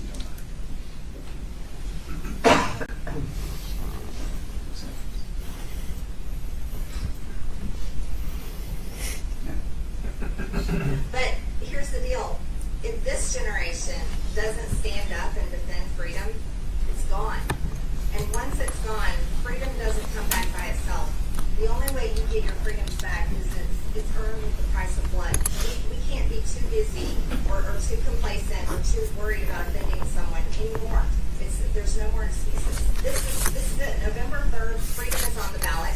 You have a choice of either voting for freedom by voting for Donald J. Trump for president again for 4 more years, voting Republican straight down your ballot, or you're going to vote for socialism and vote to completely end America as we know it. And this is no joke. They do not want you to be able to defend yourself, because if you can defend yourself, guess what? Then you can stop a tyrannical government. However, if they take away your guns, then you can't, not only can you never stop a tyrannical government, you can never even defend yourself if someone is breaking in your home. And that's the reality. This is where we are today in 2020. Oh, okay, Mother Jones.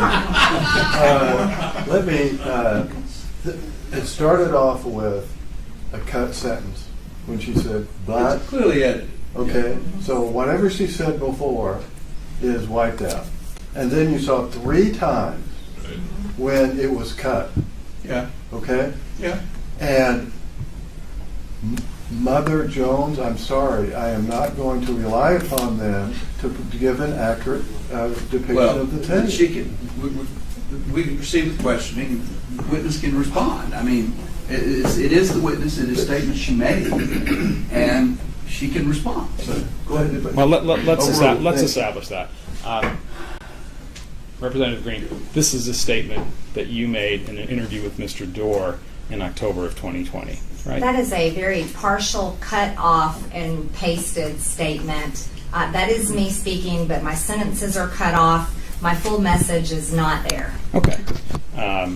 And in that statement, what you say is if you can defend yourself, you can stop a tyrannical government. However, if they take away your guns, you can never stop a tyrannical government, right? Correct. Okay. And you believe that? Absolutely. Okay. And in fact, what was done in 1776 was to stop a tyrannical government with guns. Fair? Sure, yeah. And that was to use violence against a tyrannical government. Yo, watch the judge's face. No, they were trying to get rid of a tyrannical government. There was a lot of, there was a big process. There was a big build up there before the Revolutionary War. The whole purpose was not to use guns for violence. What did you mean? It's the narrative that you're trying to push here. What did you mean when you said that once you lose your freedom, it has to be earned with the price of blood? Well, I've always said I'm against violence, and I've always said I never want to see a war in this country. Never. I've said that over and over again in many speeches, and the reason why I say that is because I don't want to see war here on American soil. I have 3 children that are young adults, and I never want to see my children fighting a war, earning back our freedoms. And I've said that. That's what I'm talking about. It wasn't actually... Earned with the price of blood is a reference to violence, isn't it? The price of blood is the unfortunate and tragic cost of war. And that's what happened in the Revolutionary War. And that's what I'm talking about. And you know that the term 1776 is actually a term that's sometimes used in politics today. I don't know if you've noticed our state seal here in Georgia. I know you're not from Georgia. But as you can see, we enjoy our history and we're proud of our freedoms. 1776 is on our state seal. Great. And it's also a term that's used in political discourse in America today. I don't use it as a term of violence. But you use it as a term, right? I have used it as a term, but I do not use it as a term of violence, as you're trying to push. We're not up to that yet. You'll have your chance to answer the question you want to answer, but you have to start by answering my question, okay? You acknowledge that 1776 is a term that's used in political discourse today, right? Yes. And in fact, one of the examples of 1776 being used in political discourse today is the T-shirt that Mr. Dorr was wearing in the interview that we just saw, right?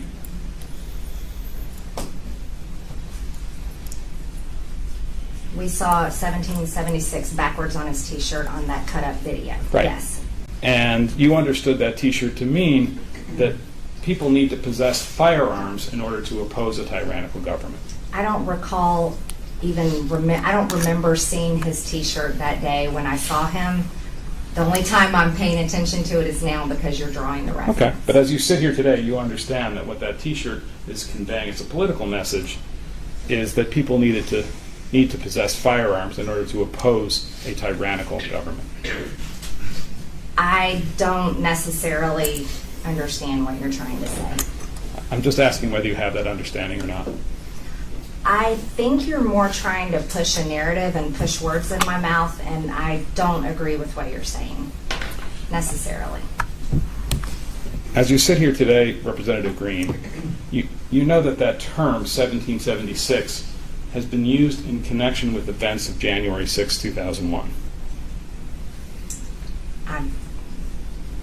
I guess so. I don't know. Well, you yourself have used the term 1776 to describe the events of January 6, 2021.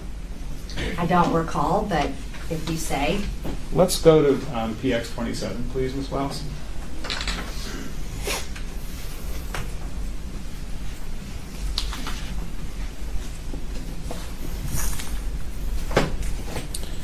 And by the way, this video, Your Honor, has been admitted into evidence. Right. Ms. Wells, will you play that?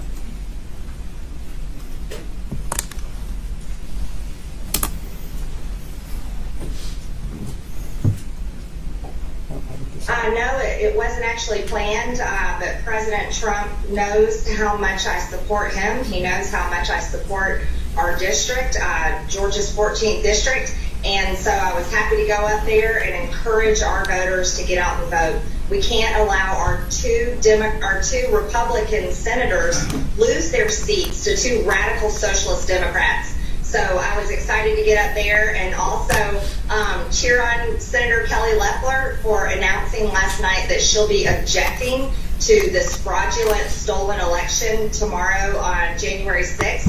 And I'm very excited that both of us women representing Georgians will be fighting for President Trump and fighting for the integrity of our elections tomorrow. What is your plan tomorrow? How do you plan to handle what could possibly go down in this joint session of Congress tomorrow. What are you prepared for?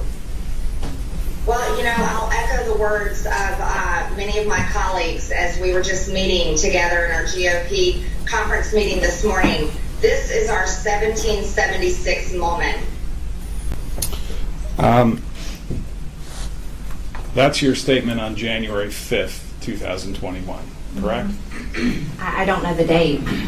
Again, I don't recall, but now that I've seen it, what was the date of the video? January 5th, 2021, but you don't have to take my word for it. We can play it back and you'll see that you're talking about that tomorrow is the 6th. Okay, yes. Okay. And this is 2 days after you took the oath of office to be a representative from the 14th Congressional District, right? Yes. And you used the term 1776 to describe, in response to a question from the Newsmax broadcaster, right? I was speaking about objecting. Well, he asked you, what is your plan? What are you prepared to have go down tomorrow on January 6th? And your response was, tomorrow is our 1776 moment, right? It's talking about the courage to object. Mm-hmm. And you said you were echoing the words of your Republican colleagues. Was the term 1776 used by your Republican colleagues? I don't recall. That was the video, but I don't recall. Okay. In fact, Representative Boebert has used a term 1776 to describe the events of January 6th, hasn't she? I don't recall. I have no idea. Let's go to PX 9E, please. PX 9E. 9E. Thank you.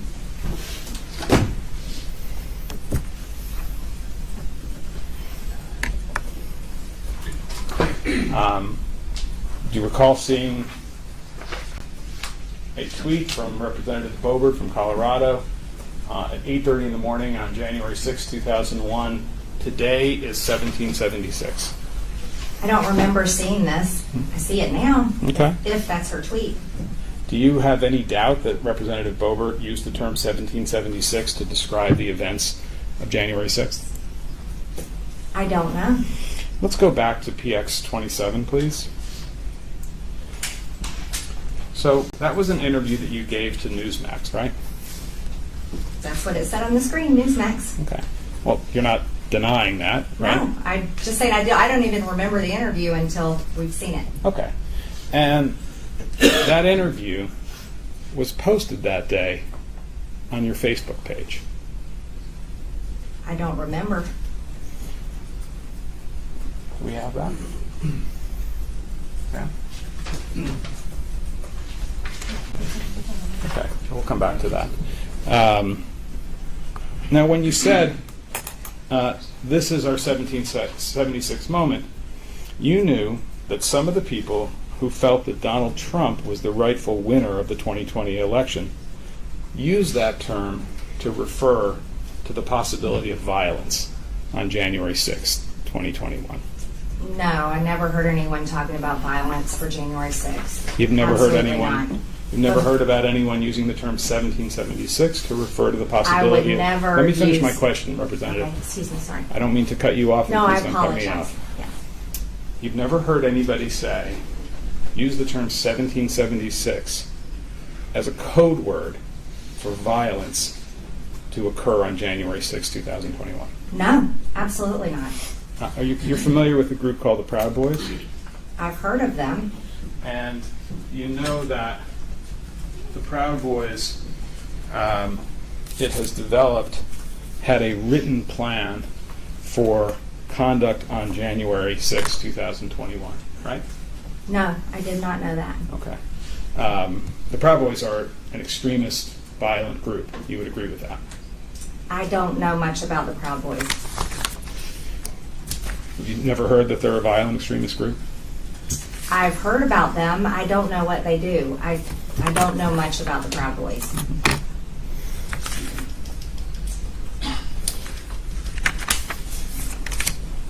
And you haven't heard that the written plan attributed to the Proud Boys for January 6th was called 1776 Returns. No, Never. I have no idea anything about that. Never heard that. Okay. Let's pull up PX39.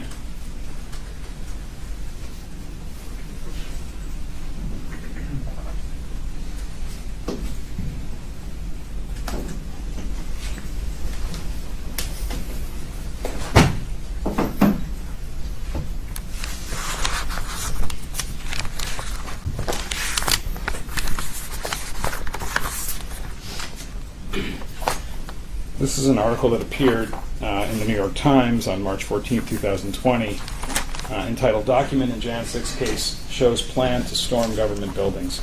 Do you see this document? I've never seen it, no. Let me get you a copy so you can have a look. Do you need the number? It's 30.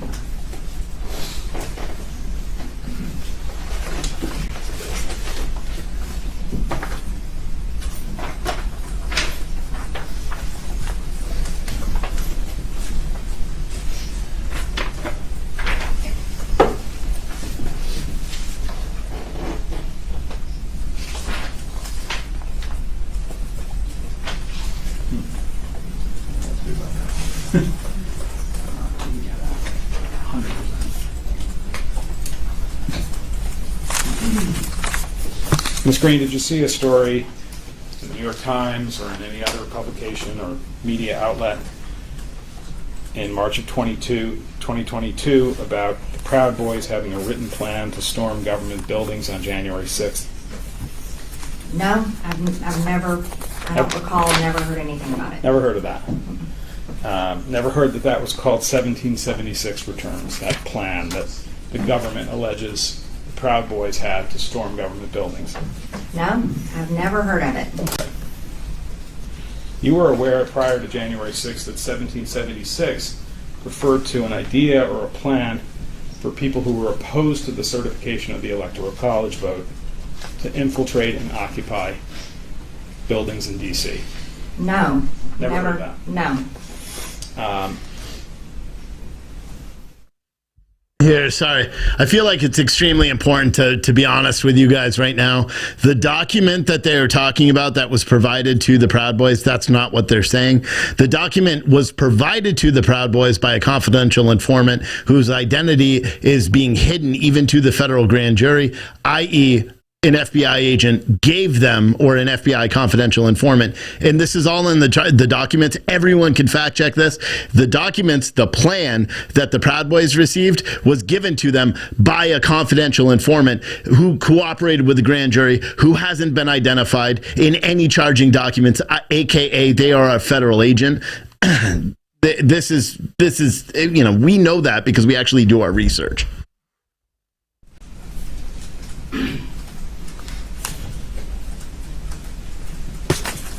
Let's pull up 67, please. PS 67 as well.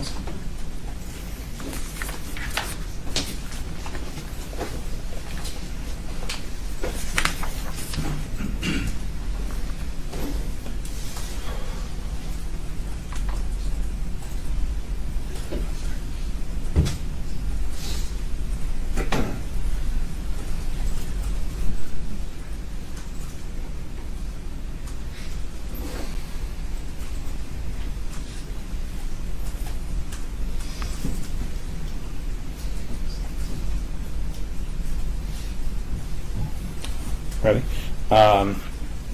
Let's just start. I'm going to ask you to have a look at just the first 10 seconds of the video. It's just a person not even speaking, and tell me if you can identify that person, okay?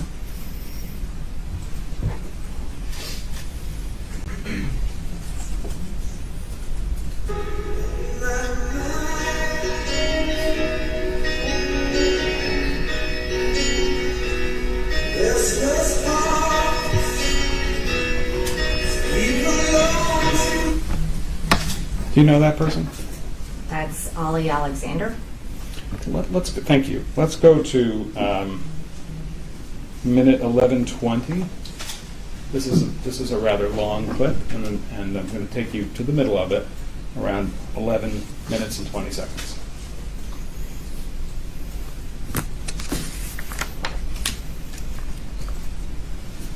for anything? Go ahead.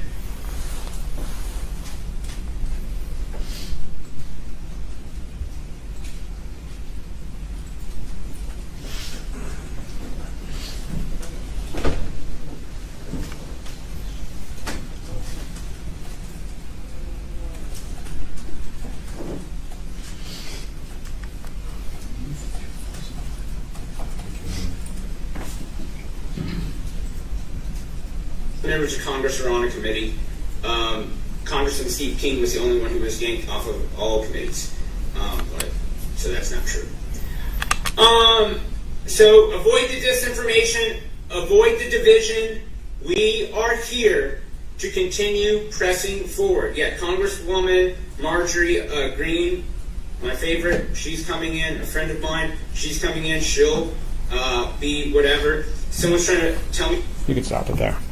You see that Mr. Alexander describes you as his favorite, right? You heard him say that. That's what he said. I just saw it. Okay. Do you have any explanation for why he would feel that way?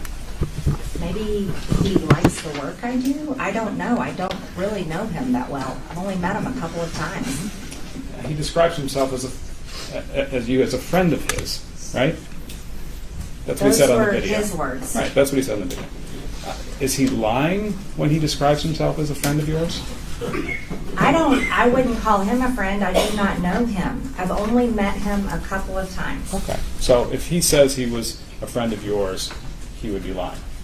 Sometimes people say things on videos for their followers or to maybe, I don't know. That's what he said. I don't know him. I've only met him a couple of times. In fact, Mr. Alexander was very active on Twitter in the post-election 2020 period up until January 6th. Isn't that right?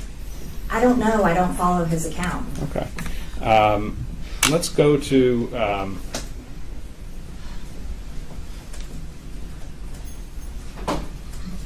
well, I think we've established that during that post-election period from November when you were elected until January 6th, one of the things you were doing was organizing people in Congress to file objections to the Electoral College count, right? Yes, working very hard on objecting. Okay. Let's go to PX3, please.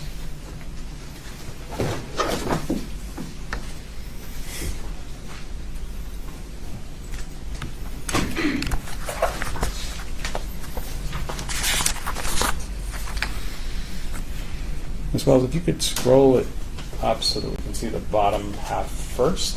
Yeah. Further down, please. Well, I'll get you a paper copy.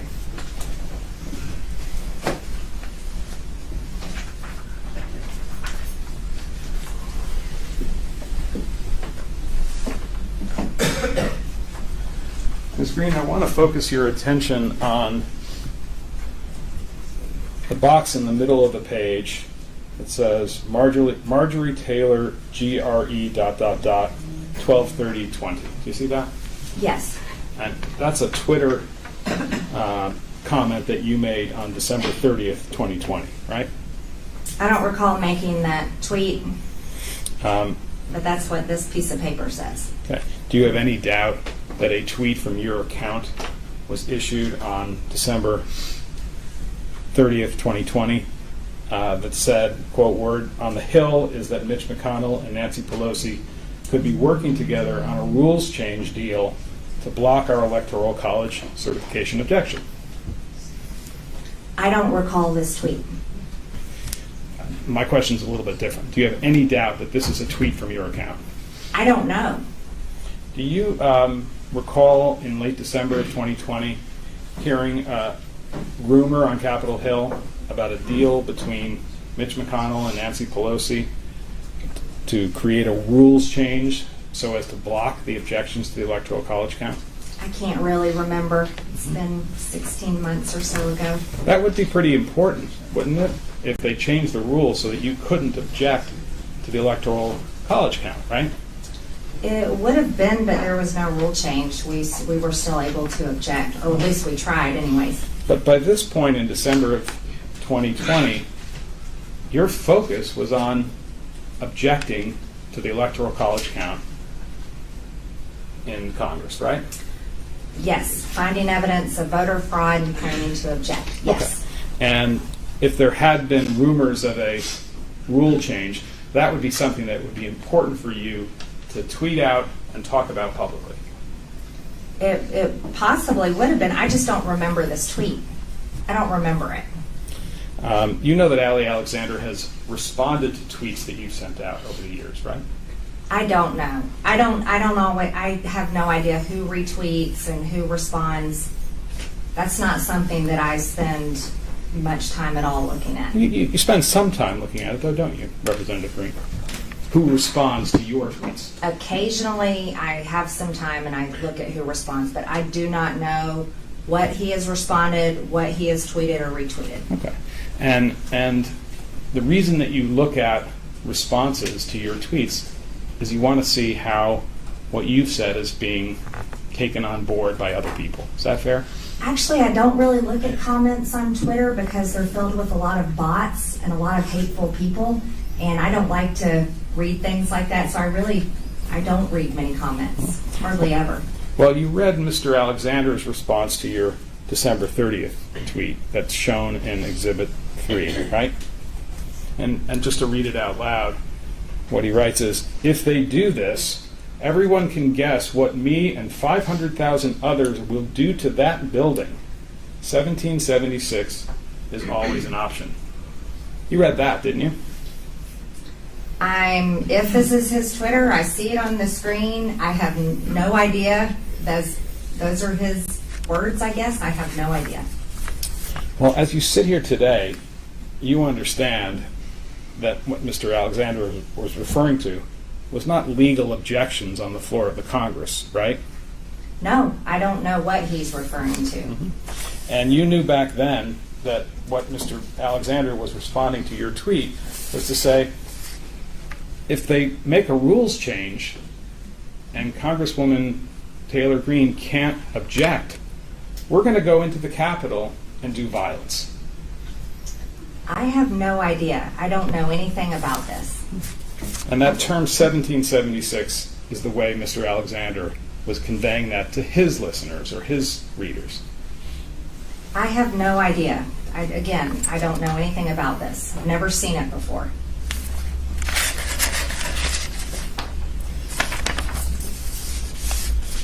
Between January 3rd and January 6th, 2021, Ms. Greene, you viewed the Electoral College certification of Joe Biden as a blow to freedom. Is that fair? I viewed it as we needed to object because there was so much evidence and so many people had signed their name. Thousands of people had signed their name on affidavits saying they witnessed voter fraud. And that meant something to me because I care about the people and I care about their votes and I care about our election integrity. My question is whether you viewed it as a blow to freedom if the Electoral College certification of Joe Biden were completed. I don't agree with your wording. Okay. Because once freedom is gone, it doesn't come back by itself, right? I don't agree with your wording. The only way you can get freedom back is when it's earned with the price of blood. Those are your words, right? You're twisting my words and creating a narrative that you're trying to make. That's not my narrative. That's not what I said. Well, that's on October 27th, 2020, that's what you said and that's what you meant, right? I'm sorry. Yeah, on October 27th, 2020, when you did the interview with Mr. Doar, when you said the only way to get freedoms back is when it's earned with blood, that's what you meant, right? Well, you showed a video that's chopped up that doesn't show even my full sentences. So no, I don't agree with what you're saying.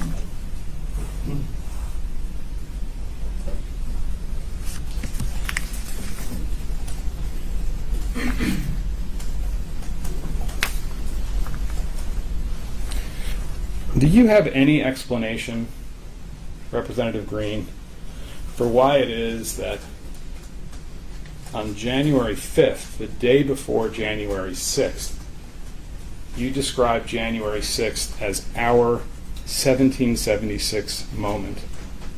I don't remember. Seeing this interview is the first time I've seen it in a long time. I don't remember. Now, prior to January 6, 2021, you spoke publicly on your Facebook page about the transfer of power that would occur on January 6th. You recall that? I don't recall. Okay.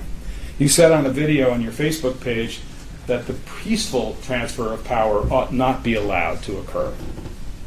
I don't recall. You said that the peaceful transfer of power cannot be allowed to occur because Joe Biden didn't win the 2020 election, right? I don't recall. Let's go to the videotape. Can we start with... So it's probably best if I explain this. There are two versions of this, and I'm going to ask about both of them. And you can tell me if you think they've been chopped up in any way.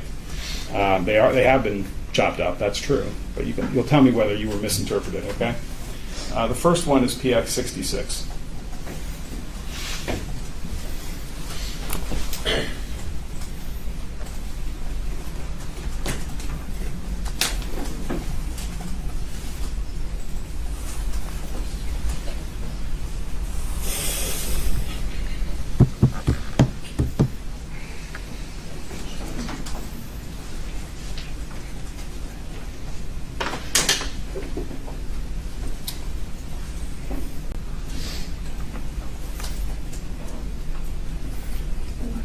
Yes, can you play that one? Okay, just a second. What's the date and the source of the video? The source is, it was something, Ms. Greene's Facebook page is not available. This is something that was captured by someone else and posted on another Facebook page. Where it says it's from her Facebook page? Yes, I believe it does. 66 has been admitted, Your Honor, into evidence. Yeah, it's been admitted for what it's worth, so go ahead. Yeah, and what is the date? We're going to ask your client that, Mr. Roberts. Okay, you don't know. Okay.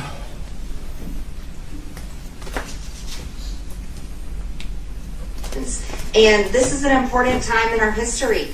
We can't allow this just to be gone, just to let it go. You can't allow it to just transfer power peacefully like Joe Biden wants and allow him to become our president, because he did not win this election. It's being stolen and the evidence is there.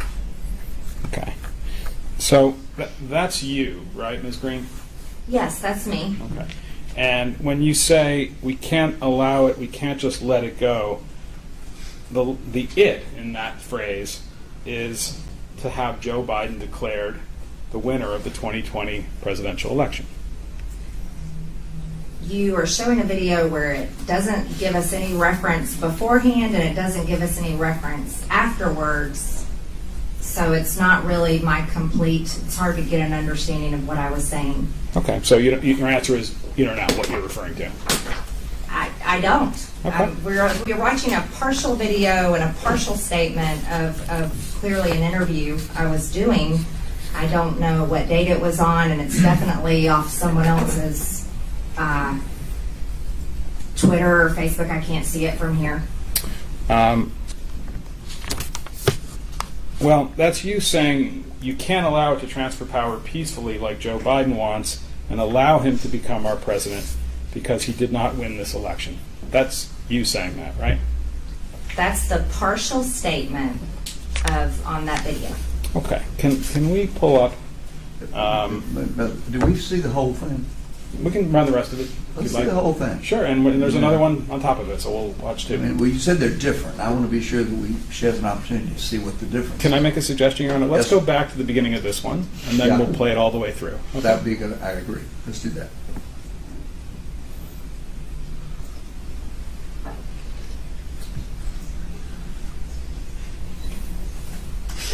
And this is an important time in our history. We can't allow this just to be gone, just to let it go. You can't allow it to just transfer power peacefully like Joe Biden wants and allow him to become our president, because he did not win this election. It's being stolen and the evidence is there. The mainstream media for 4 years talked about Russian collusion, conspiracy theories, and lies, and demanded investigations nonstop into Russian collusion nonstop, but yet they refuse to. And this is an important time in our history. Was that where it ended? It just sort of cut off there. Okay, let's show the witness PX 12.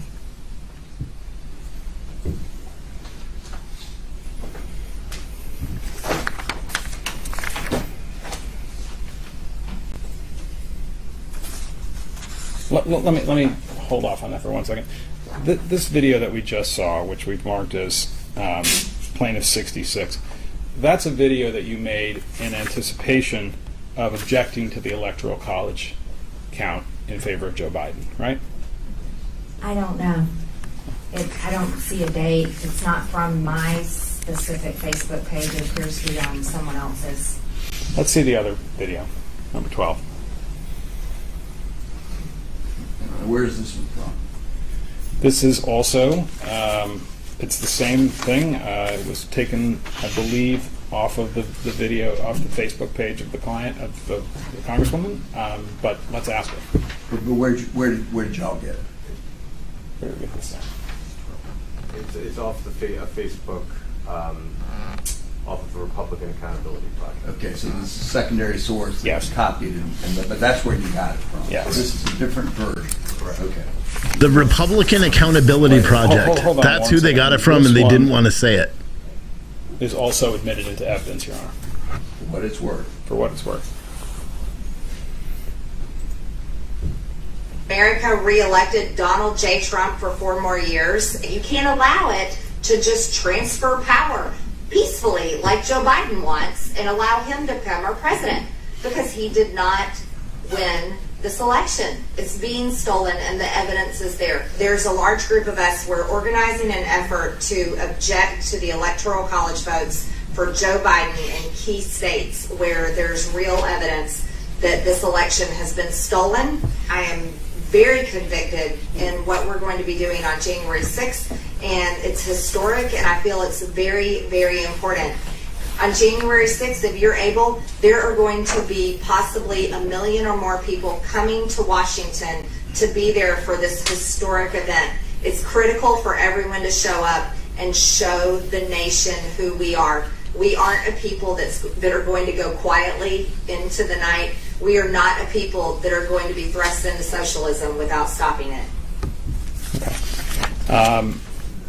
Now that you've seen that clip, Representative Greene, do you agree that this is a video that you created in anticipation of objecting to the Electoral College vote on January 6th? This video on the Democrat leftist PAC Republican Accountability Group that looks to be chopped up and spliced, that video, that's not my full video. Listen to my question. Yes. The words that are shown, that you're speaking on the screen, those are things that you were talking about in anticipation of objecting to the Electoral College count vote on the floor of the Congress, right? The only thing I was working on was objecting, but again, that's a cut and spliced video. And when you said we're organizing an effort to object to the Electoral College votes, on the video, the we were members of Congress, right? Well, members of Congress are the only ones that can object. That's part of our ability. That's what we're allowed to do lawfully. Right. And, exactly. And making objections is, in fact, by members of Congress, is part of the lawful transfer of power, right? Objecting is part of the electoral count process. Democrats did it with the past 3 Republican presidents that were elected. They objected, and I'm sure there was a lot of planning that went into that and discussion. We put a lot of planning, a lot of work into it, and as you can see, we talked about it. So when you were talking about we can't allow it to happen, you can't just let it go, you can't allow it to transfer power peacefully like Joe Biden wants and allow him to become our president because he didn't win, you weren't talking about objections on the floor of the Congress, were you? What I believe what I was referencing is we can't allow the electoral count to happen without objecting. That I felt it was our dutiful responsibility to object on behalf of the large amount of voter fraud and the people who truly felt like that there was big problems in our elections.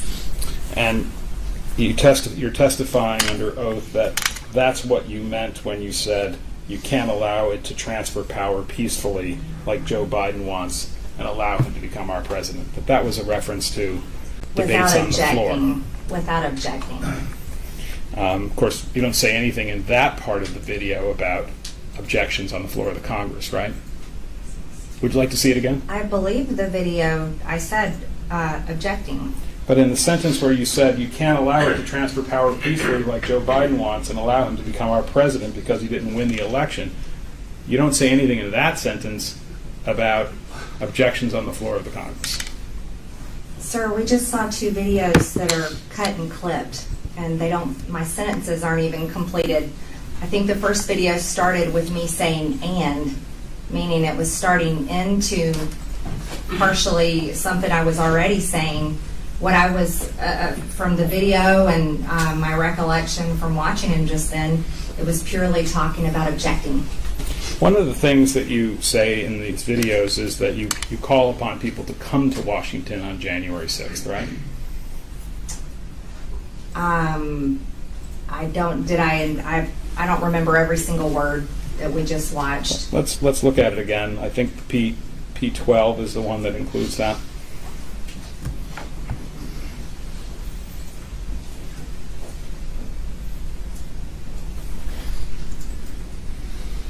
America re-elected Donald J. Trump for 4 more years. You can't allow it to just transfer power peacefully like Joe Biden wants and allow him to become our president because he did not win this election. It's being stolen and the evidence is there. There's a large group of us. We're organizing an effort to object to the Electoral College votes for Joe Biden in key states where there's real evidence that this election has been stolen. I am very convicted in what we're going to be doing on January 6th, and it's historic, and I feel it's very, very important. On January 6th, if you're able, there are going to be possibly 1 million or more people coming to Washington to be there for this historic event. It's critical for everyone to show up and show. So in that segment, Representative Greene, you're asking people to come to Washington on January 6th. In this video, which I saw jump 3 times, which means it's been cut and spliced, yes, I did talk about people coming there to support our objection, peacefully support our objection, support President Trump. How did you know that there might be 1 million or more people coming to Washington on January 6th? Did you just make that up, or somebody tell you that? I believe those were the numbers being talked about at the time. By who? The media, and just people who were sources. planning the demonstrations? I have no idea. I think I saw that on the news. And what you said is it's critical for everyone to show up, right? That's what we saw. Supporting, peacefully supporting our objection. That's the only thing I was interested in doing and planning is objecting. Now, the last thing you say in the video is, we aren't a people that are going to go quietly into the night. Do you recall that part? Yes. Okay. Now, that phrase, we aren't a people that are going to go quietly into the night, that's not something that you came up with on your own, is it? I have no idea what you mean. Well, that's something that you borrowed from a movie script, right? I don't know what you're talking about. Okay. You borrowed that line from the movie Independence Day, right? No. Okay. Let's go to the videotape as well.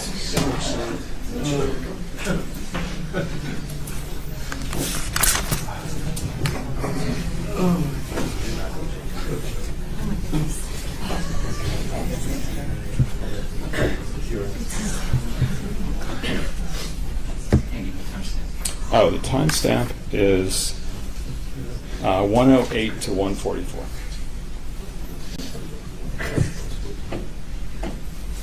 Hold on one second. You've seen the movie Independence Day, right? I've seen it before. It's a great movie, right? I think it's probably a great movie. I haven't watched movies in a long time, but from what I remember, it's a great movie. This is the one about the aliens who come to the world, and then there's a big battle on July 4th to ward them off, right? You are giving us quite the entertainment today. Thank you. Okay. And there's a scene in that movie where the president, the guy who's playing the president of the United States, addresses the fighter pilots who are about to go into battle against the aliens. Remember that scene? I do not remember now. Well, we're going to have a look show at it. us. Yeah. Can we see the whole thing? Yeah, can we watch the whole movie? Great movie.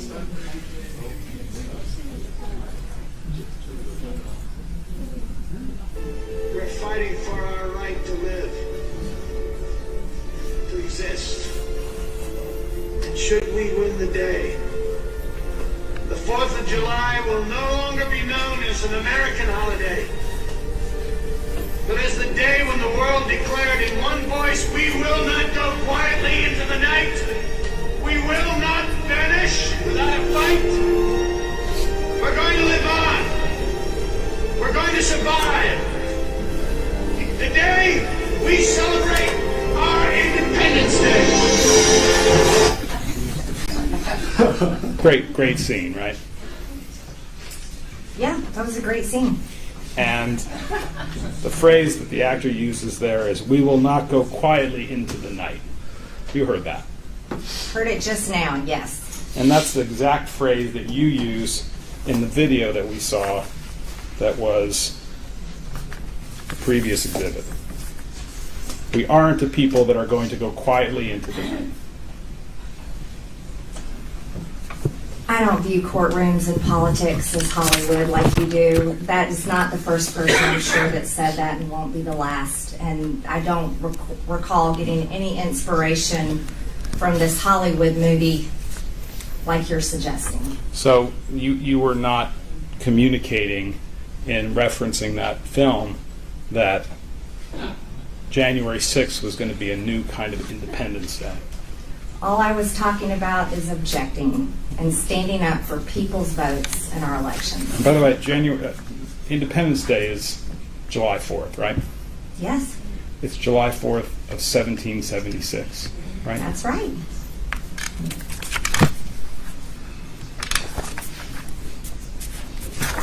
Your Honor, this might be a good time to break if we're on schedule. How well? I've got a pretty short piece left, but it's up to you. I don't need a break. Let's keep going. Great. I mean, if we're talking, 30 minutes, we're talking 2 hours. Yeah, no, I don't think it's 2 hours. Ms. Greene, did you advocate to President Trump to impose martial law as a way to remain in power? I don't recall. So you're not denying you did it, you just don't remember. I don't remember. Okay. And do you agree that the storming of the Capitol on January 6th is something that's despicable? Yes. Okay. Very unhappy about it. Mm-hmm. Now, we talked earlier about a fellow named Anthony Aguero, right? You brought up Anthony Aguero earlier. Right. Yes. And he's somebody who you know, yes? Yes. And he's somebody who you've spent a fair amount of time with, is that fair? Not much time, no. He's a friend of yours? Someone that I do know, yes. Mm-hmm. And you consider him a friend? Someone I hardly ever talk to, but someone I have known for a few years. Okay. And he is a friend of yours, right? A distant friend. Okay. Someone I know. He refers to you as one of his closest friends. You've heard that, right? I have not. Okay. And you've referred to him as amazing, right? He does a lot of great work down at the border showing the illegal invasion constantly happening at our southern border. I think that's amazing, the footage that he shows and exposes. Okay. And you know that Mr. Aguero entered the Capitol on the U.S. Capitol on January 6, 2001, right? I had heard that sometime after January 6th. And you've seen a picture of him in the middle of the crowd in the Capitol Rotunda on January 6, 2020. No, I have not seen that picture. Let's have a look at PX 13B, please.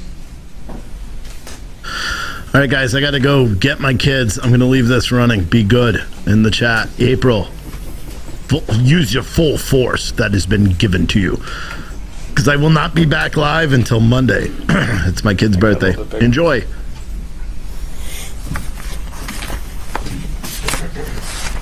Representative Greene, is that man in the red circle on the left of our Exhibit 13B, is that Mr. Aguero? I don't know. I can't really tell. If I told you that it was reported that that was Mr. Aguero and that he acknowledged that publicly, would that help you discern that that's who that is? I don't really buy a whole lot of what you say. You've been using CNN and Mother Jones and other terrible sources as your sources and showing Hollywood movies. So, but that's what you're trying to say now, but I don't know if that's him or not. I'm just asking whether if I suggested to you that he's acknowledged publicly that that's him in the Capitol Rotunda, would that help you identify him as your friend, Mr. Aguero? I don't see your evidence of him acknowledging that that's him. Okay. I think we can probably do something with that. Can I see 13, please? I think I have it here.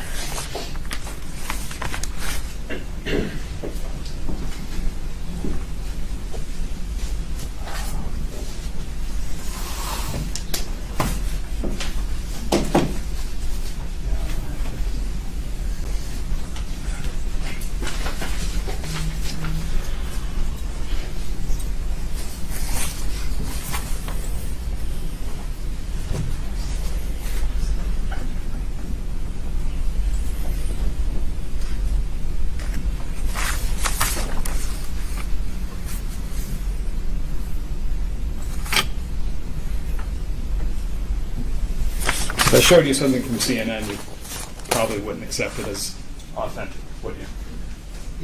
I think we've established that today. We'll move on. Have you spoken to Mr. Aguero since January 6th? I don't recall speaking to him now. Or communicate with him in any way, text, email? No, I don't recall now. And did you communicate with Mr. Aguero at any point prior to January 6th about the plans for a demonstration in Washington on January 6th? No, I didn't. Now, did he have press credentials? I mean, there was a lot of press in there, and that's the job that he does with a border media company that he works with. So I have no idea about what. I have no clue about it. Okay. Were you aware that he was going to be, in his capacity, I guess, as a member of the press, present on January 6th in Washington for the demonstrations that were planned? No, I was not aware. Did he communicate with any member of your staff in any way, by text or email, cell phone, about the fact that he'd be coming to Washington on the 6th? Not to my knowledge, no. Did you ever discuss with Mr. Aguero the idea that on January 6th, as part of a demonstration, the U.S. Capitol was going to be flooded by people? No, because the only thing I was working on objecting and had no expectation of anything that happened on January 6th. Mm-hmm. Well, you knew there were going to be demonstrations, right? I knew there was a peaceful march planned.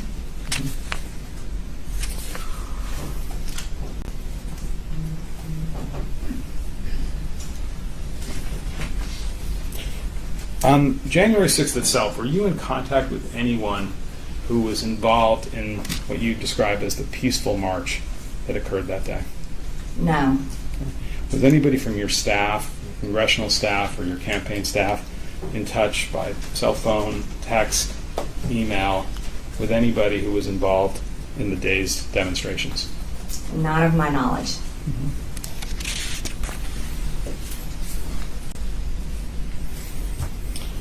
At any time on January 6th, did you disclose to anyone outside the Capitol your location in the Capitol during that day's events?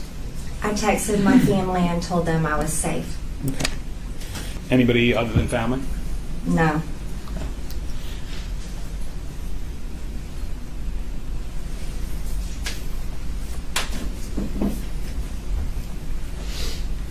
When on January 6th did you first learn that people were entering the United States Capitol unlawfully that day? When we were in the House chamber, we were starting the electoral count, and we went on lockdown And that's when I first learned of it. I was shocked. And do you know what time of day that was? I don't know the exact time. And when you went on lockdown, as you described it, why don't you tell us what that meant? What you mean by that? They had to lock all the doors in the House chamber, and they told us that it was on lockdown and that we could choose to leave or stay inside, and it would be safer inside. And so I stayed inside. Okay. And when you say you stayed inside, where did you stay? Inside the House chamber. Okay. And during that time that you were on the in lockdown, as you put it, on the House floor, you said you were in touch with your family to tell them you were safe? Not at that time, no. Okay. When did that happen in the day? Sometime later after we were evacuated. And where were you evacuated to? I can't disclose that location. Somewhere in the Capitol? Mm-hmm. And when you were in that other location in the Capitol, I presume that would be a secure location, is that right? Yes. Did you have any communication, either by phone, by text, some other way, with anybody who was outside the room, outside the secure location you were in, other than your family? Not that I recall, no.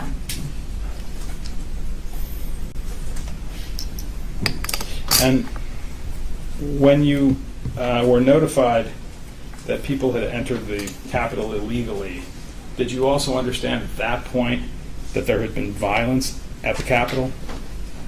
I only knew what I was told. I'd heard a gunshot. We all heard it. And we were so confused. We thought Antifa was breaking in, or BLM, because of those were the riots that had gone on and on all throughout 2020, day in and day out. Just horrible riots all over the country, and that was the only thing that made sense to most of us. What do you mean by BLM? BLM rioters. Is that an acronym for something? Black Lives Matter rioters. Mm-hmm. That rioters that were attending the Black Lives Matter protest. To your knowledge, has anybody connected with the Black Lives Matter movement or the Antifa movement, as you say, been subject to arrest or charge in connection with the January 6th events? I don't know, actually. I know they were arrested all over the country much through 2020, and over 95% of them had their charges dropped, unlike January 6 rioters that are still in jail, some of them, pre-trial. Could I have a few moments to consult, and then I think I may be done. Sure, we don't need a break, do we? Okay. 5 minutes would be great. You want a 5-minute break? Well, if y'all want to step out, that might be easy for everybody else. I think there's a room next door. That spares everybody having to go and come. You want to step down, stretch your legs, feel free to do so. No, I'm doing fine. Oh, absolutely. How are you? We're going to all get through today. We'll be fine.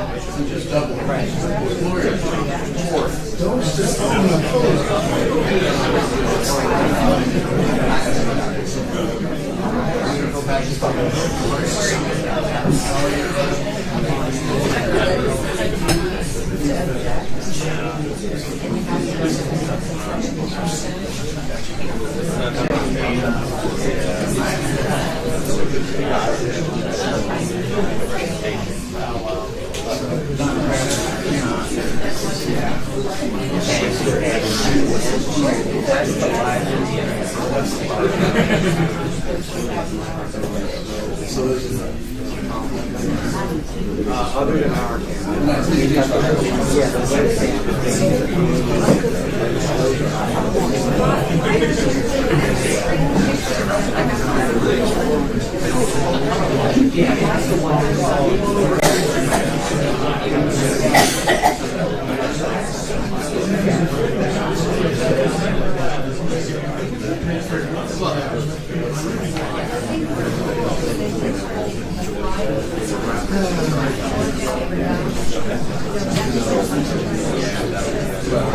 good that I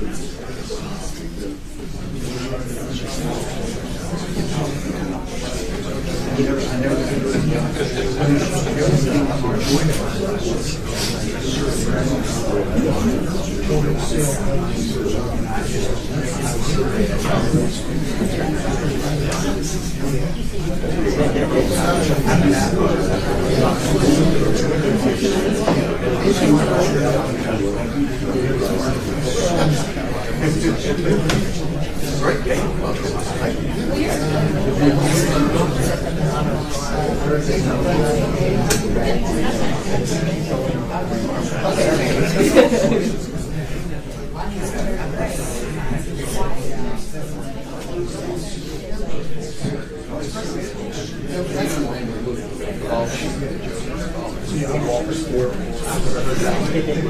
But it does get you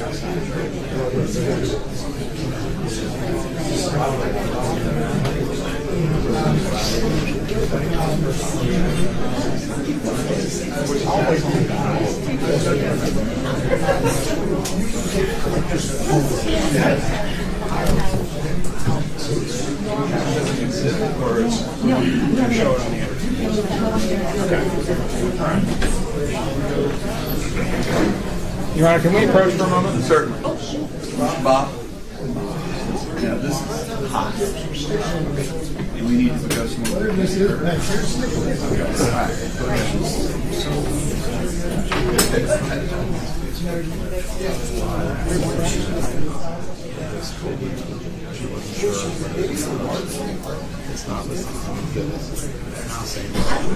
I mean the same video?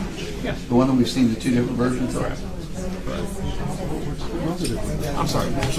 Go ahead, Judge. Okay. I'm talking about the January 6th news message clip. where she says, this is our 76 moment. That's on her Facebook page. Well, yeah, they run Kevin.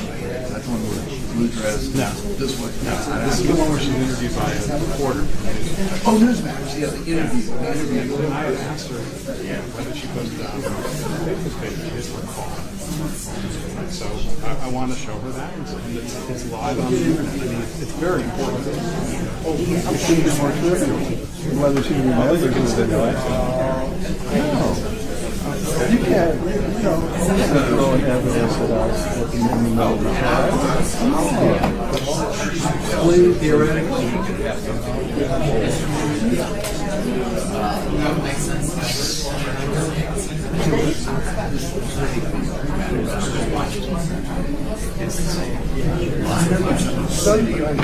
why we did this because it shows that it's posted on the Facebook page. That's the only difference. We have is that she posted on the Facebook page. Learn about that in my closing. I mean, yeah, you can make faces, but that's unentitled. She doesn't recall. That's okay. Let's show her.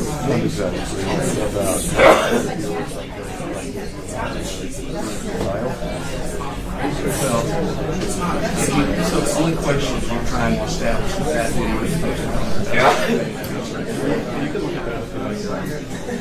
well, I can have it. You can ask her the question.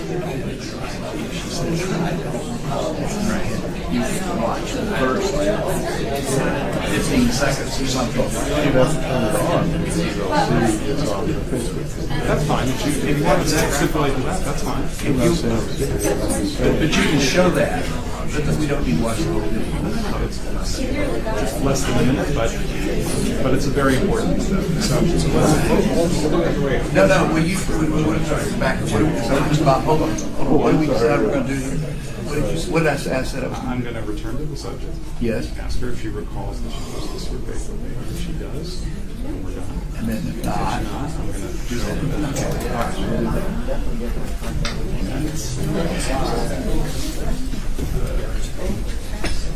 Bear with us. I'll do it. Okay, I got you. I need to get my notes on that.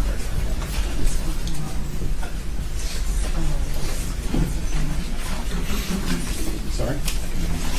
Yeah. That's good.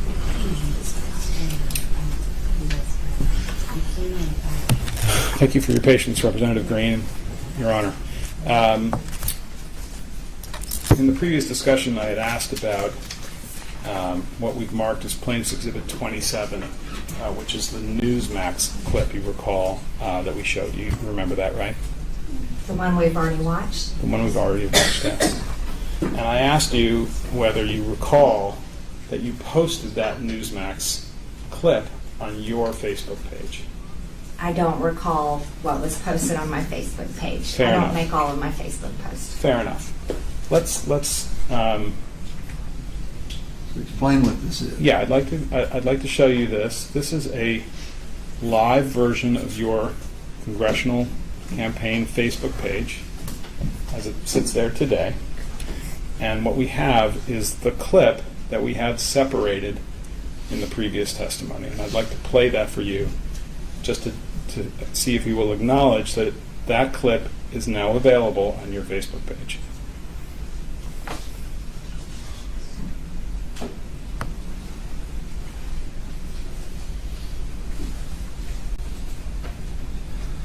No, it wasn't actually planned, but President Trump knows how much I support him. He knows how much I support our district, Georgia's 14th district, and so I was happy to go up there and encourage our voters to get out and vote. We can't allow our two Republican senators lose their seats to two radical socialist Democrats. So I was excited to get up there and also cheer on Senator Kelly Loeffler for announcing last night that she'll be objecting to this fraudulent stolen election tomorrow on January 6th. And I'm very excited that both of us, women representing Georgians, will be fighting for President Trump and fighting for the integrity of our elections tomorrow.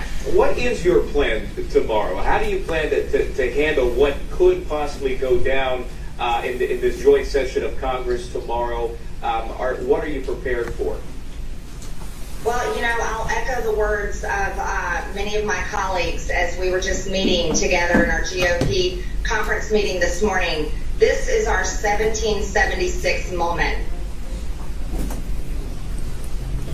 Ms. Greene, that's up on your Facebook page today, right? If that's there, then yes, it's on there. Right. And that's been posted since January 5th, 2021, correct? I didn't post it, but if that's when it was posted, then that's when it was posted. And things that are posted on your Facebook page are posted with your authorization and permission, right?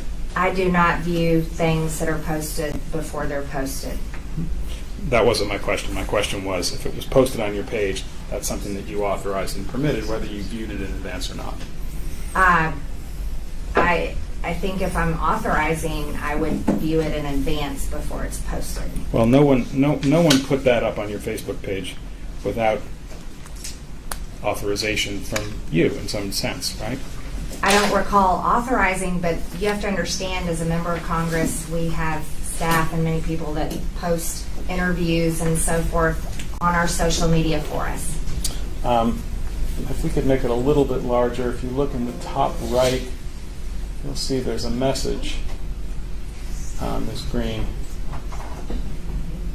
I don't know if we can make that larger. January 5th, 2021. That's a comment that you posted on your own Facebook page. This is our 1776 moment, right? That is my campaign Facebook page. Right. And that was posted, as it says, on January 5th, 2021. Correct? That's what it says. Okay. I'll ask about a couple of other things.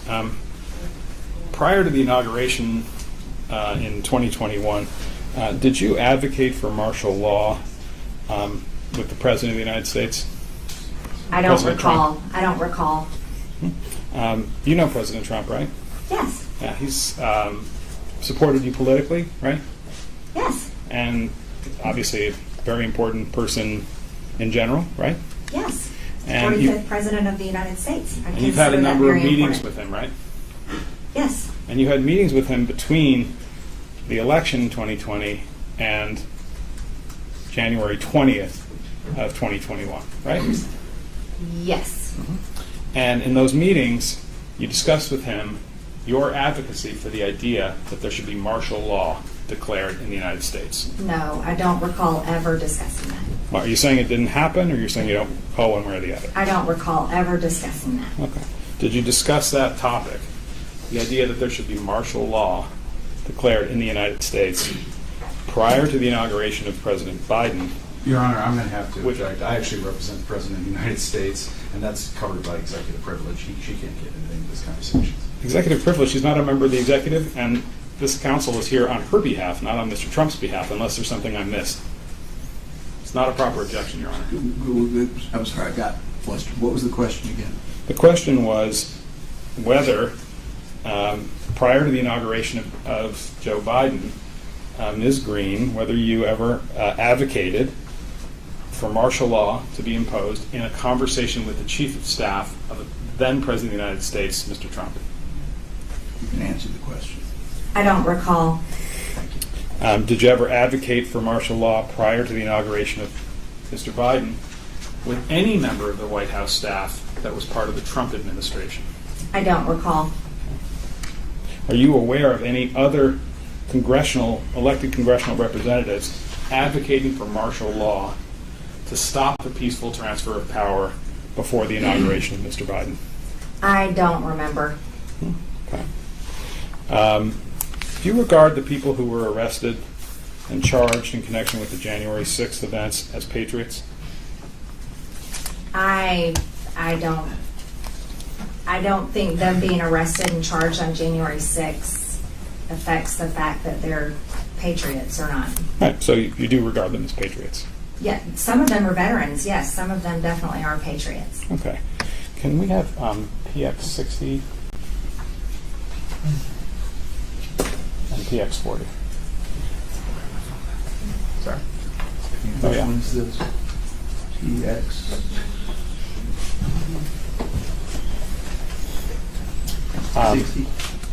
Yes, this is plaintiff 60.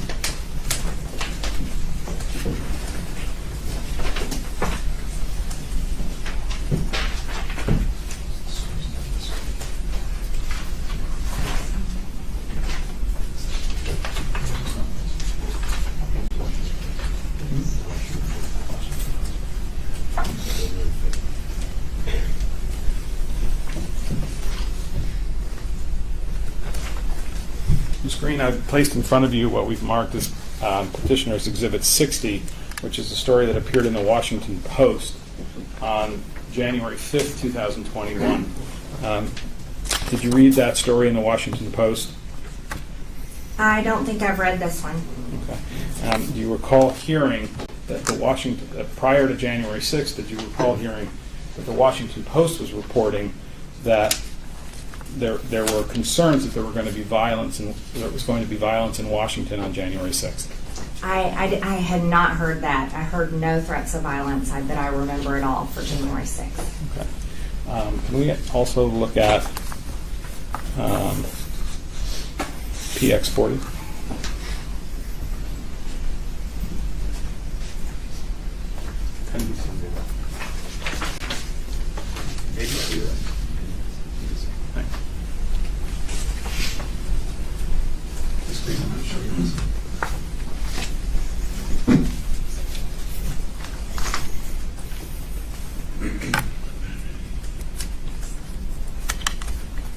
Ms. Greene, I placed before you a January 5th, 2021 article entitled "Violent Threats Ripple Through Far-Right Internet Forums Ahead of Protest." This is an article that appeared in NBC News on the 5th. Do you recall reading that NBC was reporting that there were violent threats that were expected to occur on January 6th, and that they reported that on the 5th of January? Sir, we were really busy just preparing to object on the 6th. I don't recall that news report. Have you read this news report before? Not until you placed it in my hand. Okay, probably didn't have much time to read it. No. Let me consult for 1 minute.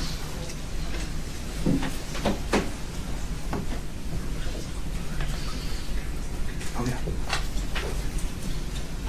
One last thing, Ms. Greene.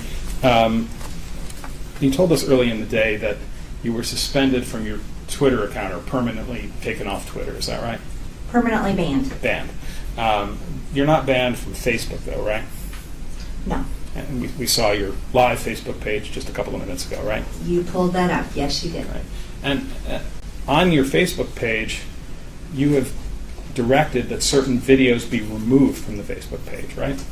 I don't recall. One of the videos that you had removed was the one from February of 2019, where it talked about a sea of people and flooding the Capitol and violence in the Capitol in connection with the Fund the Wall matter, right? I don't know what you're referring to. You had your staff take that one down, didn't you? I don't know what you're referring to. Facebook never ordered you to take any video off your Facebook page, did they? I don't recall. I have nothing further, Your Honor. You want to proceed? I mean, Sure. you need a break? Oh, no. I'm doing great. Okay, as long as you can, I don't. It will not take long, and I assume we can have a break to get ready for a final argument. Yeah, that'd be perfect. Thank you.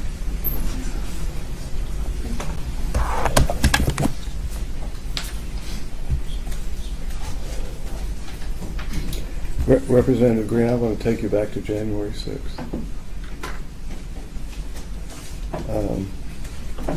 You've already testified that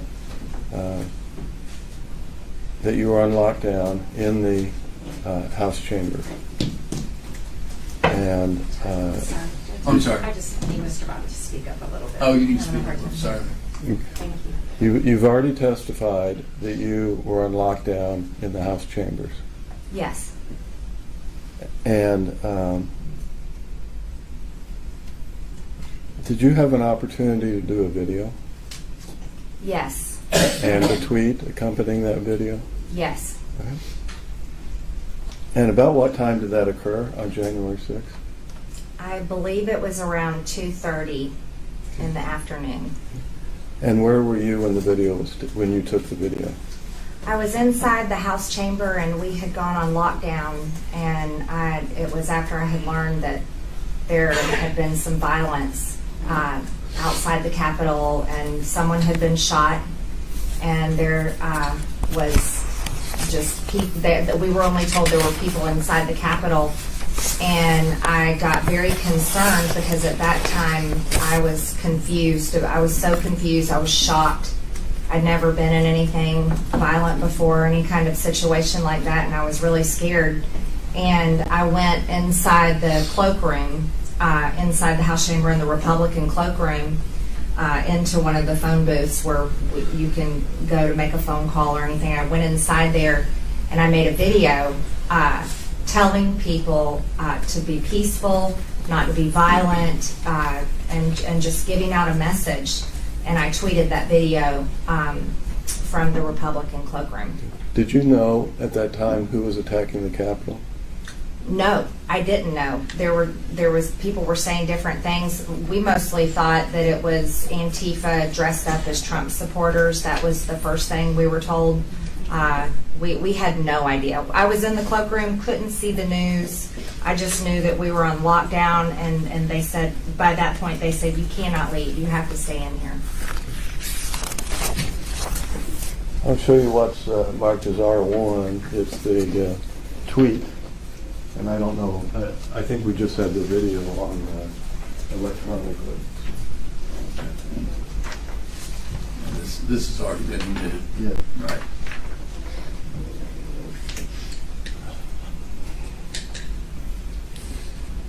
Is this your tweet and is this your face? Yes. And for,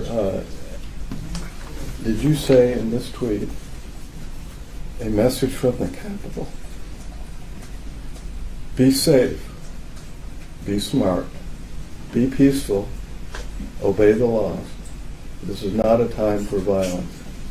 This is a time to support President Trump and support election integrity. God bless. Yes. Would you show the video, please? R1.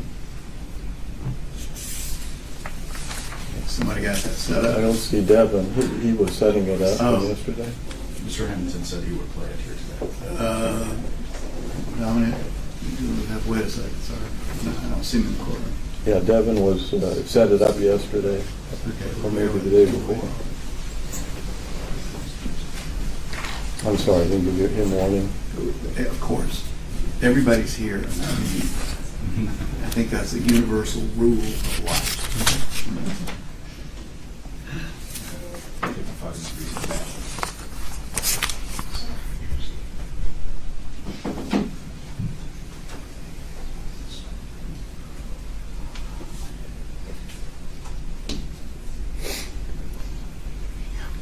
We had a thumb drive delivered, Your Honor, yesterday to get I know. Again, I apologize. Technology. Yeah. I'm sure it will be direct. I mean, I have. This may be it. I have. That's it. Is that it? I mean, I guess it's safe. It's been in my custody. Again, I don't know where he is. And you do not want to be touching the computer. I can assure you.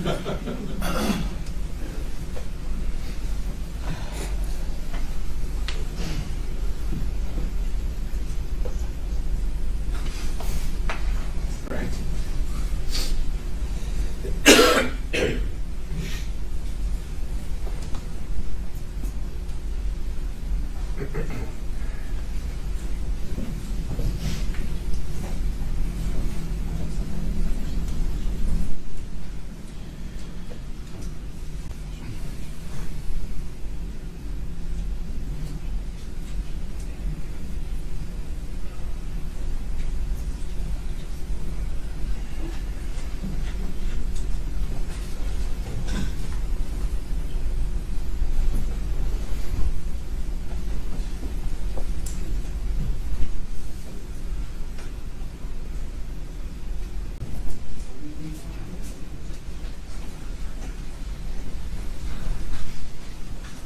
I think this is it.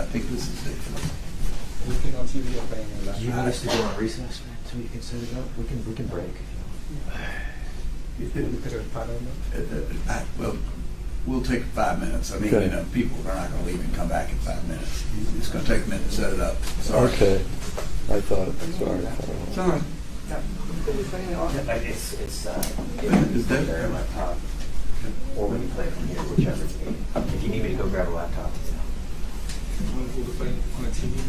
Yeah, it's going to be on. It needs to be on that screen. Okay. I can use a laptop. No, we don't know. Okay. So it needs to, their laptop needs to be disconnected from that. Right. Yeah. So we just need to disconnect it from the display.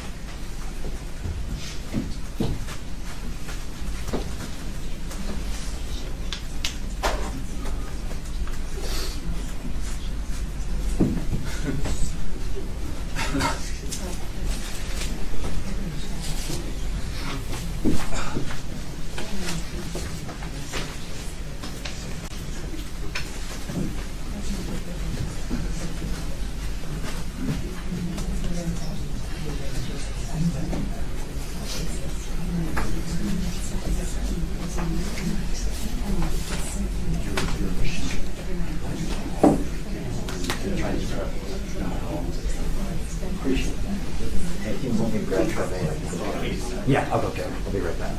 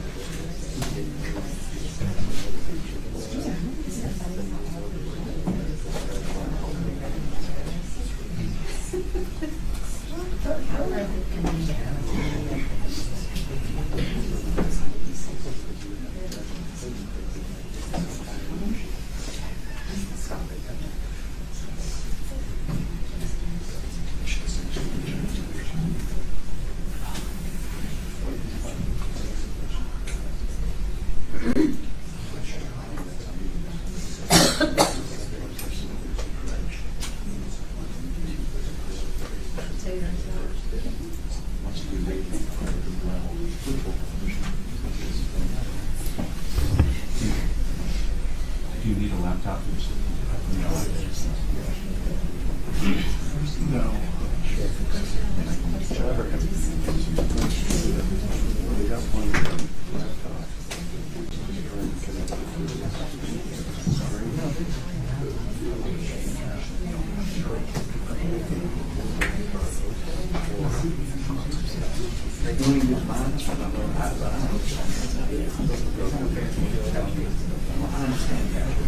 I don't know what to do. I have my computer right there.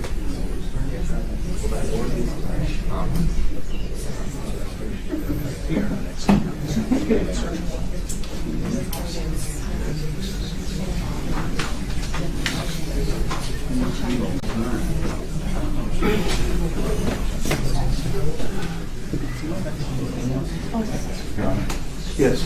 If you want to use my laptop. Well, again, let's. You talk. You know, I'd like. Here's the magic box. You want it?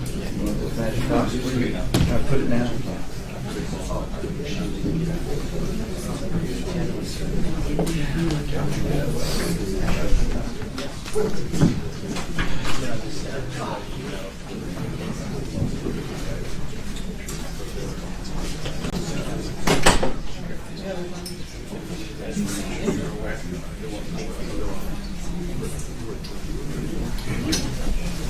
Yeah, close it.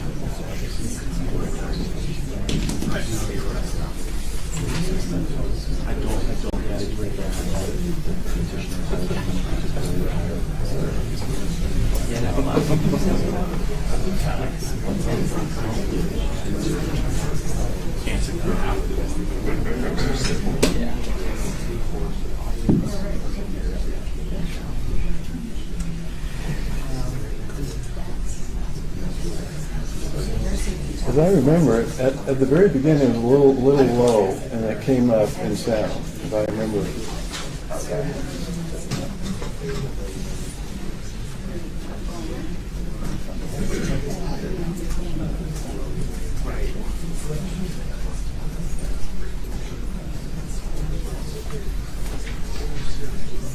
Maybe not. Yeah, I saw that discussion with the reads.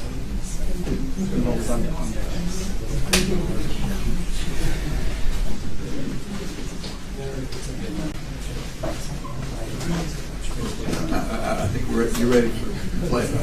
Is it ready? Yeah. Okay. Turn it on. Let's Go play ahead. it. Let's go. I think we're just trying to fix the volume. We have to turn the volume up on it. I hear it. I understand. Yeah, you'll need to turn that up. I've already seen it several times. So.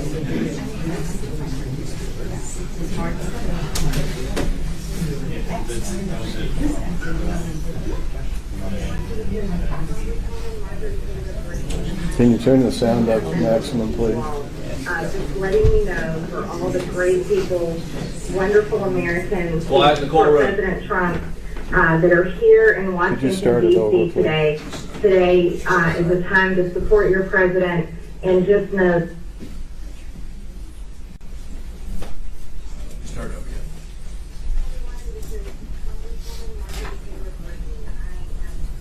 Message to you all, just letting you know for all the great people, wonderful Americans who support President Trump, that are here in Washington, D.C. today.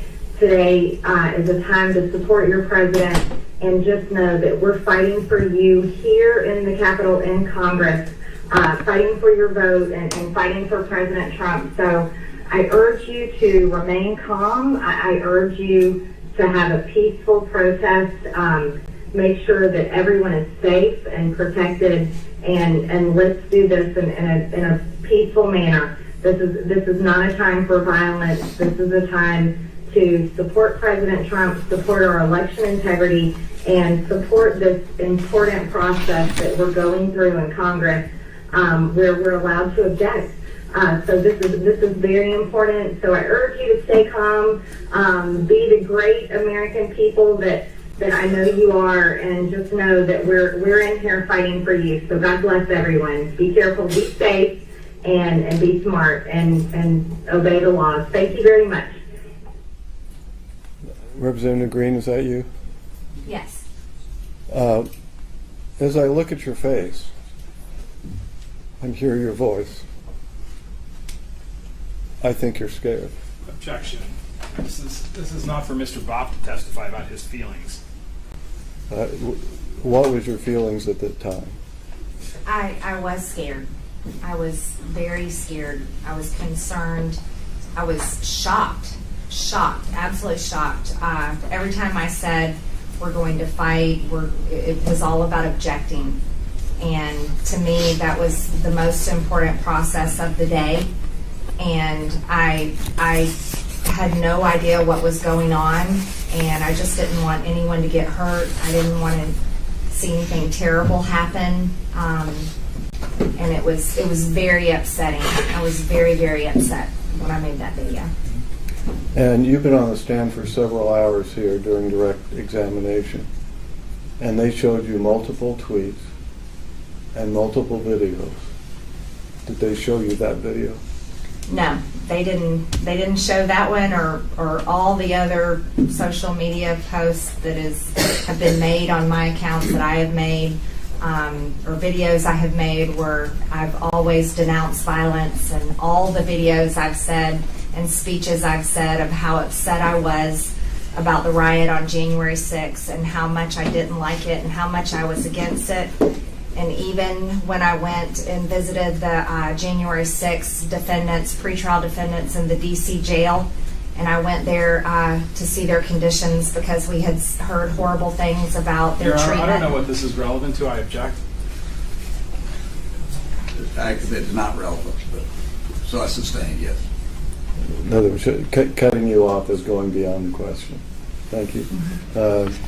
Now, let me show you what's been admitted as R4.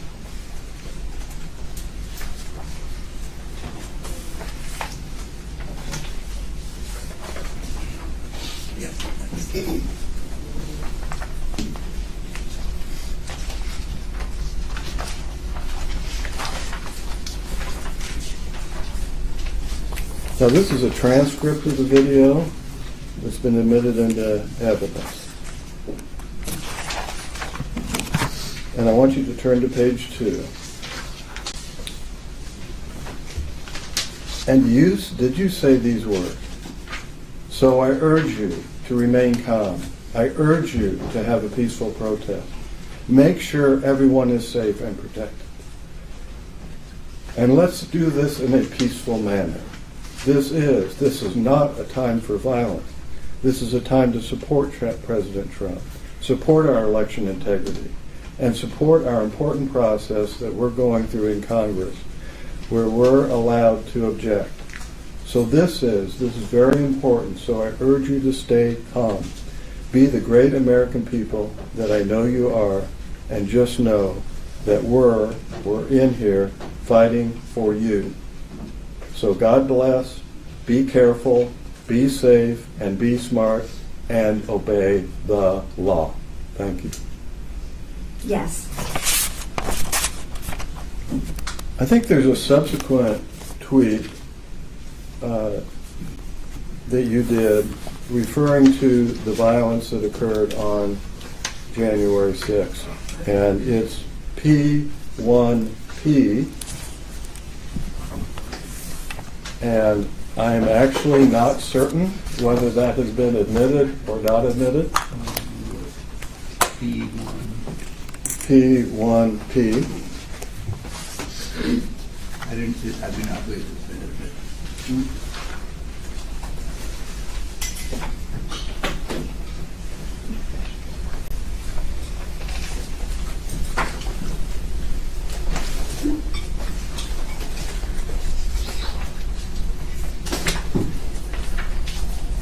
So, Representative Greene, did you tweet this tweet?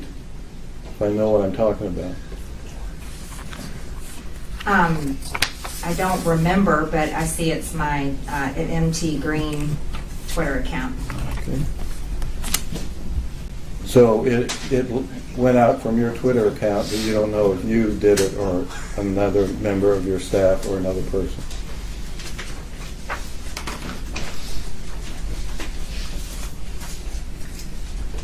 I can't recall exactly, but I think I tweeted this one. Okay. Now, this says, and this is what the date is, January 12th, is that correct? Yes. Okay.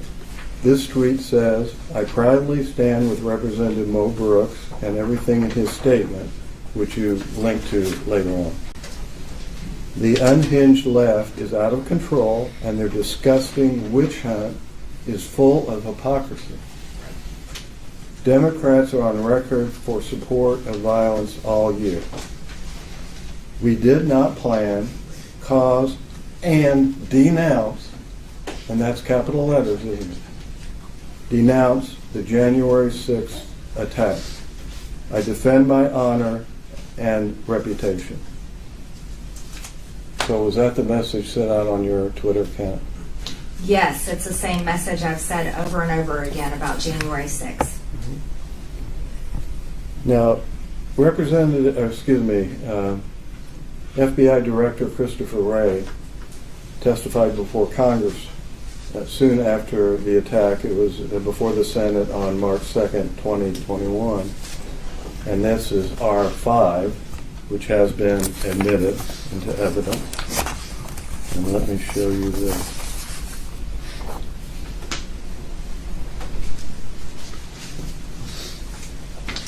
Are you moving to the admission of this? Yeah, I wasn't sure if it had been admitted. It has. I don't believe this has been admitted. All right. Are you moving to admit? Yes, I am. Any objection? I'm moving. No objection. Yes, sir. P1P.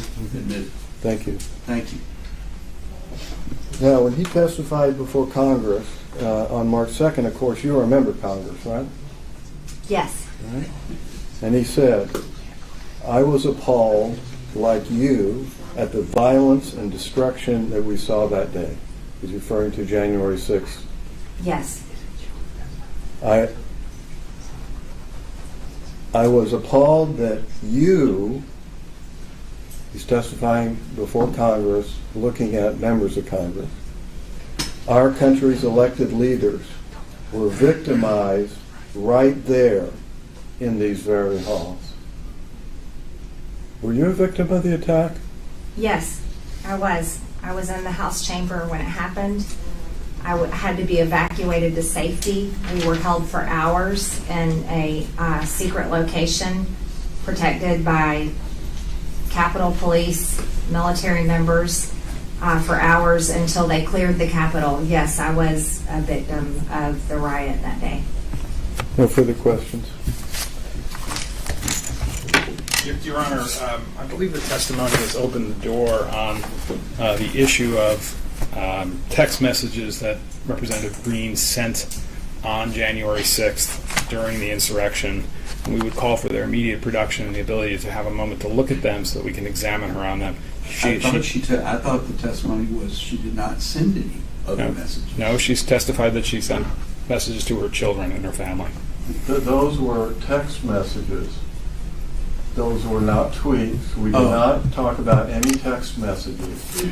That was the controversy over the admission of the text messages, which we have not referred to at all.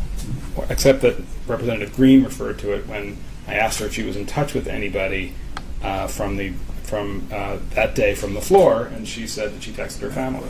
You can't open the door. Hold on. Only I could open the door. Well, okay. Let's first of all, do you have any questions other than this? I do, and I'm going to preserve that position, but I'll move on. I understand. Right. We're going to take a break. It's been a little chaotic for the last few minutes. Representative Greene, you mentioned a number of statements that you made after January 6th where you talked about being upset about the fact that there was violence, right? Yes. Can you point to one press release or tweet or comment on Facebook prior to January 6th where you use the word peacefully and in terms of urging people to behave peacefully at the demonstrations that were expected to occur? I would have to look all through my social media, but I'm sure that it's there. I've always denounced violence. I denounced those Antifa BLM riots all over the country over and over, just like I denounced the January 6th riot over and over. So even you to recall the people that. in jail, I told them that it was wrong. I told them in the DC jail I did not like what they did, but that I'm there because I support their due process rights, which is being violated. Can you point to one video prior to January 6th where you urged people to behave peacefully on January 6th? One time in public, it's on video, where you said those words? I don't have a computer. I don't have my social media. I didn't remember many of the social media posts that you pulled up in interviews. I was interested that you answered some questions about FBI Director Wray's testimony in Congress. Do you believe the FBI was behind the January 6th violence at the Capitol? I don't know. I certainly think there's a lot to be investigated. We don't know who Ray Epps is, the scaffolding commander. The Governor Whitmer's plot certainly leads to questions about things that happened on January 6th. I think there's a lot of investigations that need to happen. You've referred to January 6th as a Fedsurrection, right? I'm not sure. Okay, nothing further. Okay. Anything else, Mr. Bob, before we take our break? No. Anything else? No, sir.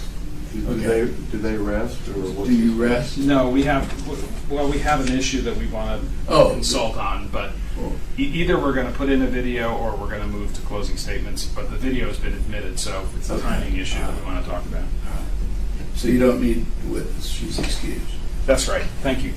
Thank you. Thank you, Representative. You are excused. Please step down.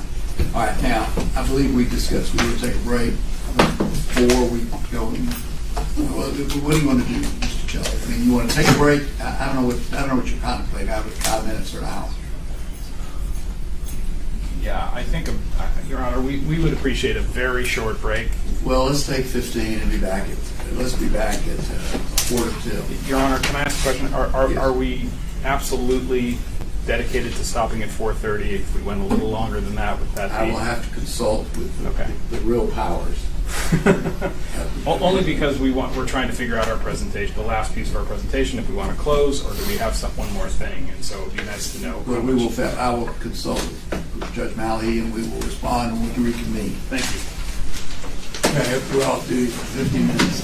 Judge Malhi, can I have a chat with you about logistical questions? Put that back.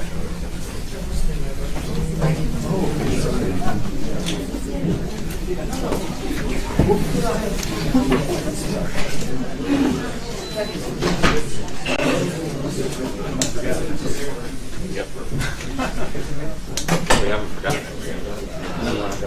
Thank you.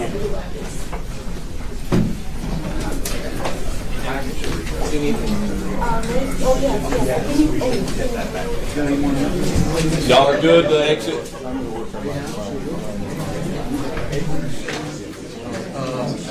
Mr. Shelley, they just we'll go. I'll tell them to go back. Could y'all let Mr. Shelley know we can go? We can go. And what's Mr. Bob? Mr. Bob? It's not. Mr. Bob? We can't go past 4:30. We don't turn it company at 4:30. So we go at 4:30. We do not. So we may go at 5 or 5:30 or whatever. Oh, it's easy. I just want to make sure we have everybody. Thank you. Ever since.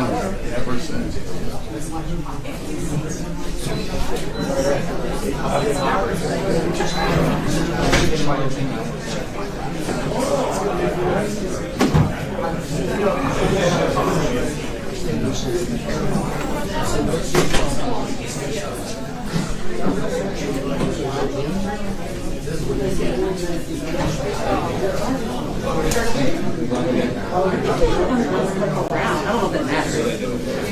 As long as you light it. Oh. I see.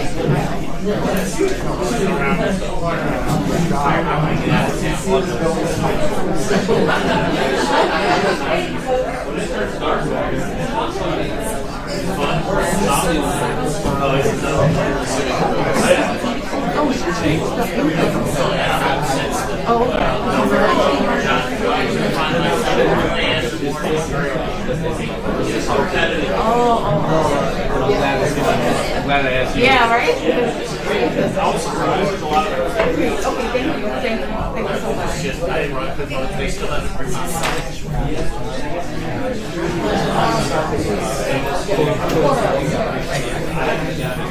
I just don't know when it's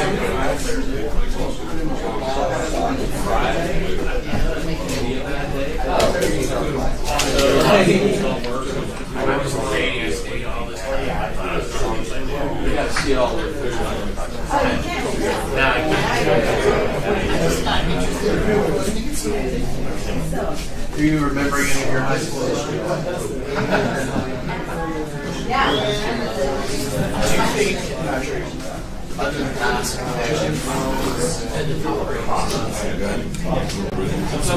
worth a month. But always Got it, but thank you. That's the last me. okay. Democrats.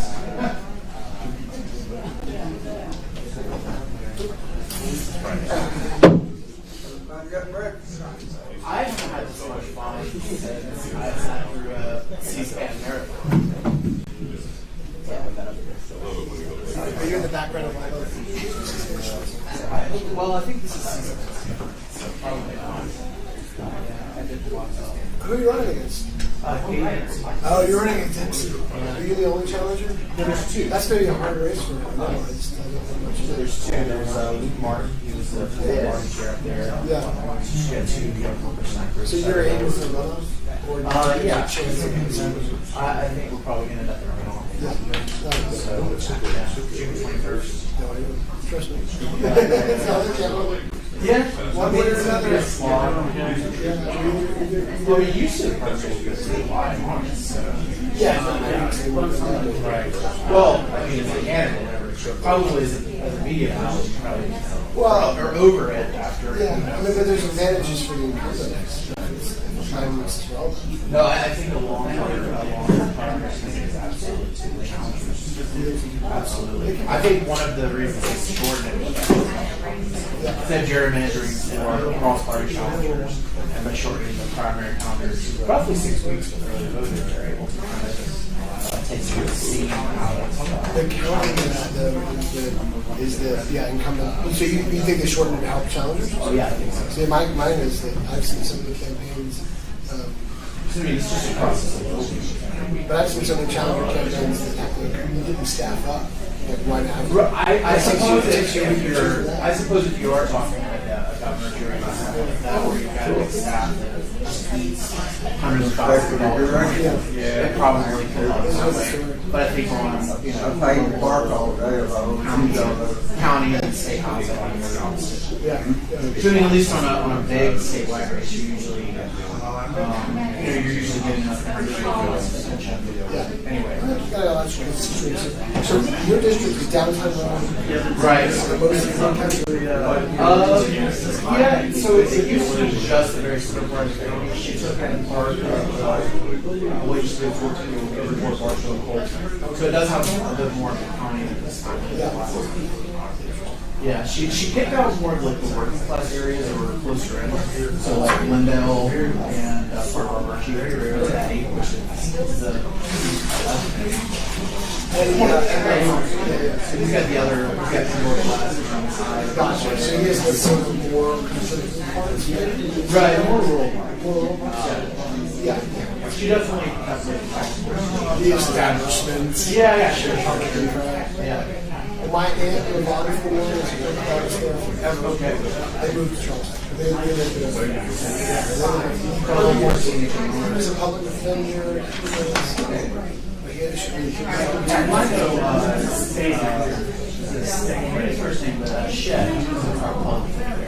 Yeah, I'm sure. I'd go up to go cover Republican events there.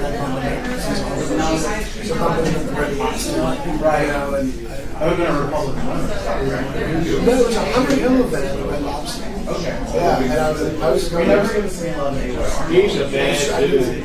Well, which one? He's a Hunter Hill. Oh, another one. So who's the Hunter? State senator. And the guy in the state senator. Oh, you're talking about the other one. Are they related? No. The one in the Senate. Why do you like them? I don't have it off the top of my head. He is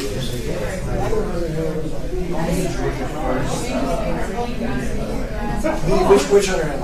That one for governor. Yeah. Oh, because I guess that was his campaign show. Yeah.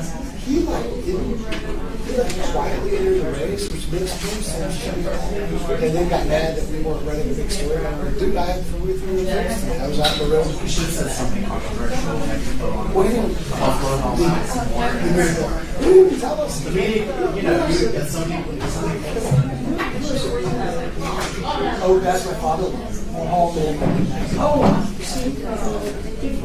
you know Paul. Have you been? I think Paul Berry played trumpet in our church. That's okay. Yeah, he is the science. But he definitely plays in all sorts of things. But he's a trumpet player? Yeah, French trumpet. Okay, well that's how. Here, let me try to find it. Oh, the how you spell his last name? Yeah, let's see if I have it. Just spell his last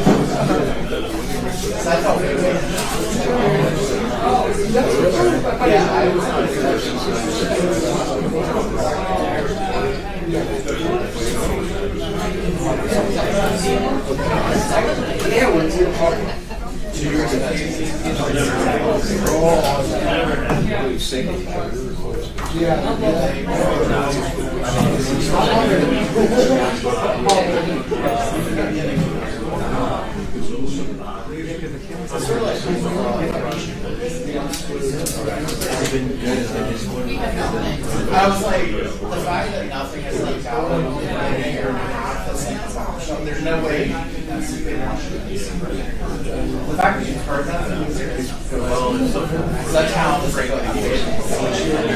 It's like old I mean, this is the late. Yeah, right.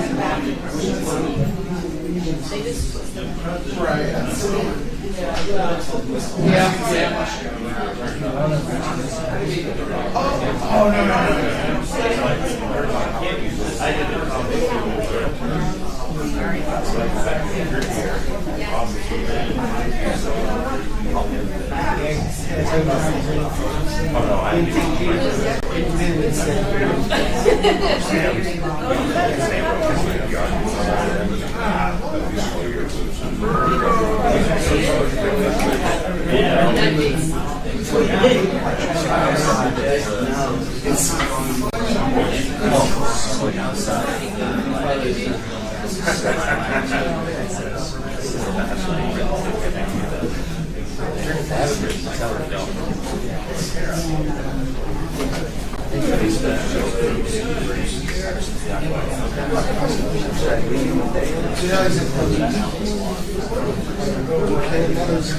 I think you could get away with some sort of something tying in Independence Day and Ground Cross. It was just accepting the thing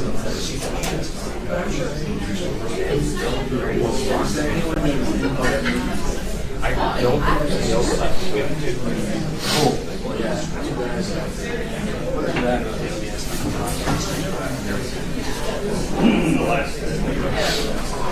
I'm old.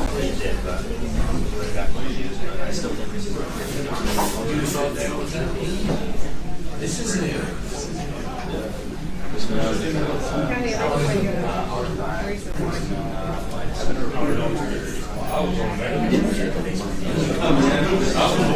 was one like it all. You know, it's funny,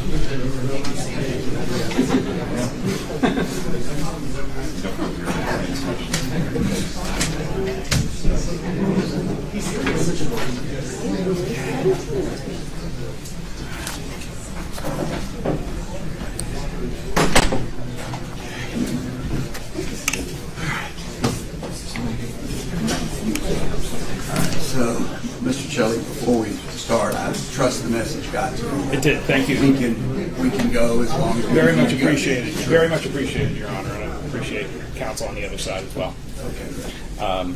So let's see. Where did we? So, Your Honor, there are two last matters of evidence Okay. before we rest. We would apply for the entirety of P1 and P2, which are the tweets reflected in the ProPublica report and the Lofgren report, to be admitted.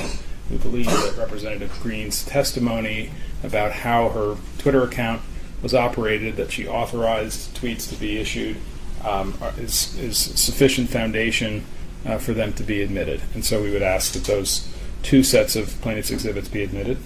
Mr. Bob? Yeah, if they, well, it'd have been a lot. Oh my goodness, sorry. It made a lot more sense if we, if that had happened at the time, at each time, because just because it's authenticated doesn't mean it's admissible. Well, that's why I'm asking. What's your position on this? There were a number of them that we went over, and then there were some that I don't think we went over. And then I think there was one you requested the amendment. So. And it was. And it was. Yeah. I have no objection. All right. Well, the P1. So we're talking about. So we're now going to take all of the. And again, just to be, so I make sure I've got it right. We're looking at basically everything in P1. Is that correct, Mr. Chairman? Yes, that's correct. They're in. Great. They're in. And P2 as well, which is P2. Lofgren. Now wait a minute. That's a different kettle of fish. What are we talking about? Are you talking about the whole thing? Yes. These are her social media posts. I do not object to a social media post. That's all they are. Well, but there's also, isn't P2 the entire report? Actually, all right, it looks like this is, again, you might want to take a second and look at it. Well, and I have looked at. Yeah, it looks to me like everything that's in P2 looks like it is, there's a cover page. We're happy to exclude that, Your Honor. Okay, that was my question. What about the cover page? We'll exclude that from the. All right, so you basically are going to pick up from page 22, 128 to 128. So 22. That's right, Your Honor. Thank you. Which is just the text and the tweets and the enclosures. Exactly, Your Honor.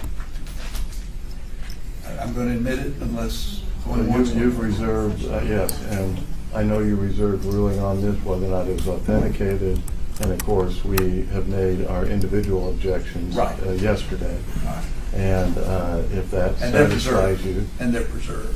Yeah. If you want, you're preserving those. In other words, yes, please. All right, we're going to preserve the objection that I'm going to admit. Okay.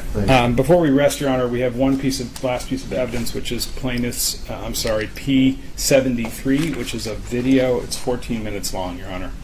Which one is this? This is the Washington Post video. Haven't I already admitted it? It shows the events of January 6th. Did I not already admit this? Yes, I think okay, why does the audience need to watch that? I can watch it. That's fine. We thought that. I've already watched it a couple of times. Okay. One of these things about it's only 17 minutes. There's a lot of material in the record, which obviously was not the subject of today's hearing, which I'm perfectly happy to refer to and review in connection with the briefs. So, but I don't know that we need to play the video. It's Washington Post video. It's available on public sources, right? As you wish, Your Honor. All right, great. Okay. Anything else, Mr. Shelby? No. Before we do close it. The petitioners rest. Rest. Anything else, Mr. Proctor? We rest. Very well. All right. Well, then I'll hear closing. Petitioners get the last word. Mr. Bob, you get to go first. Oh, okay.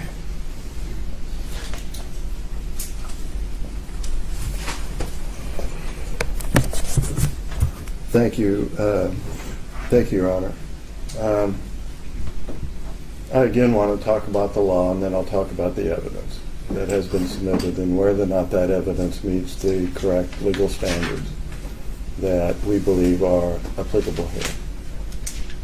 Of course, we enter procedure under North Carolina State Law 22-1-5, which permits Secretary of State to remove someone as a candidate for office if, one, they do not qualify as a candidate for office, or number two, if they are not eligible to take office, and in this case on January 3rd, 2023.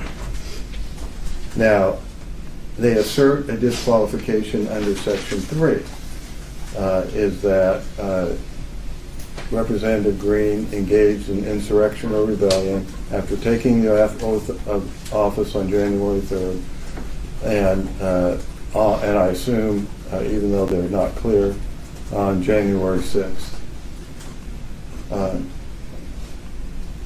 Section 3 also provides that, quote, Congress may by a vote of 2/3 of each house remove such disability. In other words, remove the political disability of not being able to take office by taking the oath, which is the trigger.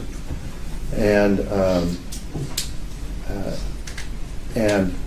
they can do that at any time. You can see the wording of the last sentence is not time limited. In other words, it could have been done last week. It could be done next month. It could be done on January 3rd, 2023, when Representative Greene presents herself. And before she's sworn in, Congress could pass a statute under Section 3, the last sentence, and she would then be qualified to take office. How in the world do we know right now that she will not be qualified on January 3rd, 2023, when Congress at any time, either for her in particular or for a class of people, as Congress has done. In fact, there were thousands of individual amnesties granted, and then 2 general amnesties granted by the Congress. They can do that at any time. It is impossible for this court to know at this time that she is not eligible to take office because of that contingency that can be exercised by Congress at any time in the future, up until January 3rd. That means this is nothing. She cannot be viewed as disqualified today because it cannot be determined that she is ineligible for office on January 3rd, 2023. That should end this.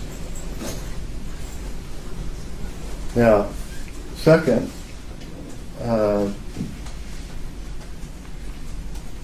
this has already happened. The amnesty has already been granted. The simple argument about this is the 1872 Amnesty Act relieved the disability under Section 3 to, quote, all persons whomsoever. Representative Greene is a all persons whomsoever. And it relieved the political disability that Section 3 imposed. And by the way, the word imposed here is a past participle, meaning that phrase, imposed by Section 3, is an adjective regarding what political disabilities are we talking about. Because absent that modifier of political disability, it could be you're a felon, you lost your civil rights, and we're giving you amnesty from the political disability that you cannot take office as a convicted felon. So the only way to know what political disabilities we're talking to is the past participle. I didn't know this at the beginning, Your Honor. The past participle imposed by Section 3. Now, we also know that Section 3 is both retrospective, because it affected anyone in the past that had engaged in insurrection or rebellion after taking the oath and disqualified them from office. But it also had a prospective effect, because why would we be here? If it didn't have a prospective effect, what would be the basis to apply this to Representative Greene?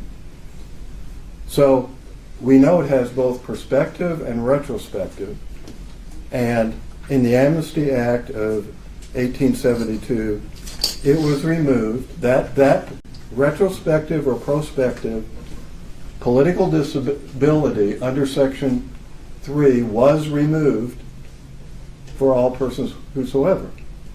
And the district court in North Carolina agreed with that analysis. That case is now on appeal. The district court here in Atlanta did not, and that case is on appeal. So you get to be the tiebreaker. All right? Now, we also know that when the 1872 Amnesty Act was adopted, that they did intend to be both retrospective and prospective.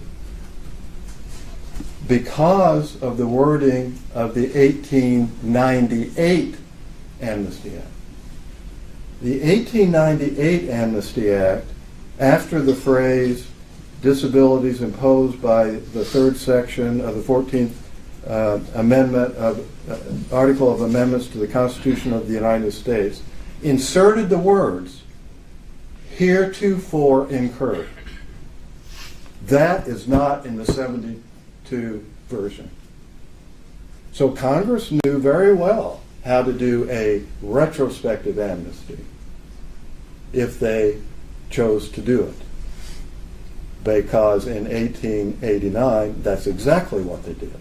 A retrospective only amnesty based on the words heretofore incurred. So, in accordance with the English language in the terms of construction, we can't treat heretofore incurred as like, surplusage or something. It comports with the understanding of Section 3 that the political disabilities were both retroactive and prospective. In 1872, the wording of that amendment, of that act, encompassed both. The 1898 wording only referred to retrospective. Now, we heard some, interesting things, about the history of our country from my fellow Hoosier law professor. But he admitted that when Congress considered the 14th Amendment in Section 3, there was not a word about any other insurrection or rebellion other than the Civil War. And that means that history about Shays and about the Whiskey Rebellions, as interesting as they are, simply played no role. In other words, that it was a historical occurrence. There is no evidence, even if we need to look at legislative history, no evidence that Congress considered that at all. So, I will soon be talking to you about what we do know about what they thought in 1867. But now,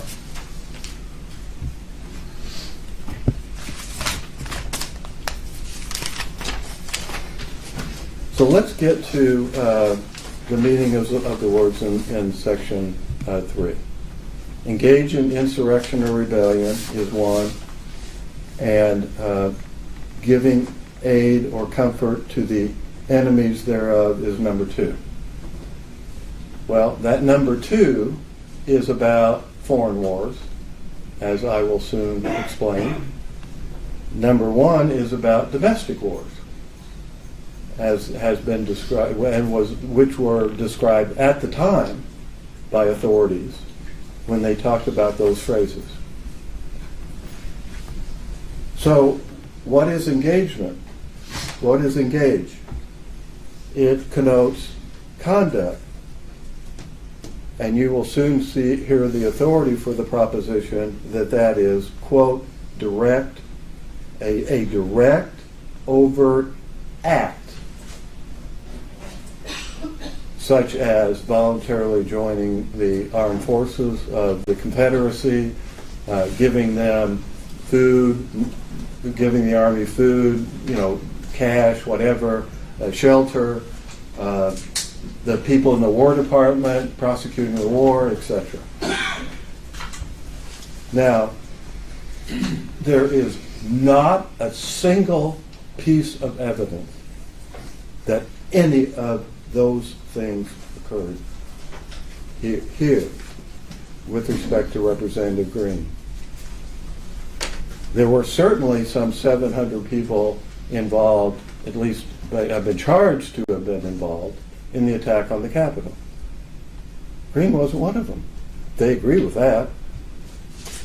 And there is no other act of direct, overt act of an insurrection nature that she is engaged in. Not a single one.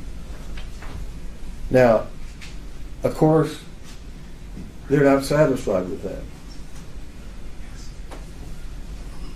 They want to use her political speech. And when they use their political speech, they want to use the nuances or the vagueness. Or wait a second, you didn't use the word peaceful in this one sentence, even though you said it over here. You didn't use it in this one sentence right here. And code words, for goodness sakes. Right there, this state is an insurrection, are insurrectionists. Right, says it right there, 1876. Now, if you're going to use speech, which you can't use here because they didn't use the word incite violence, they said engage, or incite an insurrectional rebellion. They said engage in an insurrectional rebellion. But it is instructive. And it's different because you can see, for instance, in the Act of 1862, where there was a felony to, quote, incite, set on foot, whatever that means, assist, or engage in any rebellion or insurrection, end of quote. That's codified at 18 U.S.C. section 2383. Those two words are used in the same list. Rules of construction tell you that they have to be different, or they're surplusage, and we never assume that Congress is just throwing words out there as surplus. So they necessarily mean a different thing. Brandenburg defined incitement as requiring speech that, quote, directed or inciting or producing imminent, lawless action that is likely to incite or produce such, or that is likely to produce such action. Producing imminent lawless action. Now that's very restrictive. That's very limiting. And of course the reason is the protection of the First Amendment, which we have now seen on full display here. Full display. The danger of construing words way beyond their meaning to allow political opponents to smear their opposition in a court of law. I know you've got, I understand the constraints Your Honor is under and the role that you play, and they have exploited that to the max. Well, what are the words that do not amount to insurrection? Well, we know there are words like that, or statements like that. Ku Klux Klan leader, quote, advocating the duty, necessity, or propriety of crime, sabotage, violence, or unlawful methods of terrorism as a means to accomplish industrial or political reform. And the court said, that's advocacy, that's not incitement of violence. A representative of the NAACP said, if we catch any of you going in any of them racist stores, we're going to break your damn neck, end of quote. That's in the NAACP case. That is advocacy, not incitement for violence. And a Vietnam War protester, we're taking the effing street again, end of quote. Not incitement for violence, but advocacy, protected by the First Amendment. So we know the kind of words that will be considered that. So what do we have from them? We have a rally. There is no evidence that there was anything but that was anything but a peaceful rally. And an accusation that she organized it, which she didn't, And while she, on a few occasions, urged people to go to it, she didn't even go to it herself and speak, and there was zero evidence that anything unlawful happened there. These kind of rallies happen in the Capitol of the United States numerous times every single year, on the ellipse. I attend one of them every year. And you know, guess what was one of the things they always say? And of course these are left-wing, right-wing, Democrats, Republicans, whatever. What do they always say? Well, once we're done here, go to the Capitol. Tell your representative, to vote for our issue. Okay? That, in their world, is calling for violence. When it is absolutely appropriate for people to go to the Capitol of the United States, to enter into it, it's absolutely lawful to do that, to go talk to their congressman, watch the House and Senate, whatever they might do. Flood the Capitol. It's a code word, I guess. Flood the Capitol. Then, well, what about this, Representative Greene? Did your staff take anyone on a tour of the Capitol between January 3rd and January 6th? Did any of you give any maps of the Capitol to anybody? What are they talking about? Congressmen do that every single day for their constituents. Is giving a tour or giving out a map some sort of code word, or to be viewed as what? Participating in a lawless riot? Oh, but 1776. Or what about Independence Day?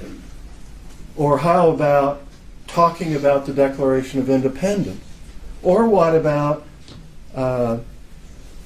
talking about the Revolutionary War for our independence?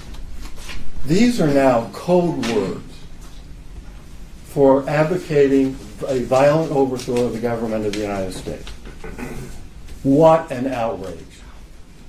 They want to hijack and cancel words like 1776, the Declaration of Independence, Independence Day, and the American Revolution. What about, oh no, defense of the Second Amendment? If you advocate for defense of the Second Amendment, you're in favor and in fact are engaging in the violent overthrow of the government of the United States. That's the implication, isn't it? Right? And of course, the Second Amendment says that the first part of it, a well-regulated militia, necessary for, a free republic or whatever.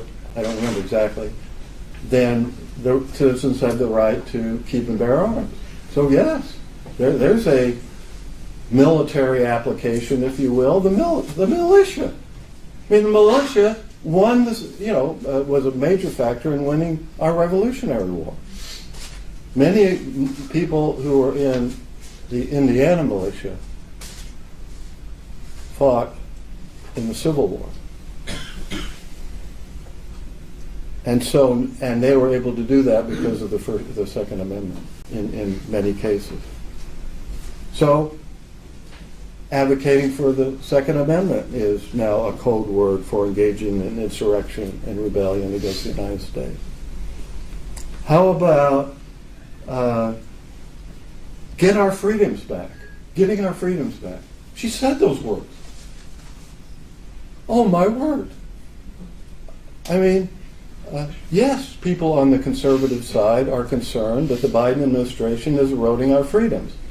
I mean, we just got one back as a result of a federal judge, just like, 2 or 3 days ago. And so, yes, that is a concern about what will happen with the election of Biden, and it's proven to be the case. We have lost our freedoms, some of them. And to be concerned about that is quintessential political speech. Well, what about, they keep saying this, events of January 6th. So, what we're going to do is just mush them all together, right? They're all one thing, just mush them all together. Well, the First Amendment doesn't allow you to do that. What the First Amendment provides with respect to freedom of association, which is what a rally is, or under the First Amendment as an assembly, protected by the First Amendment, is that if you have a peaceful rally, which they had, there's no evidence otherwise, some people leave, as some people did, and went to the Capitol, and some of them committed an illegal act. This rally does not lose its First Amendment protection, because the actions of a few that show up in that situation are not, cannot be attributed to the organization itself, or who could ever have a rally? I mean, nobody can guarantee that somebody might show up, whether they be supporters of what the rally's about, or agent provocateurs, or whatever, and cause illegal acts to occur or violence. You can't. I mean, I've been to a rally with 500,000 people on the ellipse of the Capitol, and how do you guarantee that? And so, what? There's a two-step analysis. First, was the rally peaceful and nonviolent? Unquestionably so, under what we know and what the evidence is. Well, can the rally be held into account for what the few did that left the rally, went to the Capitol, and the few there, some 700, who attacked the Capitol? And this is what the Supreme Court said in the NAACP case.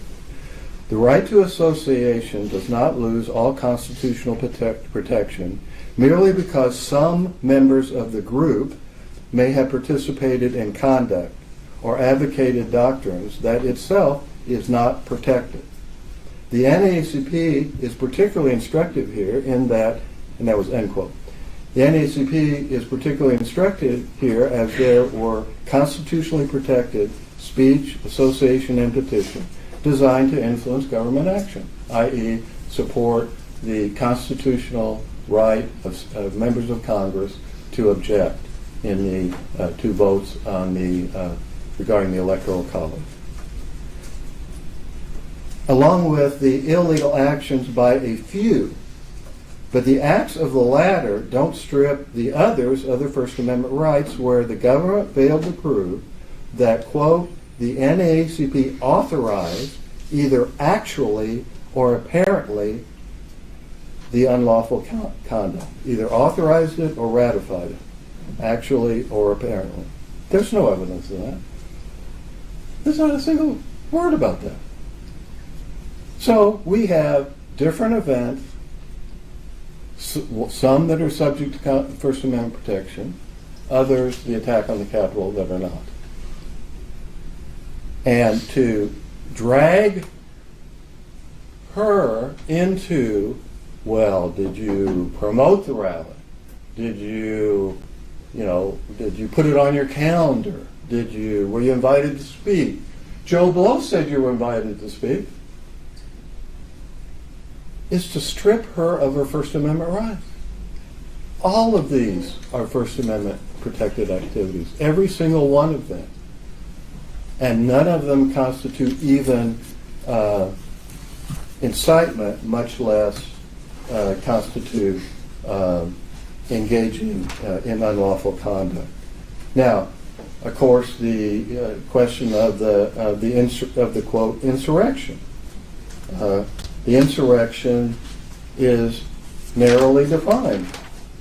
I quoted cases, some from 1894, some from 1842, some from the 1795 Militia Act, that all said basically the same thing, which is it has to be an armed uprising that is so formidable as to defy the authority of the United States in order to suppress it. And of course, we have a case, CJS says about riot, is that you can have mob violence and it's not an insurrection, unless it is so serious that actually military force is required to suppress it. Now, I mean, how do we know all this? Okay? Well, in 1867, and it went up on the screen, P48 that has been admitted was put up on the screen for a moment. And I have that, and I'd like to give you a copy.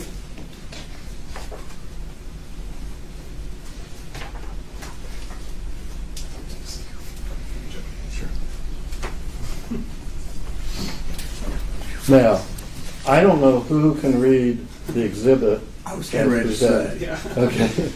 But I confess I cannot. Okay. However, therefore, what I have done is at 3 o'clock in the morning, Thursday morning, I figured out how to not only, zoom it, okay, to make it larger, the applicable section, but copy them. So I did that. And those are the attachments. All right? Now, because it was 3 o'clock in the morning, I kind of screwed up on my numbering, so it's 1A and 1B, and then I go 2 through 14 or so. And this takes you step by step through the analysis of the Attorney General of the United States in 1867. That was mentioned on the stand, okay, and shown to you.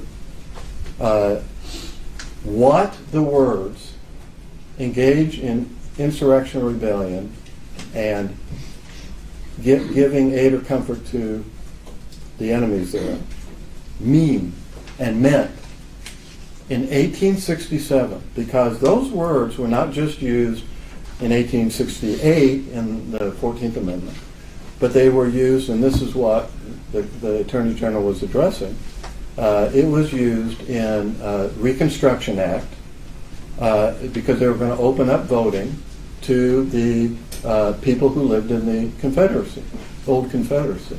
And they were required to take an oath. And that oath, in order to register to vote, one of its sections was that they have to swear that they did not, quote, engage in insurrection or rebellion or gave aid and comfort to the enemies of the United States. It's the exact words. Okay? So the first 1A starts about in the middle column. So we're going to go down the middle column for a while. All right? And it starts with considering, I now come to consider the meaning of the disqualification arising from this point of the oath that requires a person to state that he is, quote, not engaged in an insurrection or rebellion against the United States or given aid and comfort. Each of these are separately considered according to the Attorney General. On the next page, now it's on the left a little bit, my duty here is one of simple construction. And I thought this was important. He was not applying constitutional concepts to his construction, which of course under modern First Amendment jurisprudence, I mean, you absolutely have to do that. And as has happened in the NACP case, etc., as we have discussed. And even at that, he viewed the oath, because you couldn't vote, as depriving you of a right. And that was important to his analysis. On page 2, he goes to that the requirement of the oath and the disqualification must be viewed as a punishment for that conduct. and as a result, it made the oath even more objectionable than the fact that it was also a violation of a right, and a right to vote. Now, then on page 3, he said any doubts must be resolved in the favor of the voter, right? And then said, what acts then are within the meaning of this provision? Well, at the bottom he says, well, the first sentence, engage in insurrection or rebellion, covers the case of domestic war, and the second phrase, aid or comfort to the enemy, applies to foreign war. So in this context, we need to be looking at engaging in insurrection or rebellion. He continues on page 4 on that analysis. Page 5 is not, I'm sure, interesting, but not relevant. And then we go to page 6. We are now to inquire what is meant by engaging in insurrection or rebellion against the United States. He said, first, the force of the term to engage carries the idea of active rather than passive, and voluntary rather than compulsory. And he then analyzes the voluntary part, all right, that conscripts cannot be charged with engaging because it's involuntary. But somebody who voluntarily joined can be. On page 7, he begins to consider,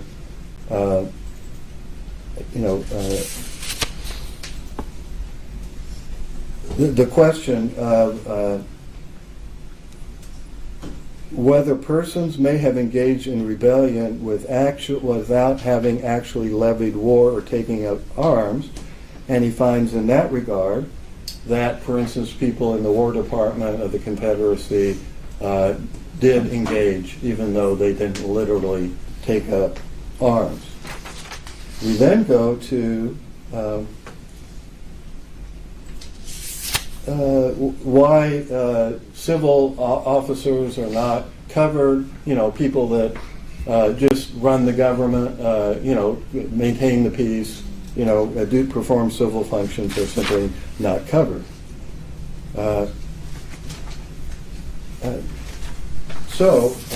And he continues that discussion on page 9, that I now concur in what amounts to individual participation in the rebellion. And of course,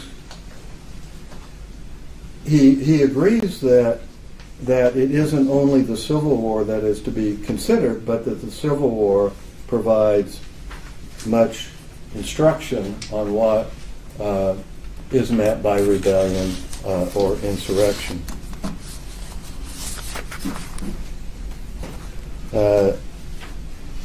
Again, page 11 is continuing the discussion of voluntary participation.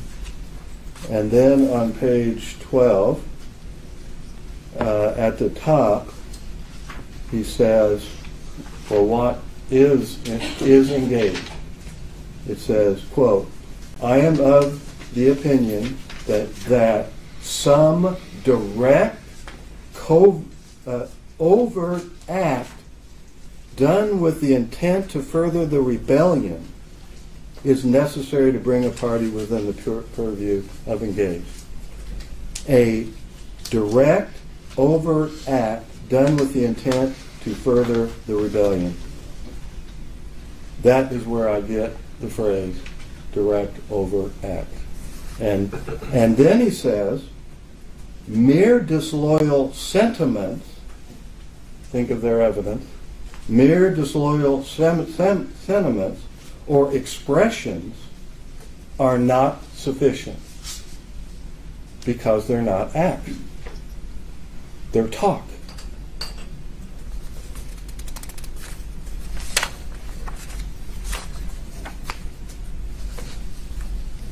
And so that is where we find out, surely I mean, by one of the most authoritative sources, the Attorney General of the United States, at the very time these phrases are used in several constitutional provisions, one, and statutes, several, about what it means. It does not mean nuance. It does not mean innuendo. It does not mean code words. It does not mean First Amendment protected speech. A direct, overt act is conduct, and it has to be with the intent to further not some political agenda or whatever, but the actual insurrection that is occurring, the domestic war, as they described it, he described it, that was occurring. Anything short of that, and every political disagreement is going to be characterized by bold, well-funded lawyers and interest groups into, you're going to have to fight for your life. You're going to be disqualified from Congress. You're going to be whatever they can do to you. Maybe, in the worst possible situation, charged with a federal offense. The same words are used in a federal crime of a felony. I mean, and that's why I said at the beginning two things. This is not about hyperbole, political smears, at least in my opinion. It has never been about that. It has to be about the law and what the law provides. Understanding that if this line is breached so that the political hyperbole of calling people insurrectionists turns into lawsuits brought by interest groups in order to abort our democracy, destroy the rights of voters to vote for the candidacy of their choice, and preclude individual members from running for re-election. Our democracy, Your Honor, cannot survive that. We cannot survive these trials right here. This was never designed to do what they have employed it to do. We are stripped of our rights. Okay, we can't do discovery. We can't move to dismiss their complaint before a trial, and certainly there's no time. I mean, we can try, but no time to do it, right? And we come into a hearing. All these cameras and all these live streaming and all this. Why are they interested in this? Because Representative Greene's on the ballot? Oh, please. No. This is a political agenda. And this has been a political show trial. Not because of your fault, but because of their exploitation of what we have done here, what has been done here. I mean, this procedure is for, you're not 25, Representative Greene, and she comes in with a birth certificate. This is not for a major trial of intense factual and legal consequences and elements, part of which, constitutional claims, federal claims, cannot even be heard by you in terms of decision.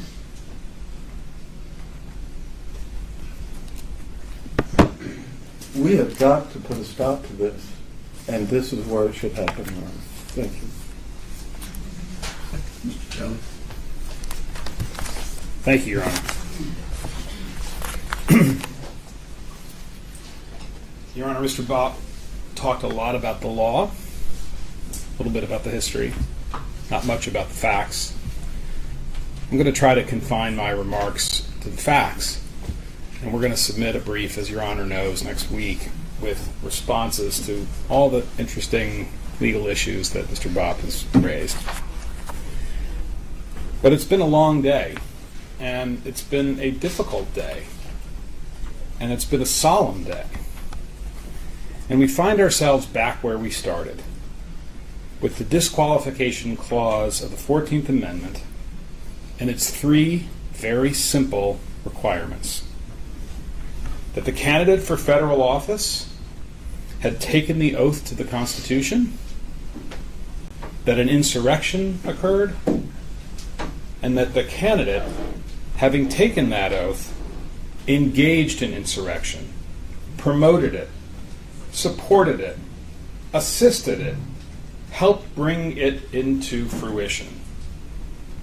Those are the three elements we came here today prepared to prove, and those are the three elements that we have proved. Let's talk about each of the three.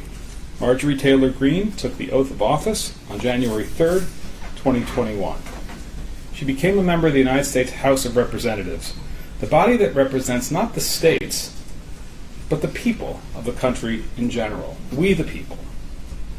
Now, Mr. Bopp said this morning, words matter, and we agree with that.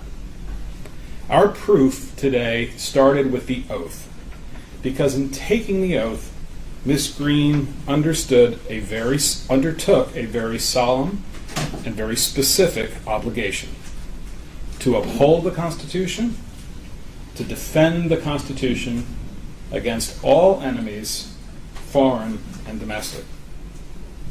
Now, taking that oath was an honor, but it was also an obligation. Ms. Greene was no longer a simple citizen of the great state of Georgia. She wasn't just another person with opinions and a Twitter account. She became part of our government. And she took on an affirmative obligation as part of our government to protect the Constitution, to protect its processes from anyone who would seek to block or impede them. That is what the disqualification clause is all about. That special status that is conferred upon a person when she takes the oath of office. Now, we'll argue in our brief to this court that that status means that Ms. Greene can't just say anything she wants that she could have said as a private citizen. And our brief will also point out that there are lots of things that people say that are words that matter and that also have legal consequences.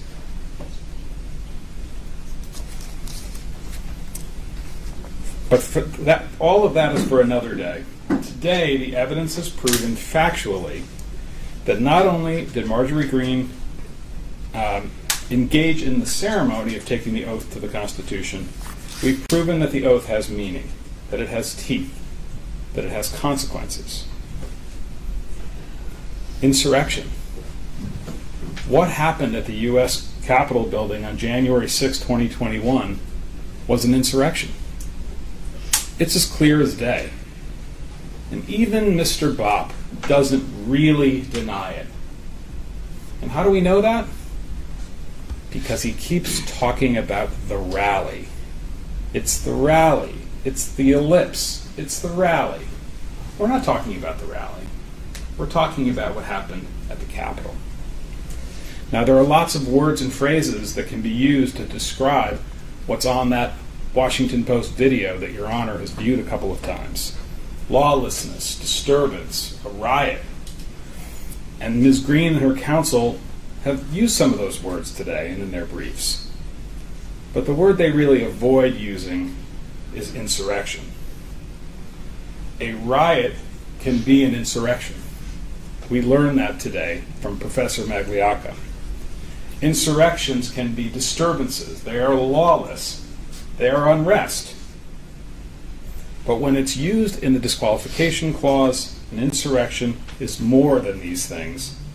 It is something where the purpose of it is to block, impede, disrupt a constitutional process or to overthrow the very existence of the government itself. Professor Magliocca explained all of this and how American history has faced many insurrections in the past, and how all of them share the same features. Violence, aimed at the processes or the legitimacy of government. Sometimes they're aimed at courts. In this case, they were aimed at the legislature. And the violence that cannot be quelled by ordinary law enforcement means. Judge Boudreau, you saw and heard with your own eyes not just the violence, horrific and sickening as it is, but its goal, which was to stop the certification of the Electoral College vote in favor of Joe Biden. Its goal was to stop the constitutional process of the 12th Amendment, the peaceful process of transferring power between presidents. Its goal was to physically prevent Congress from meeting to do the essential work of our democracy. And here's the worst of it. It worked. For a time, the insurrection worked. It succeeded, only briefly, but it worked. The joint session of Congress adjourned for several hours into the next morning and ceased carrying out its 12th Amendment function, all because of the insurrection. Because people violently flooded the Capitol with the goal of striking fear in the hearts of the people who work there and to use violence. Fear, violence, flooding the Capitol. These are words that came out of Marjorie Taylor Greene's mouth. Now, many people were responsible for this attack on our democracy. Most of all, of course, the individuals that you saw on the Washington Post video and many other places. They defiled the people's house. But they're not the only ones. There were others as well, the leaders, the people who justified, who promoted, who supported, who assisted, who encouraged this in the days and weeks leading up to January 6th.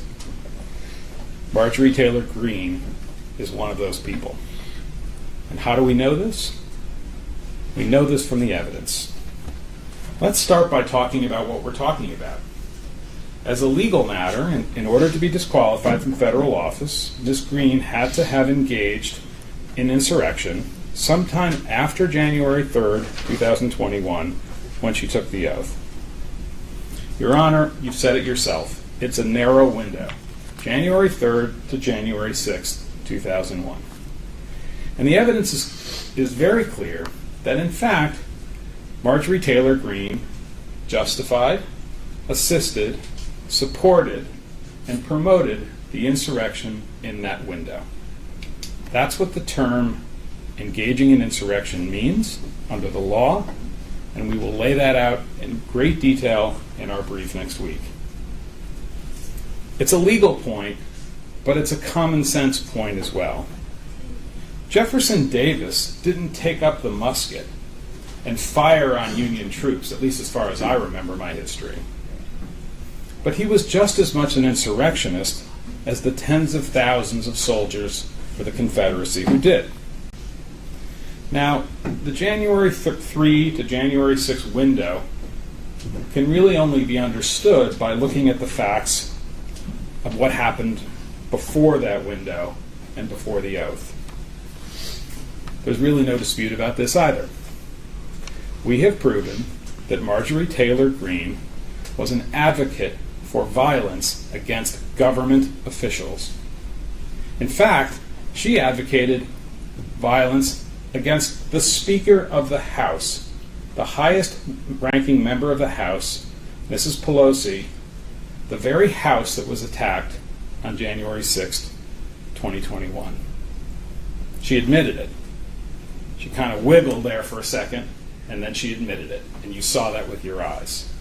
Treason, the death penalty, a bullet in the head. That's what she said about Nancy Pelosi. And we have proven that she saw the invasion of the Capitol building and creating fear is the word that she used, in the hearts of public officials, that she saw that as a legitimate political tactic. And when she told people, when she was discussing this tactic, that she told them they should feel like they can act in a violent way. She denied it, Not really. She said, I don't remember. That's CNN. That's fake news.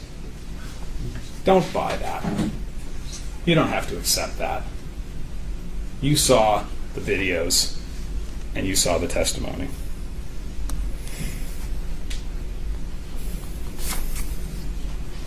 We have proven that Marjorie Taylor Greene was very clear on certain occasions with her supporters about her support for political violence.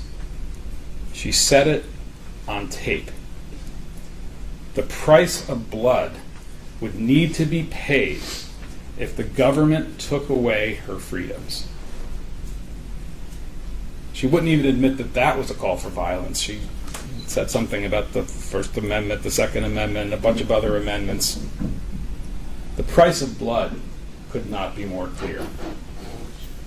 Now, this didn't happen in high school, as Mr. Bopp suggested in one of his objections.